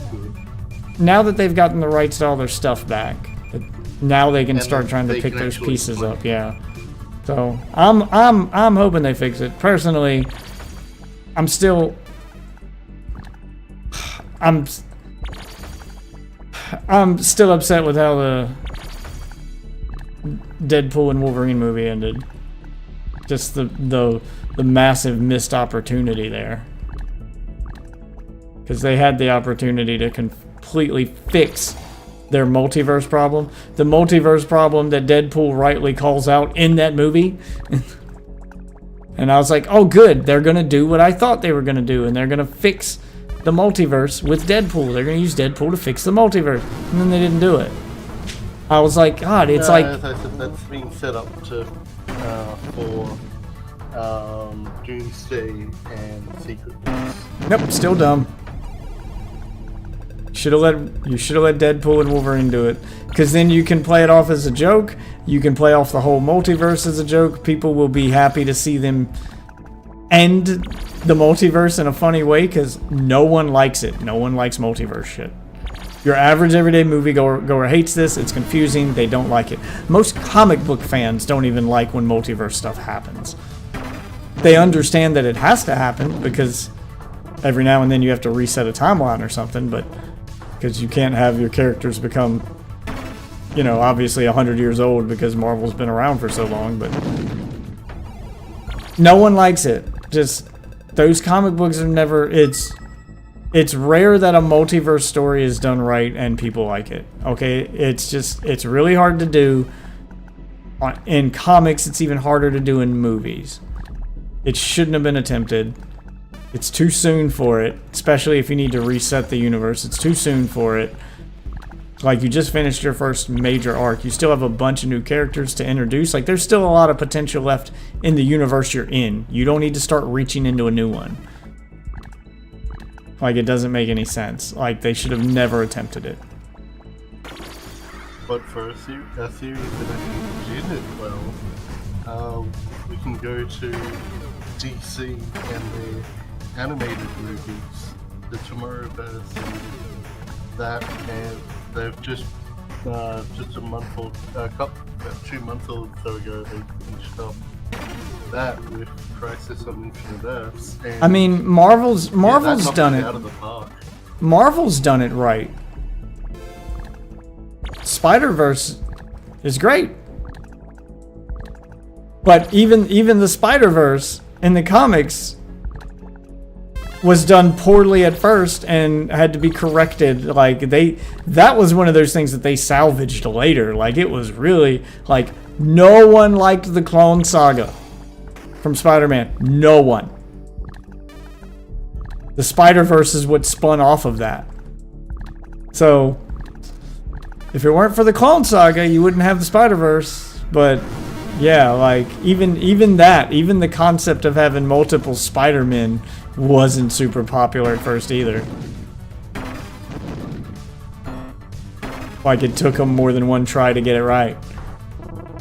It's really hard to do and should only be attempted when absolutely necessary. And the MCU movies, it was not necessary. It was too soon. We weren't the audience wasn't in need of it yet. I mean, it's been great for cameos and nostalgia bait, but that's pretty much all it's been. And people are getting sick of it. Deadpool was right to call it out. And they should have let Deadpool be the one to kill the multiverse. That's kind of Deadpool's thing anyway. It would have been perfect. Fans love it when Deadpool kills things. I mean, it's an entire comic series around Deadpool just killing shit. Deadpool kills the MCU. Deadpool kills the literary universe. Like, yeah, like, it's right in line with this character. It would have been perfect. I don't understand. Why are you sticking with this when you had the perfect, like, out? That no one would have been mad at you for, like, killing off the... you had the perfect way to end the multiverse and redo your story to bring things back. You not only had the perfect way to end it, to end the multiverse and bring things back to the sacred timeline or whatever the fuck you want to call it now, but you also had, like, the perfect vehicle to bring over any characters you need to bring over in one fell swoop. Like you had a built-in explanation for why all these new characters were going to show up in the MCU now. Just like you could do with the... Why would you not just do that? You can now explain... To do with Battleworld, yeah. Secret Invasion. Like, you're already planning to do it anyway. Just do it with Deadpool and Wolverine. The setup was already there. People would have loved it because we love to see Deadpool kill things. We would love to see him make fun of the thing that failed and how it wasn't working. You acknowledging the fact that it wasn't working and then correcting it, letting Deadpool be the one to correct it. Now you've got Deadpool in our timeline and X-Men and Fantastic or whatever other characters you needed to bring over, and a built-in excuse as to why they've never been seen in the MCU until now. Like, all your problems solved in one go, and nobody's mad at it or complains about it and goes it feels cheap because it's Deadpool doing it. Nothing Deadpool does is supposed to make sense or be taken seriously anyway. Like, you basically had the free pass to fix this, and then you didn't. I don't get it. I don't get it. God, I can fucking fly in here. As I said, we'll find out. It's all going to come together with Secret Invasion, so... Yeah, I just hope that they do it right. Yeah. And it would have been your way to fix the... Yeah, to just fix everything, because obviously this... You're already trying to recover from the fact that, like, the biggest thing you were planning your new phase of movies around got scrapped. Like, you were planning everything around Krang. And now there's no Kang. Kang Dynasty is over because instead of recasting that actor, you just chose to not do that storyline. So this would have been your excuse to get rid of that because now the TVA's gone. Now, yeah, like you could have, yeah, you could have tied up all those loose ends in one movie and then planned the rest of your content around what happened after that. I'm not even saying you couldn't still do Battle World as like a one-off thing, as you're like, this is the last time we're gonna do it, or even like rewrite Battle World so it's not a multiverse thing. It's just a different dimension or something, you know, Doctor Strange style. It's a bunch of ways that you could have handled that. They seem stuck on doing this multiverse shit, and I don't know why. Actually, I've got a potential theory on who the antagonist of Secret Invasion might be. Now that I'm with the latest round of trailers that have come out, because we know the What If series is coming to an end at the end of this year, or next year, I should say. Yeah. Which is going to basically be right before Secret Invasion comes out. The villain could actually be the Watchers. How would that work? Because if you've seen the trailer for What If, then you've got apparently there's some Watcher guy from the comics, and basically saying that this multiverse, whatever comes to an end now, or some line like that. So he may take the role of the the Beyonder in creating Battle World. Just a theory, not Yeah. saying it's 100%, but with what they've shown lining up, this guy kind of fits the bill. It's possible. I mean, technically, you could still do Krang one last time. You could, like, it's not like they can still do Kang. Just have him Just wear. recast him. You don't even need to recast Just do him. a Rhodey. Well, you don't even need to do that. Because I think they got away with that with Rhodey because it was so early in the MCU. People hadn't, those characters weren't iconic yet. I don't think you can do that again. But you don't even need to recast him. Just don't let him take his helmet off. Just have him wear the suit that he wears in the comics. Bring his comic book accurate suit and have that be like one version of him. And that version of him is the only version that they need to worry about, so you don't have like a ton of them. You don't have to do the whole Kang Dynasty thing. Just do that one version of Kang, and he's the evil one that they need to stop to tie up the loose ends and to stop the multiverse shit. And have him just be in his helmet the whole time. You can have someone else do the voiceover whose voice is similar to his, or just don't have him talk at all.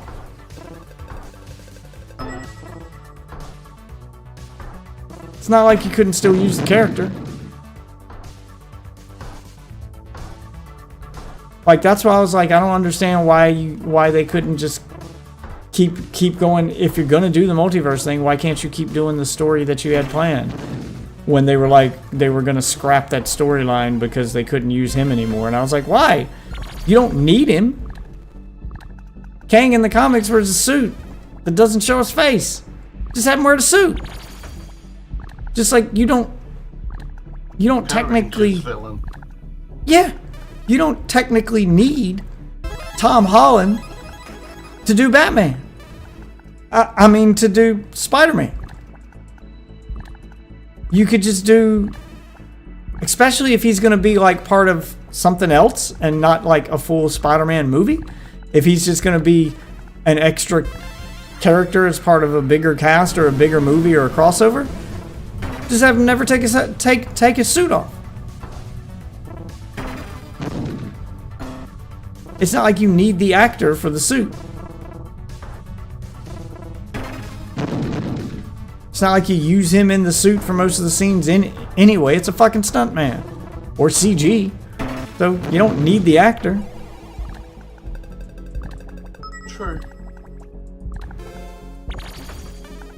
I mean, you could do that with Spider-Man if you're going to do the Battle World thing. Because if I'm not mistaken, which I mean that in the comics, that's the plot line where he originally gets the black suit. But I don't think he ever takes his original suit off. I think the black suit just goes over top of it in that comic. Yeah. Like the whole time he's on Battle World, I don't think he ever takes his suit off anyway. Like I just think he wears it the whole time. Because they're pretty much fighting the whole time that they're there, and he doesn't want to reveal his identity to the other people there, so I don't think he ever took his suit off.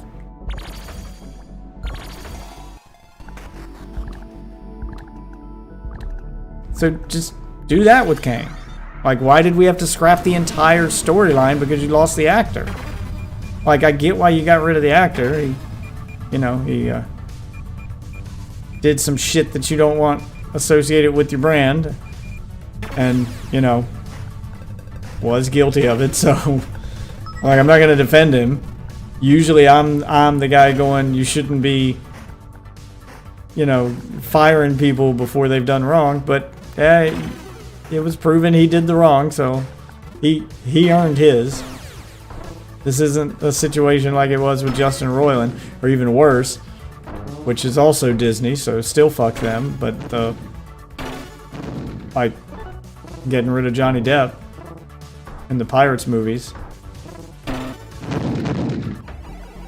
Like, you fire him from the next Pirates of the Caribbean movie while he was still in trial with Amber Heard, and then he won the case. Turns out he was the victim. Now you've fired the victim. Oops.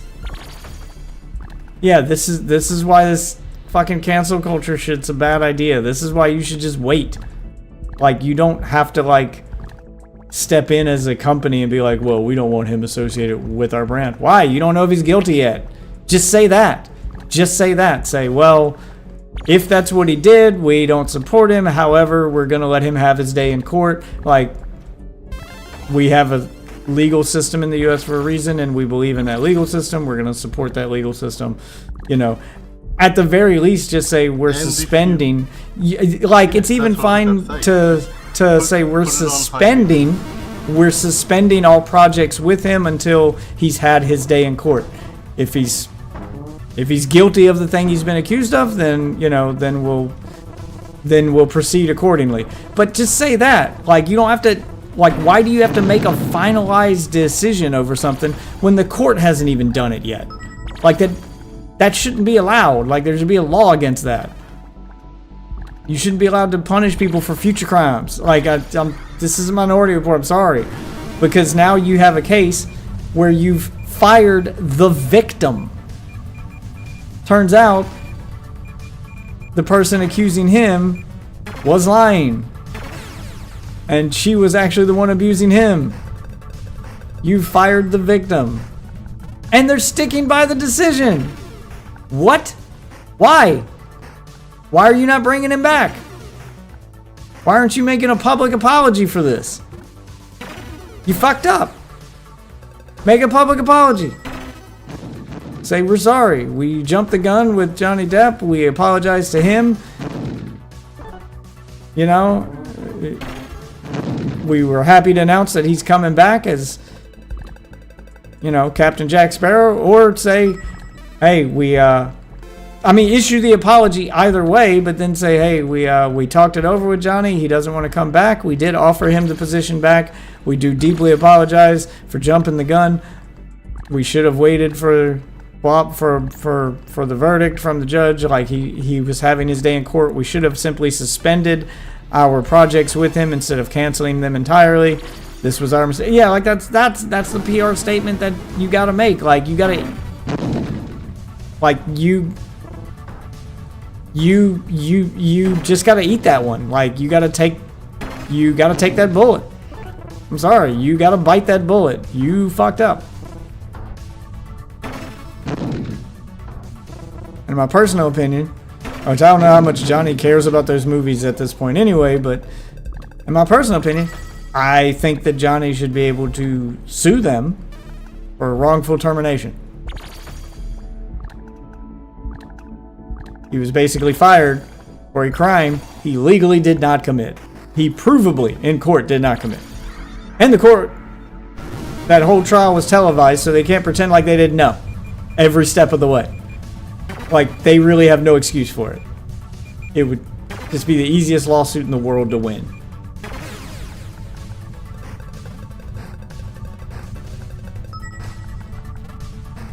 It just blows my mind. I think the same thing about Justin Roiland. Same thing happened to him. That's why Rick and Morty went to shit. Because one of the original creators is no longer part of the project for a crime he also didn't commit, that a court said he didn't commit. Yeah, like how many times is this going to happen? It's just, stop it. You don't have to act as soon as you've heard an accusation. You can just make a statement and say, this project is on hold due to pending legal matters. That's all you have to say. People will understand that. Like, oh, there's a pending court case, so they had to put the project on hold. I mean, for fuck's sake. Alec Baldwin was on trial for possible murder for something that happened on the set of a project and still didn't get fired from the project. They made the PR statement Disney should have made, like what Johnny Depp was going through, and like that didn't happen on set while he was on the clock for, you know, making a fucking Pirates movie. Like what happened to Alec happened on set for the movie he was working on, and they're still like, well, pending court case, so production for the movie's been halted for the time being. They didn't make a statement like, well, we have to recast Alec Baldwin now. Like, they didn't treat him like he was guilty before he was found guilty, which, by the way, he wasn't. Because of course he wasn't. It's not his job to check the gun.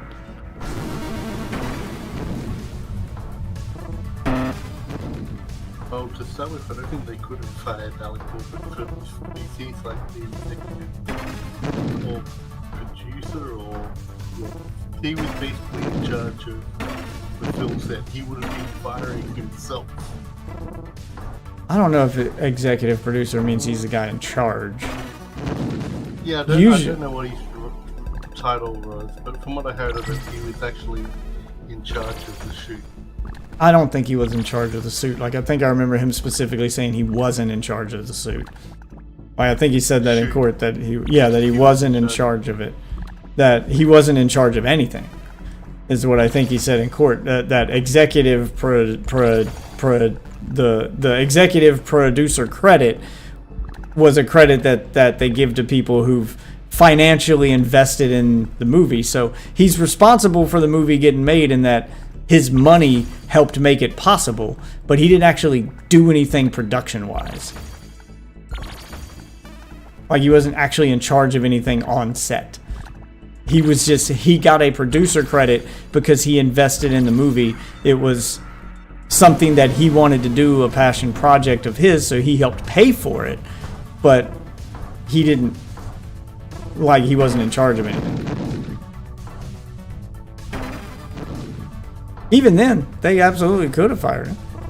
He just because he helped fund it doesn't mean that, like, he can't still be fired from it.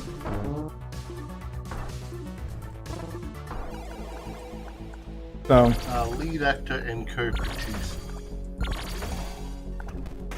yeah, I would have to look up the court case, because I think I remember, I watched part of that court case. I can't remember. I didn't see the whole thing, but I think I remember seeing that part where he's on the stand and they were asking him his role in the movie, because they were trying to figure out, like, how responsible were you for the, for the procedures and things that happened on set. Like, how responsible were you for checking this gun? Because normally, no, an actor doesn't check the gun. The armorer does. And if the armorer hands you a gun and says it's clean or it's cold, then you have no reason to check it. You would trust your armorer. So, but they were trying to figure out, like, well, was this your fault? Were you the guy in charge, so you weren't following procedure because no one's going to tell the boss not to follow procedure? Like, was this a you thing, or was this a procedure not followed thing? Yeah. So, and I think when they had him on the stand and they were actually questioning him, because they said, you do have a producer credit on the show. What does this mean? What is your actual duty on set? And he's like, I have no duty on set. And they're like, well, it says you co-produced the show, blah, blah, blah. And then they said what his role was. And he was like, I helped finance it. It is, a passion project for me, something I want to do. But I don't actually control anything on set, no. This is what I believe his statement was. Is that, no, I don't actually control anything on set. I just help pay for it. So, I don't know. I get very frustrated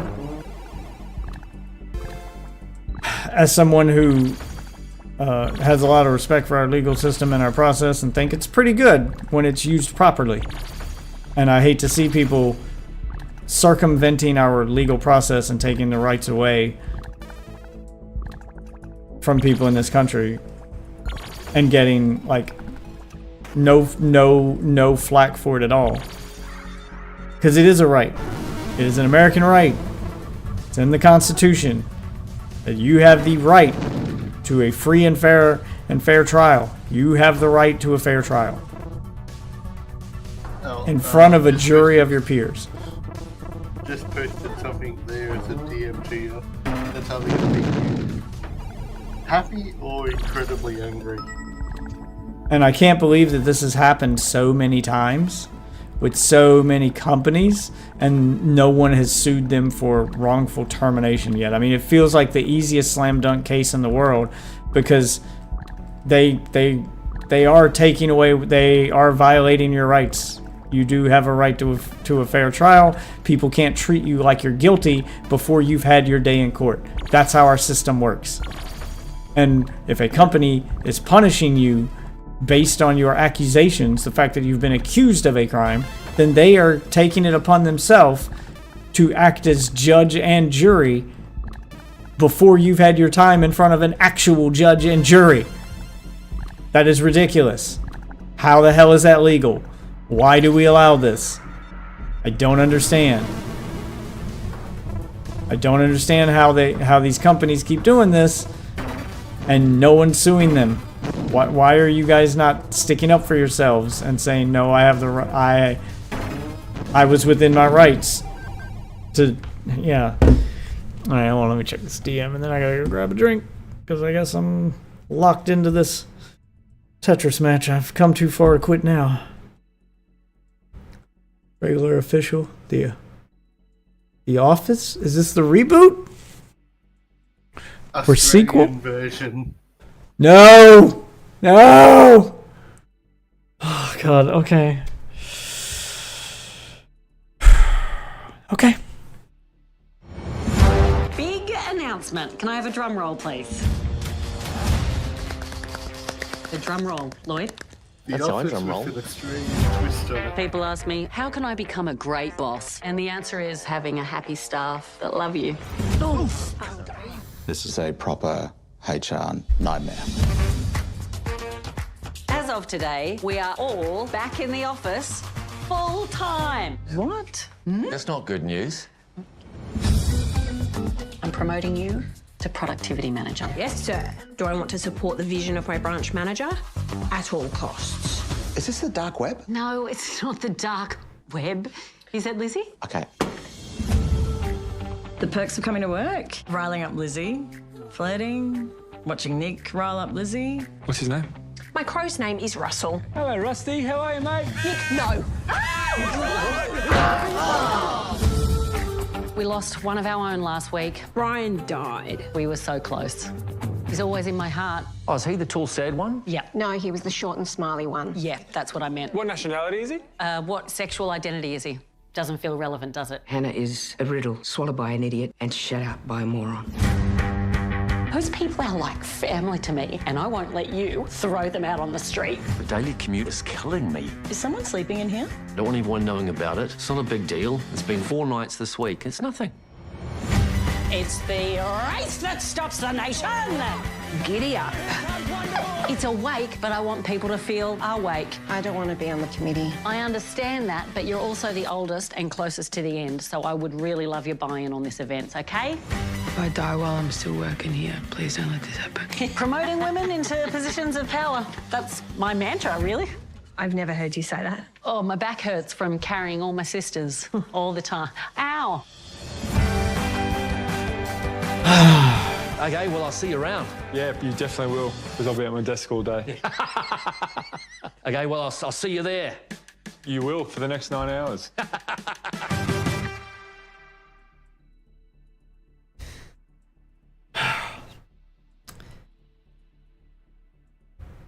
Well, I'm not gonna lie to you, Ozzy. That looks like crap. Yeah, probably. Looks like shite. I'm sorry, look, I got it on my desk right here. Right here, stream. Got my little Jim. Little Jim bobblehead in the office. He sits on my desk. Staring at me while I stream. There you go. There you go, Jim. His characters are... They're now doing an Australian version. Yeah, this is unnecessary. I'm sorry. It's been done perfectly already. And the characters are too well written and too iconic to be replaced at this point. I mean, I saw that chick trying. Bless her heart, she tried. But she's no Steve Carell. It would be better if it was Okay. like not trying to copy it directly, but Yeah, she's no this Michael is in Scott. the same universe. Yeah, she's no Michael Scott. Okay. That one dude, he's no Jim. And the other guy, he's no Dwight Schrute. Those characters have already been done better. And they've become infamous. Just know this was unnecessary. Just do your own thing. And it's not even like this formula can't be done well in a different setting. I mean, for fuck's sake, I would even say I like Parks and Recreation slightly better than The Office. I love The Office. Parks and Rec was also just chef's kiss, well done as well. It also helps that Parks and Rec was written by the same people. So it was just their next thing. Well, well done. Yeah, like I'd like to see an Australian spin on it. Doing something stereotypically Australian. Like something that you can only find in, working in an environment that only exists in Australia. I don't know what that would be, but I do know that an office is something every country has and has already been done before. We don't need to do it again. They should be working at something that's like only in Australia. If you're going to make an Australian thing. Again, I don't know what that is. I don't know what you guys make. The fuck do you guys make? I don't know, but I was just Do y'all more make thinking stuff? maybe beer factory, but some good old Fosters. Yeah, that's a good one. Do an office-style TV show at a Foster's Brewery. There you go. Just brewing up the Fosters. It's Australian for beer. Then you make a bunch of Australian beer jokes. What else is Australia famous for? Like how no actual Australian drinks Fosters. It's all foreigners that think we do. I thought of you the other day. We saw. What'd you say? The thing is, you drink over there, Bundaberg. Bundaberg rum. Oh, well, we saw a Bundaberg in the grocery store, and it said, had the little Australian symbol on it and everything, imported from Australia, but it wasn't rum. It was ginger beer. Ginger beer. Yeah, ginger yeah. beer. Yeah, Yeah, we Bundy saw the ginger beer. Yeah, we saw that Oh one. yeah.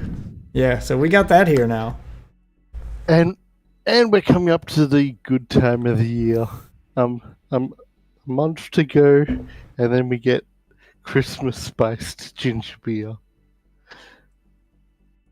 The best time of the year. Is it that good? Oh yeah, I get it every year. I've never had ginger beer before. What the fuck is it? Yeah, quite nice. Like a soda? Yeah, sort of. Like a root beer kind of thing?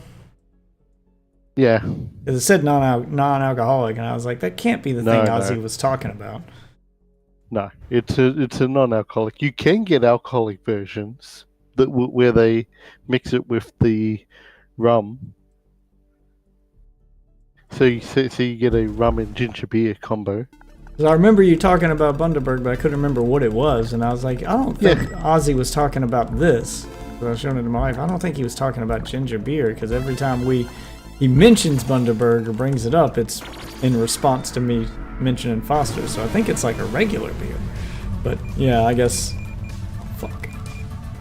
I forgot you can't just hold the button in this. Okay. Because I was like, okay, well, I guess rum makes sense. I forgot it was like a hard liquor, not like a beer. I can't remember the name of the beer you said you drink. If it's not Foster's. Great Northern. Which, I mean, obviously the correct answer is Foster's. It's Australian for beer. Everyone knows this.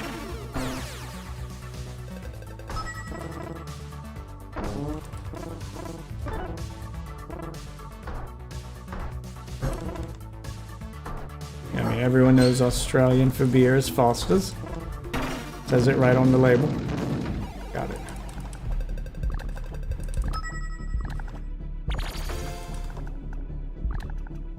So yeah, you've got the Bundy rum bottle, and then Bundy ginger beer. I don't think which probably would have been the one that you would have seen. I don't think we have the rum here, but I wouldn't know because I never go to the liquor store, and America's weird. Our hard alcohol, like anything other than beer, above a certain alcohol percent, like whiskey, etc., that is regulated by the state and has to be bought directly from the state. So you have to go to a state regulated, owned, and operated store to buy hard alcohol here in the state where I live. Couldn't tell you why, but yeah. You can buy beer anywhere. You can buy beer at a grocery store, gas station, etc. But anything beyond beer, anything stronger than a beer, you have to go to the state-run liquor store to buy here. So I don't know if... And then every time we have around that. Christmas, you've got the spiced ginger beer. Well, if it's that good, I might try it. Might be one of those, I'll try some weird Australian shit on stream. I meant to ask you about something else. Been playing Call of Duty. Call of Duty Zombies. Oh, yeah. For a while, and I'll be playing that probably again later today, because the new season starts later today. I'll be playing that probably tomorrow night on stream. But one of the main chicks in the zombie mode is an Australian chick. And she's constantly screaming out one-liners and shit when you kill zombies and stuff, you know, cracking jokes and whatnot. And she keeps mentioning this thing that I was like, is that a real thing? That can't be a real thing. But I have to ask you about it. I can't remember the exact line that she says in the game. But she makes a joke and says that she needs some banana ketchup. Is that a real thing? Not that I'm aware Banana of. ketchup? I can't remember the exact line. She was like, I'm gonna need some banana ketchup to go with this something. Like you kill a zombie a certain way. I wanna say you burn him when you burn one of the zombies with a Molotov or something. But she'll make that joke. But I don't know what banana ketchup is. Never heard of this.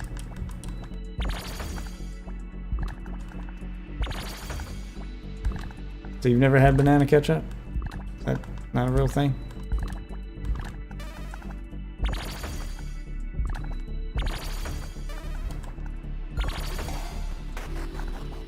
I mean, I know y'all eat weird stuff. I tried Vegemite, so can't be worse than that if it is real. I mean, I imagine it would be real. Why would they make it up? Yeah, no, I'm trying to find out what this is.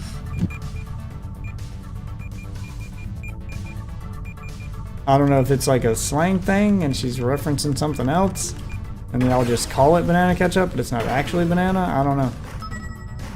Like, I'm trying to wrap my head around what it could be because I've never heard of banana ketchup. No, nor have I.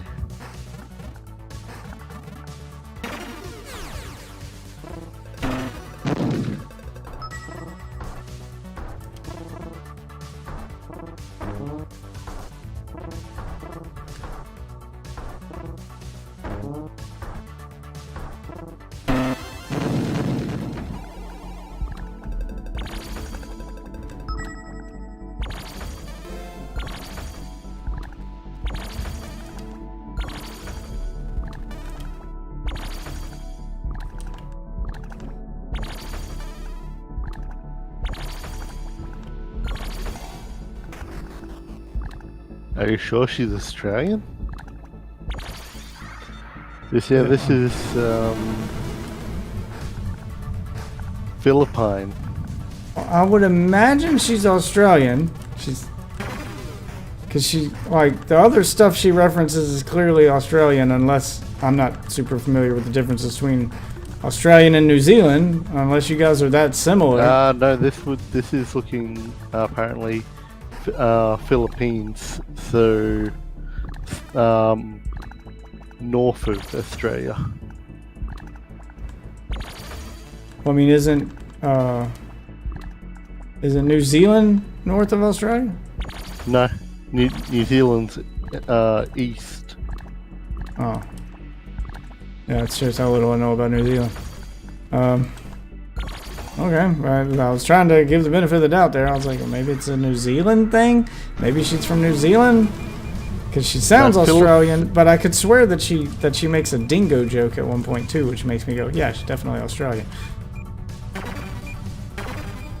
So I'm just going off her accent, but yeah, she's definitely like either New Zealand or Australian. Especially with the stuff she says in game.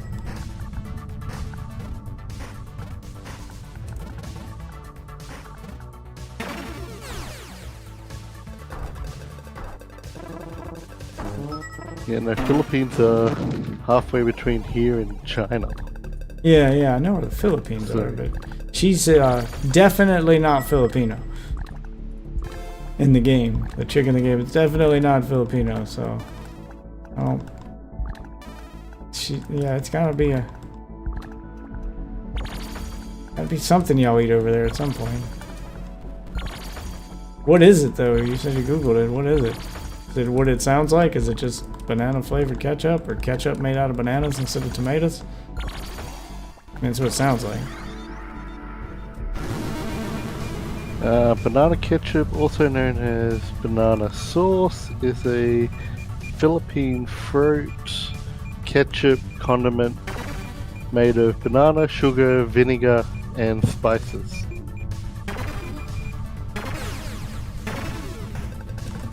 Okay, so it's not just ketchup that happens to have banana in it, it's like its own thing. Its natural color is a brownish yellow, but is often dyed red to resemble tomato ketchup. Ah, that's probably why it's called banana ketchup then. Got it. Huh, wonder what it tastes like.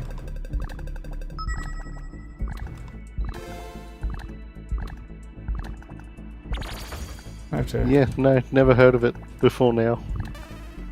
Huh. She says it all the time in the game.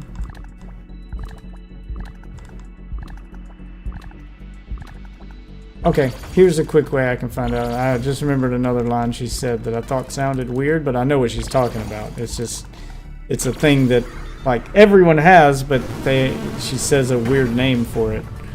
That's not what we call it here. Alright, what do you call, like, if you were gonna plug your TV or, you know, your Xbox or something into the wall? What do you call that? What do you mean? What's the name of the thing you're gonna plug it into on the wall? Socket? Power socket? Socket? Power plug? Okay. Wall socket? Well, she says that in the game when you use the electricity, you know, when you use the shock stick to shock them. She references, she said that it's like when you stick your hand in a power port. And I'm thinking that must be wall socket, because we call it a wall socket here. But I was thinking, oh, that sounds like one of those weird things where I know what they mean, but they call it something different. But it sounds like you also call it a wall socket and not a power port. Like, I get what a power port is. I mean, it makes sense. It's just, it's not what an American would call it. Wall socket, PowerPoint. Yeah, power port is what she says. Or PowerPoint or whatever. PowerPoint, yeah. We call it PowerPoint, yeah. Okay. Natural selection for young children. Yeah, I mean, no one here calls it a power port. Like I've never heard that. I've never heard an American ever call it that. Even though it makes sense to say it, I know what it means. It's probably... Both of them are probably right. I'm not sure what the official name for it would be. I guess you could call it either. And it could vary by country, but yeah, like I immediately knew what she meant. It's just like, I was like, oh yeah, that's probably the foreign way to say that. Because there's a few things that are the same in both our countries, but we just call them different things. For instance, you know, like the same thing happens in Britain. Like, we call them crackers, they call them biscuits. So, yeah. Oh, yeah. Like, what they call a biscuit is different than what we call a biscuit. But I know what they are when they say it. Your biscuit is the, like, sugary cookie. Well, no, our biscuits are breakfast. They're like bread. typically made with biscuits are typically used for breakfast sandwiches here. Oh no, am I about to lose? I'm not paying attention after doing this run for this long.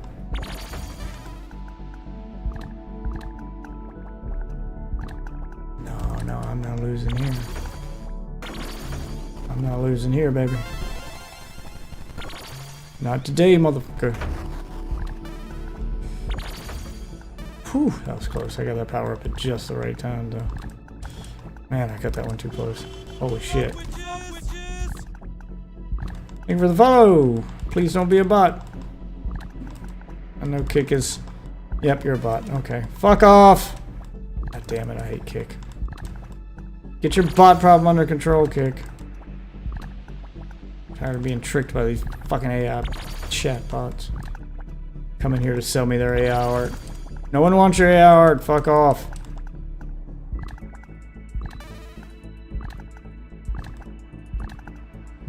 My channel doesn't need artwork. It's already perfect.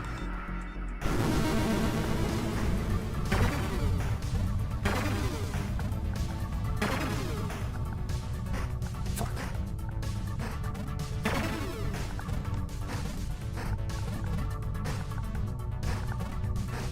Ha!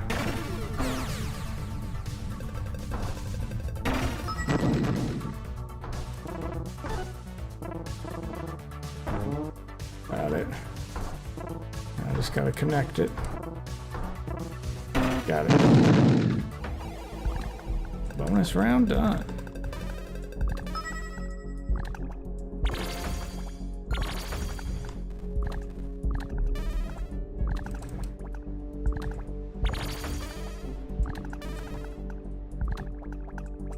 And yeah, I was just looking into the Black Ops thing. The chick you were talking about is a blonde? Yeah. Yeah. If it... okay, it's the one I figured is, and yeah. She's also an Australian model, Sophie Monk. Oh, well then that makes sense then. Yeah, I was right. She's also... Yeah, that makes sense. Yeah, she's Australian.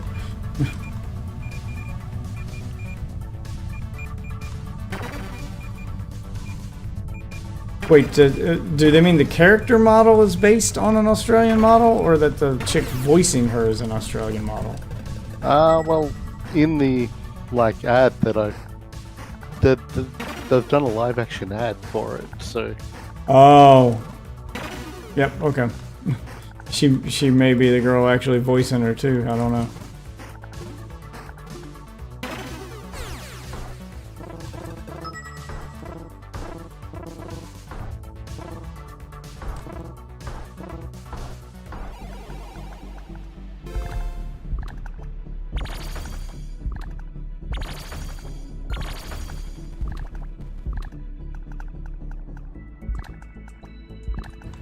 Or they may have just based the character model in the game after her. Because I haven't seen the live action ad. I didn't know there was a live action ad.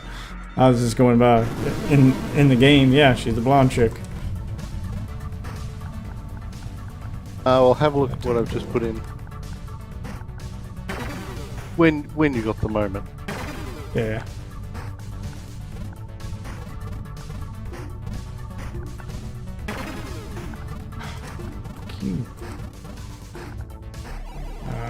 Fuck that up. Oh my god, I just accidental T-spin that. I guess L spin? I didn't know you could spin. There's that way. I just learned a new trick by accident. Look at this. Tetris fucking 40 years old. I'm still learning new shit in it.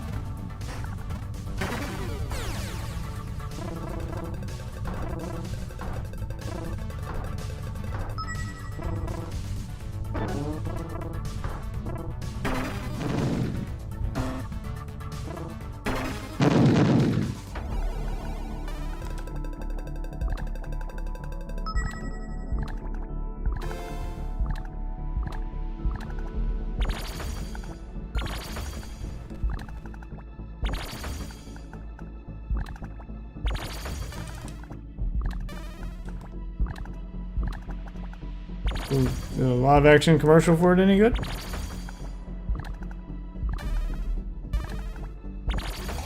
Or is the live action commercial specifically for zombies?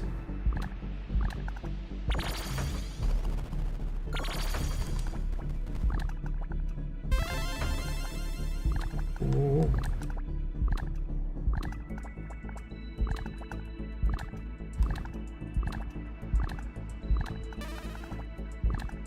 Wouldn't give me the piece I needed, would you, mother?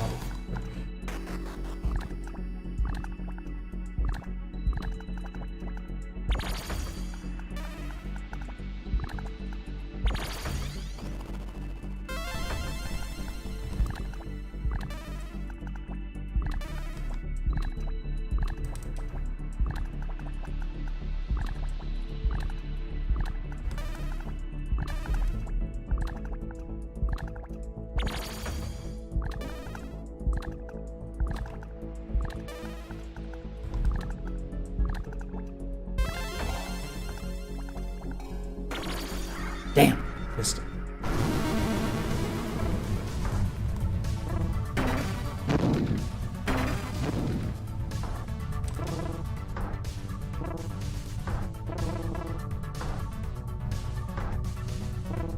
Oh, I'm fucking this up.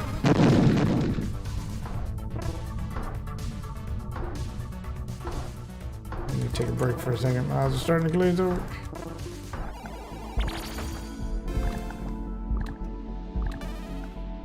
Maybe time to go to bed.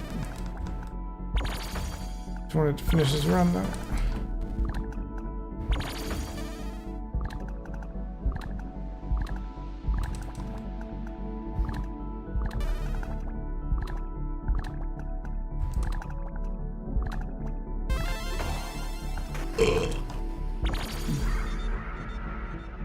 Take me back to 1989, baby.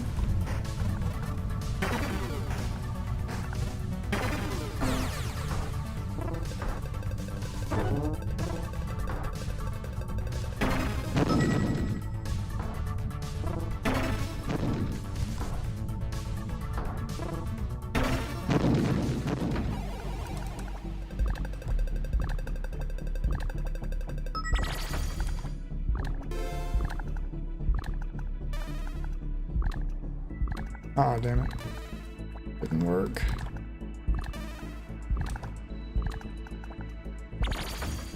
Ooh, making some dumb decisions right now. Ah, fuck. That didn't go where I wanted it to either. Well, I can fix that. It's not impossible, although that kind of fucked me up. Just trying to pull the piece I had out of storage, and instead it did that.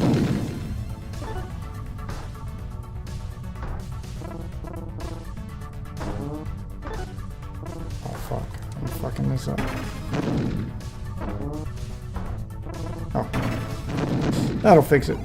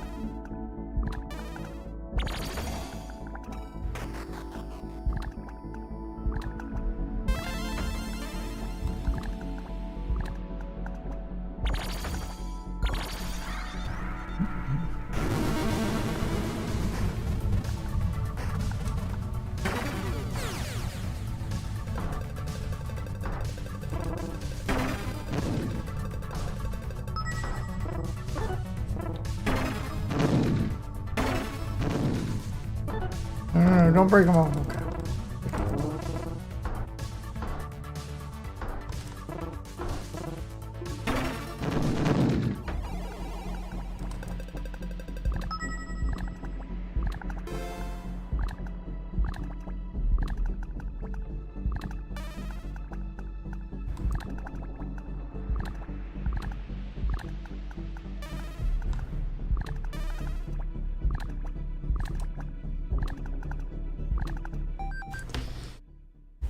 Fuck off. God damn it. Fucking sick of the bots on this site. I don't care about your work. I don't want to talk to you. I don't want to get art for my channel. I don't want any of that. Go away.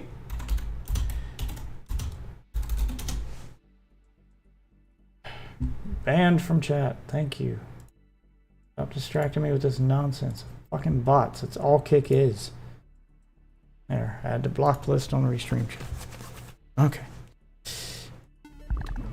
I'm trying not to distract myself when I'm sitting here fucking locked into a game.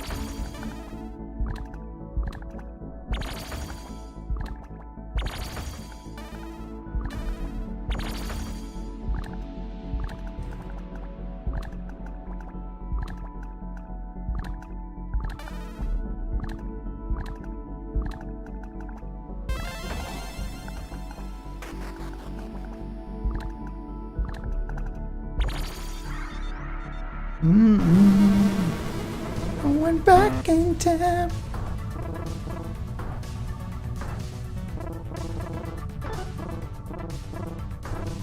Oh, fuck you. Okay. I can fix this. I can fix this. I couldn't fix that.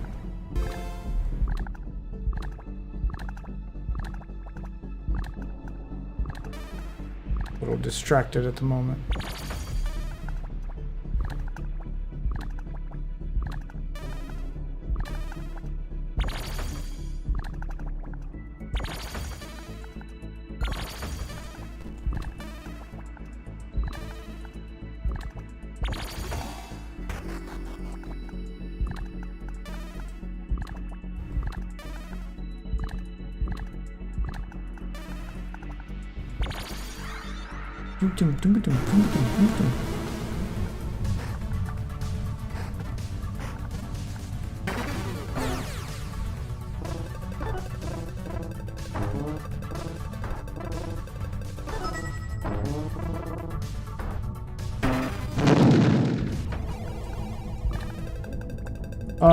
I swear sometimes getting the power up fucks me up when it transitions back into the main game.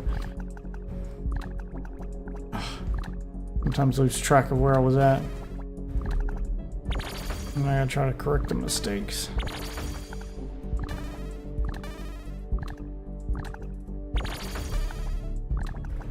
All part of the game, man. I feel like it shouldn't be. If you're gonna transition to multiple versions of Tetris in a single run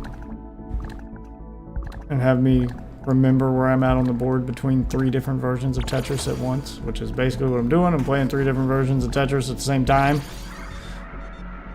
back to back, but each one has its own board, and I'm supposed to memorize where they're at. Then when you transition from one into the next, there should be a delay. It shouldn't just instantly be there so that I already have a piece dropping before the screen finishes its transition, and then I don't know where I'm at. Like, I literally can't see where to put the piece. It's already, like, moving before the screen has finished its transition. It feels like a fuck-up. It feels like that shouldn't happen. Yeah, see, the piece was already on the ground.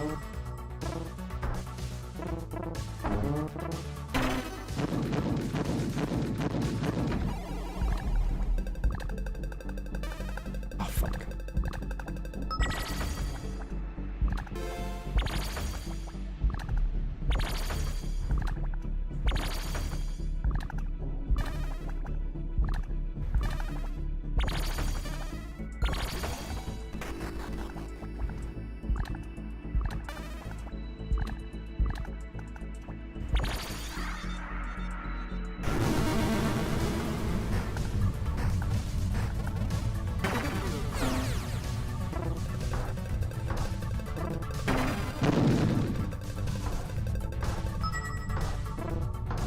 on, come on. Give me a piece of meat. None of these are it. You're just not gonna give it to me? No? Not gonna be able to complete this run? Do I have 3 seconds left? No. You didn't give me what I needed.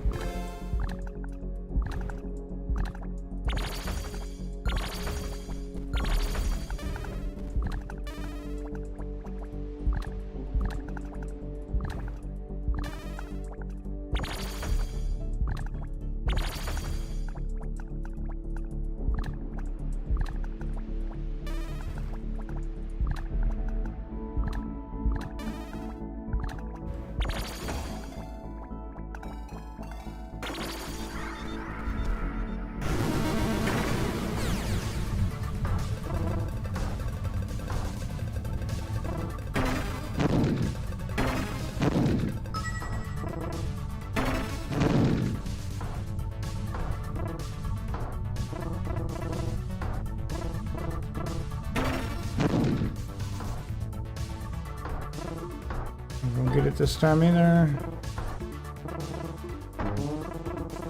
Nope. I got the bomb, but I wasn't able to set it off.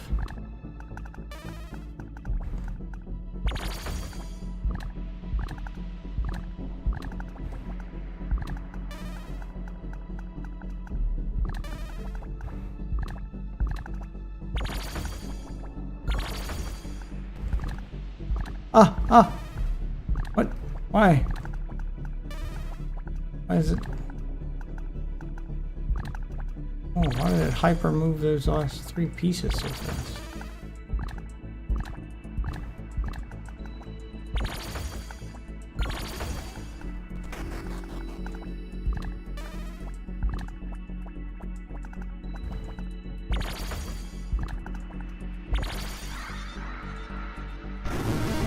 Get the power up I need. Completely saved my ass right now.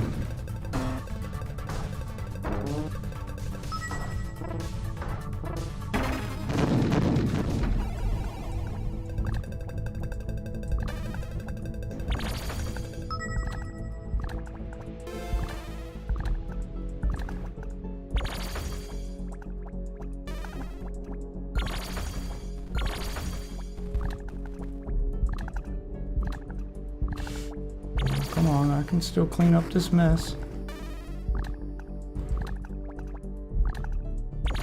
There we go. That was the power up I needed. Oh.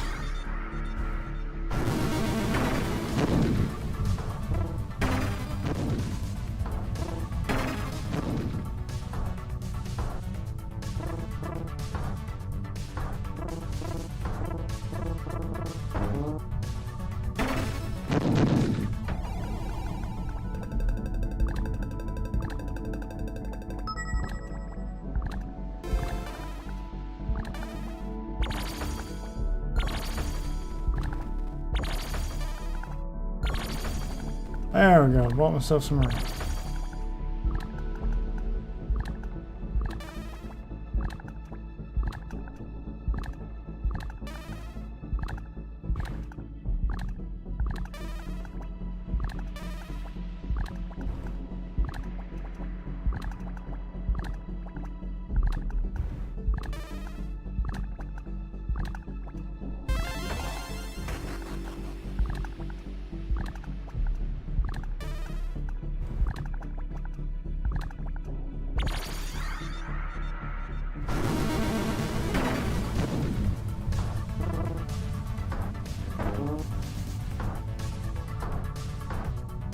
Fuck.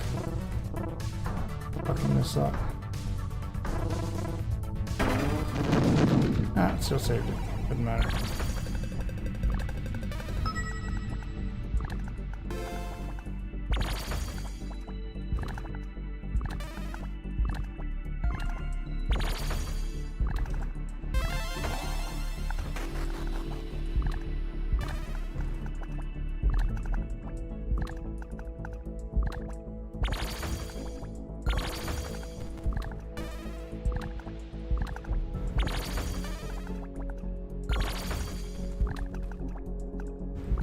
Oh, fuck. Didn't set.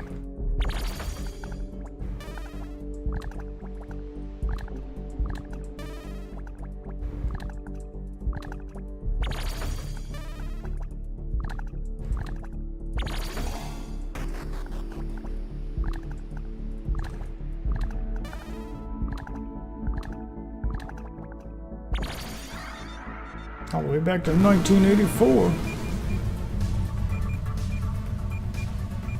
What? Oh, right, I have to keep tapping it. Can't just hold the button down when it switches to this one. Ah! Hate that. I get it, it's original recipe Tetris. This is how the game played back in 1984, but goddamn is it annoying.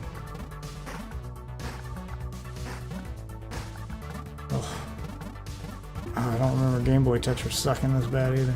There we go, I got it. Fuck. Now I gotta deal with the leftovers. Oh shit.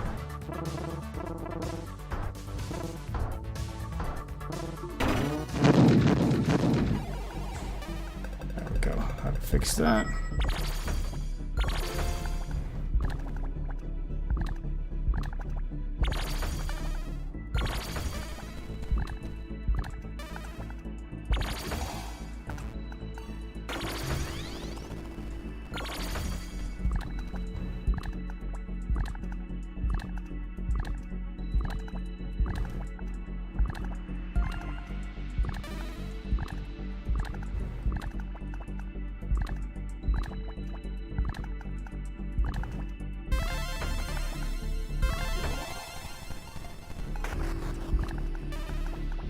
Yep, this single round of Tetris has lasted me 3 hours and 6 minutes.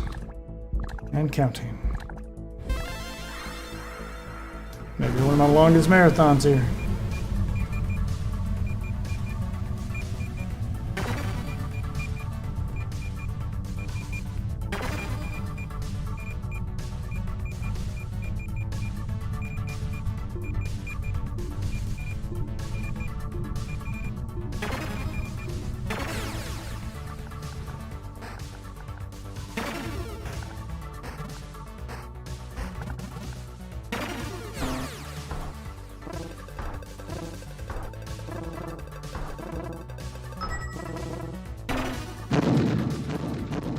Oh no!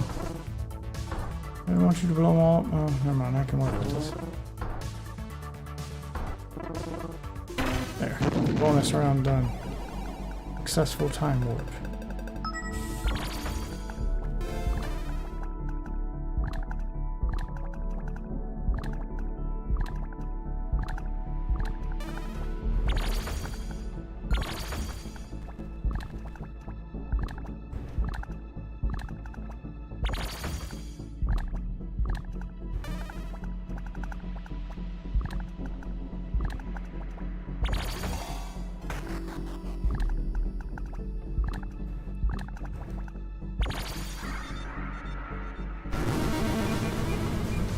Oh, yeah, why is it already moving before it's done with the transition? That's so annoying. Like, if I don't remember that that's gonna happen, I'm like the first couple pieces are already laid before I can even see the screen.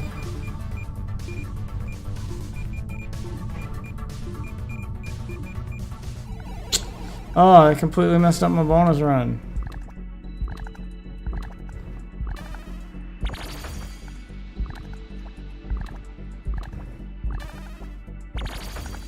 Feels like they're gonna have to patch that, like add a delay. Can't believe that that kind of oversight exists.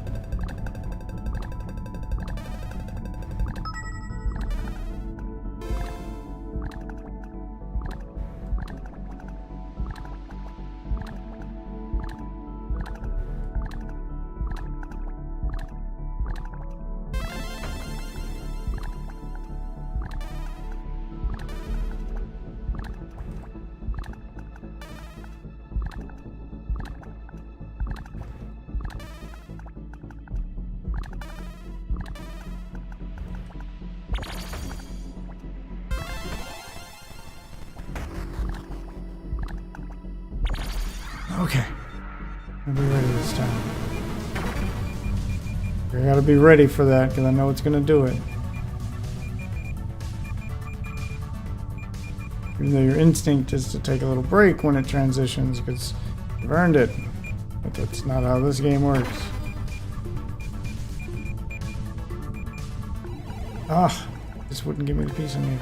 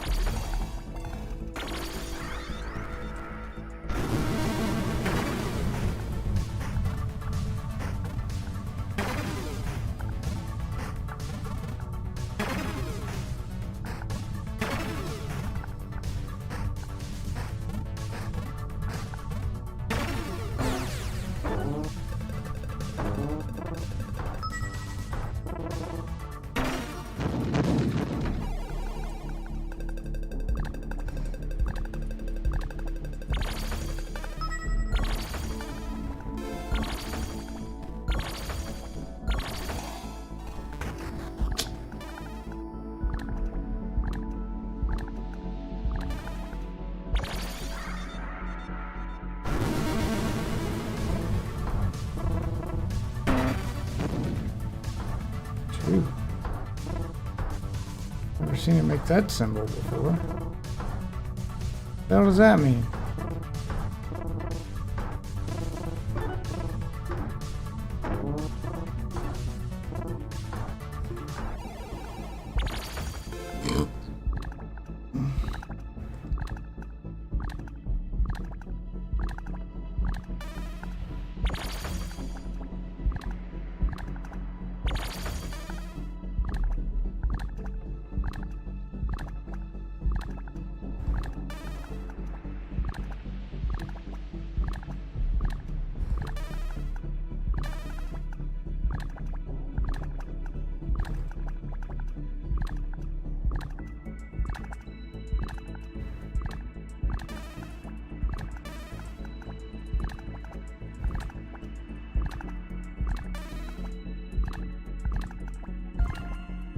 Oh, fuck.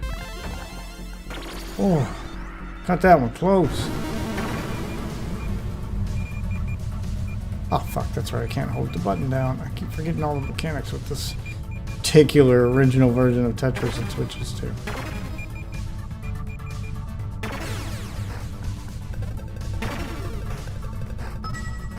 Oh, fuck, I fucked that up. Never mind.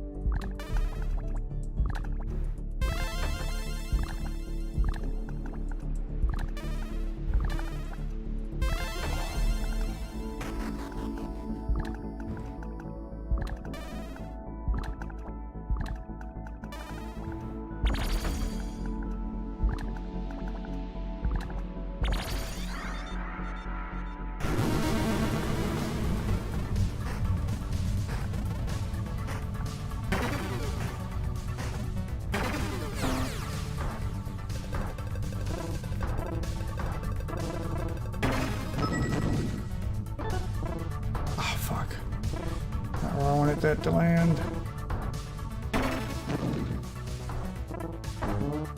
That'll do.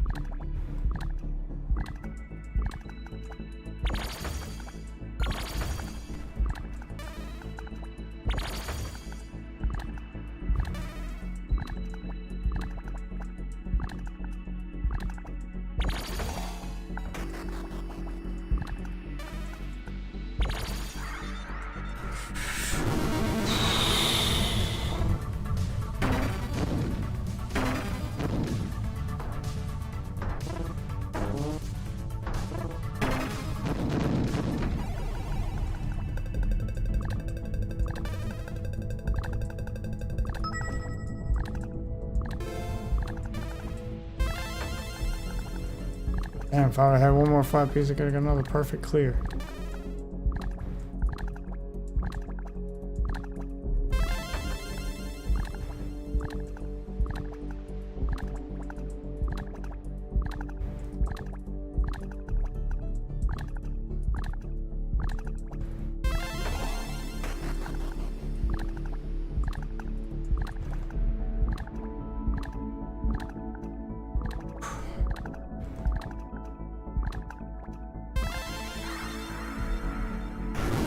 Where we going? Back in 1989, huh? Gonna go back in time.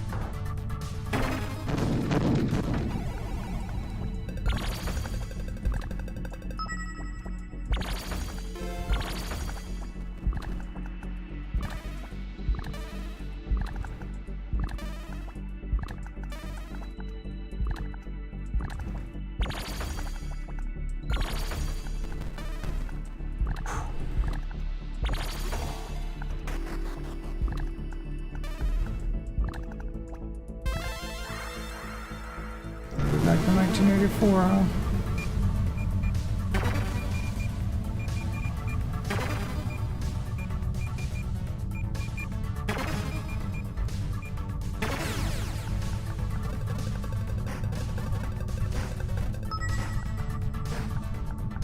Fuck.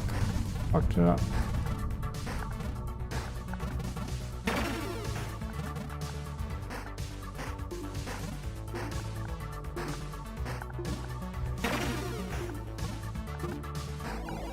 Oh, fuck.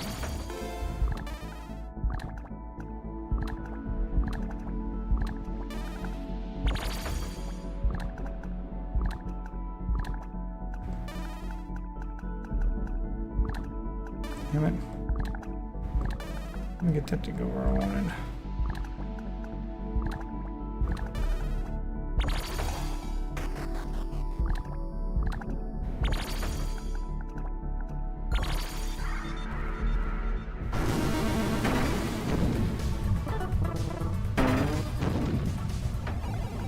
Wow, that got done in record time.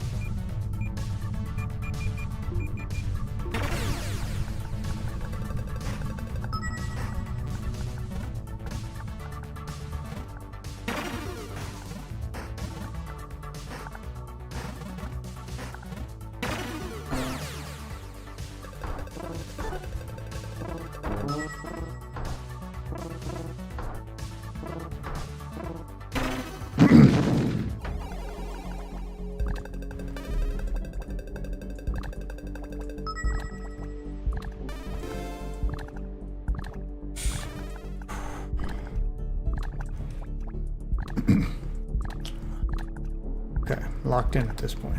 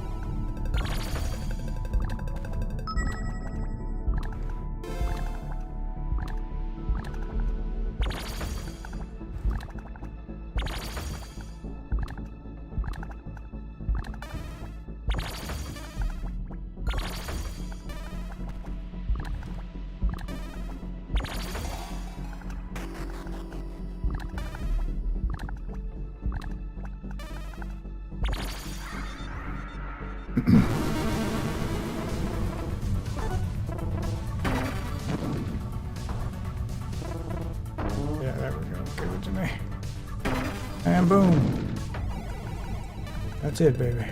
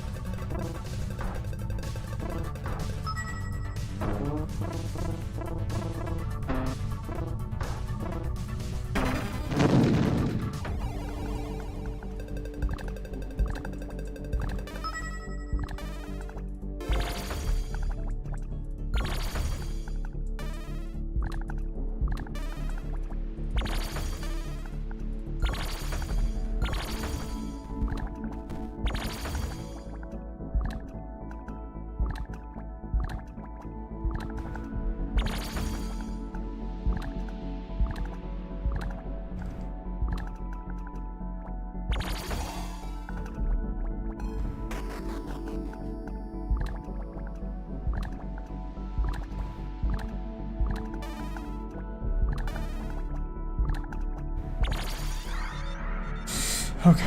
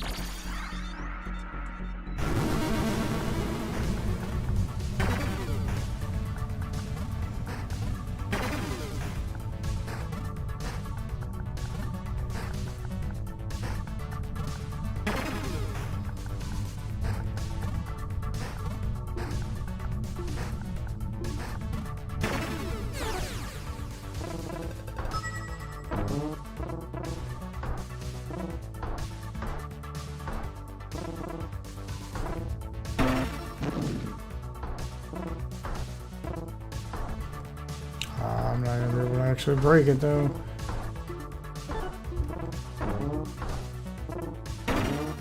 That one I can.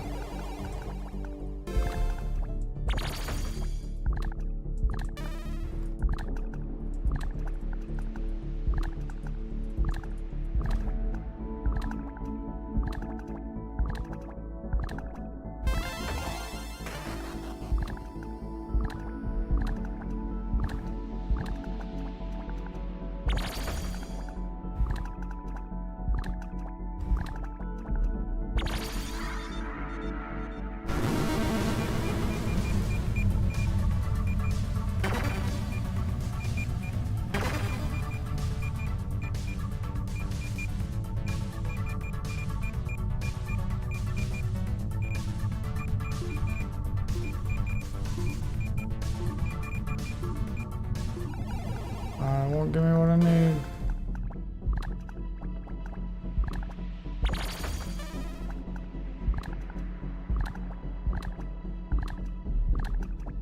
I wonder if I pause it if it'll continue playing the game. Or if I can put this on hold and quick resume it tomorrow because I've been up way too long playing Tetris.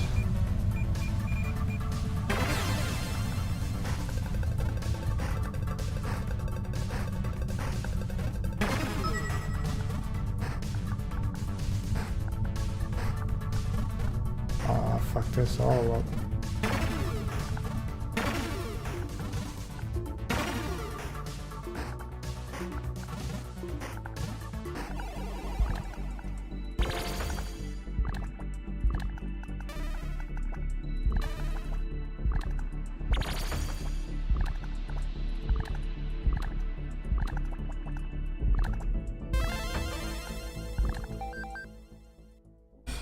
Oh, yeah. That would be where I call it. Oh, Still God. going for the Guinness Book of Records.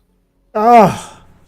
I mean, I picked Endless Marathon. I just didn't think I'd last this long.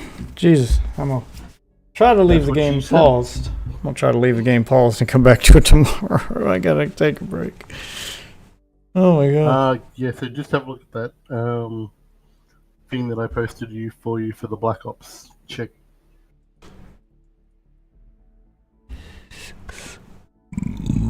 Oh, yeah, that's not what she looks like in the game. Oh, okay. This has got to be the girl that does her voice, though. Let's see the trailer. In these crazy times, my services are in higher demand than ever. So I've enlisted some reinforcements.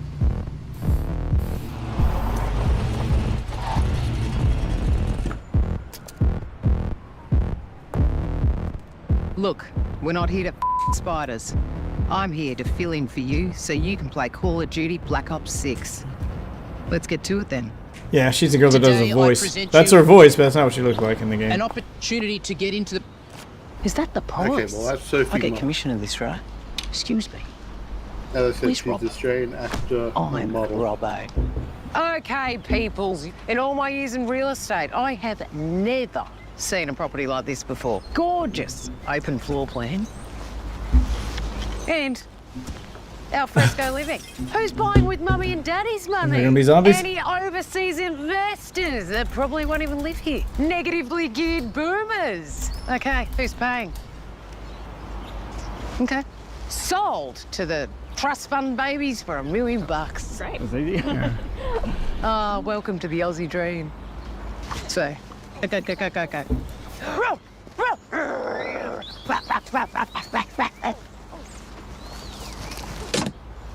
Enjoy. And a new kind of affordable housing option is now popping up all around the country to bring some relief Black to Ops 6 Australia. news. It was a long ass commercial. This is what she looks like in the game, though. Come back later, love. I want Smoko. Here comes a 3-incher. Guys are not gonna post the picture? What are you doing? You need to fix your side mirror. No, I don't. Yeah, you do. And there's been huge delays across Sydney due to gridlock outside a school in Sydney's. Oh, it's specifically for Australia.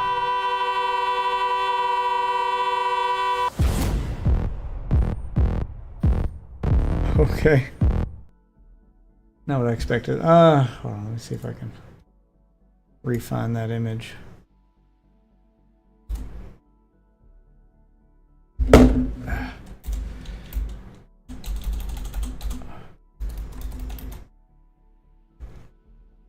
See if I can just post the link to it.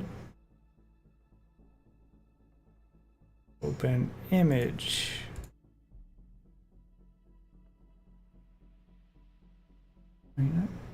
Let me save this image. Let me try it again. Try to do it that way.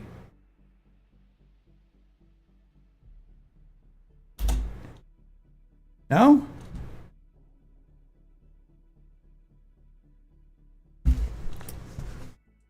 Yeah, I've got the photo. I can see it. Oh, I wonder why it doesn't show up in chat. Like, I hate that Google uses these weird image types. What the fuck's a AHIF? Okay, well, yeah, that's what she looks like in the game.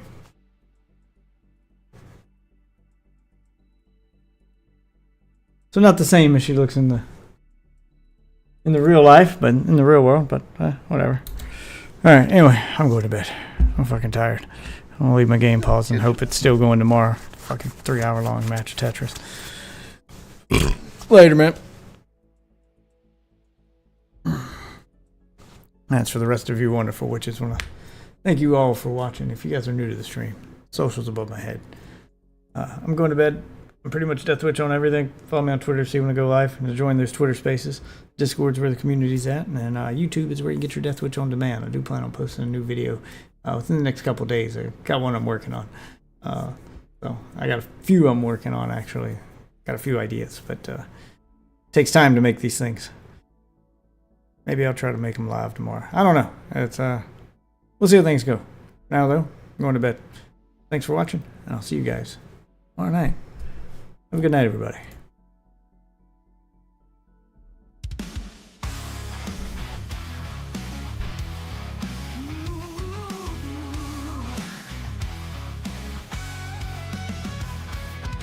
Death waits in the spotlight, highlights in his eyes. Fingers dance on the joystick, lost in the digital buzz. Sexy modes of the gameplay, through the night air. Screens light up with desire, fans trapped in this snare.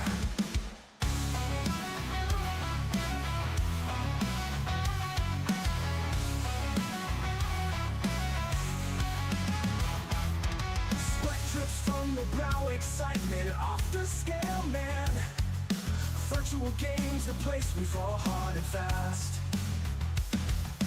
Shots explode in frenzy, craving the next move. In Death Wish we trust joystick, master of the groove. Joystick fever drive us mad wild. Strain rage seduction, fever gets tactile. Death Wish the king, leading us astray. Joystick fever, night melts away. Killer scream, ignited passion rises steep. In game world fantasies we plunge deep. Eyes glued to the screen, can't break free. Death Wish seduction, with joystick destiny. Pixels burning slow, seductive flare. Lost in the madness, no need for prayer. Together we ride in this electric storm. Joystick fever, our hearts reborn. Joystick fever, drive us mad wild. Streaming seduction, fever gets tactile. Death makes the king, leading us astray. Joystick fever, night melts away.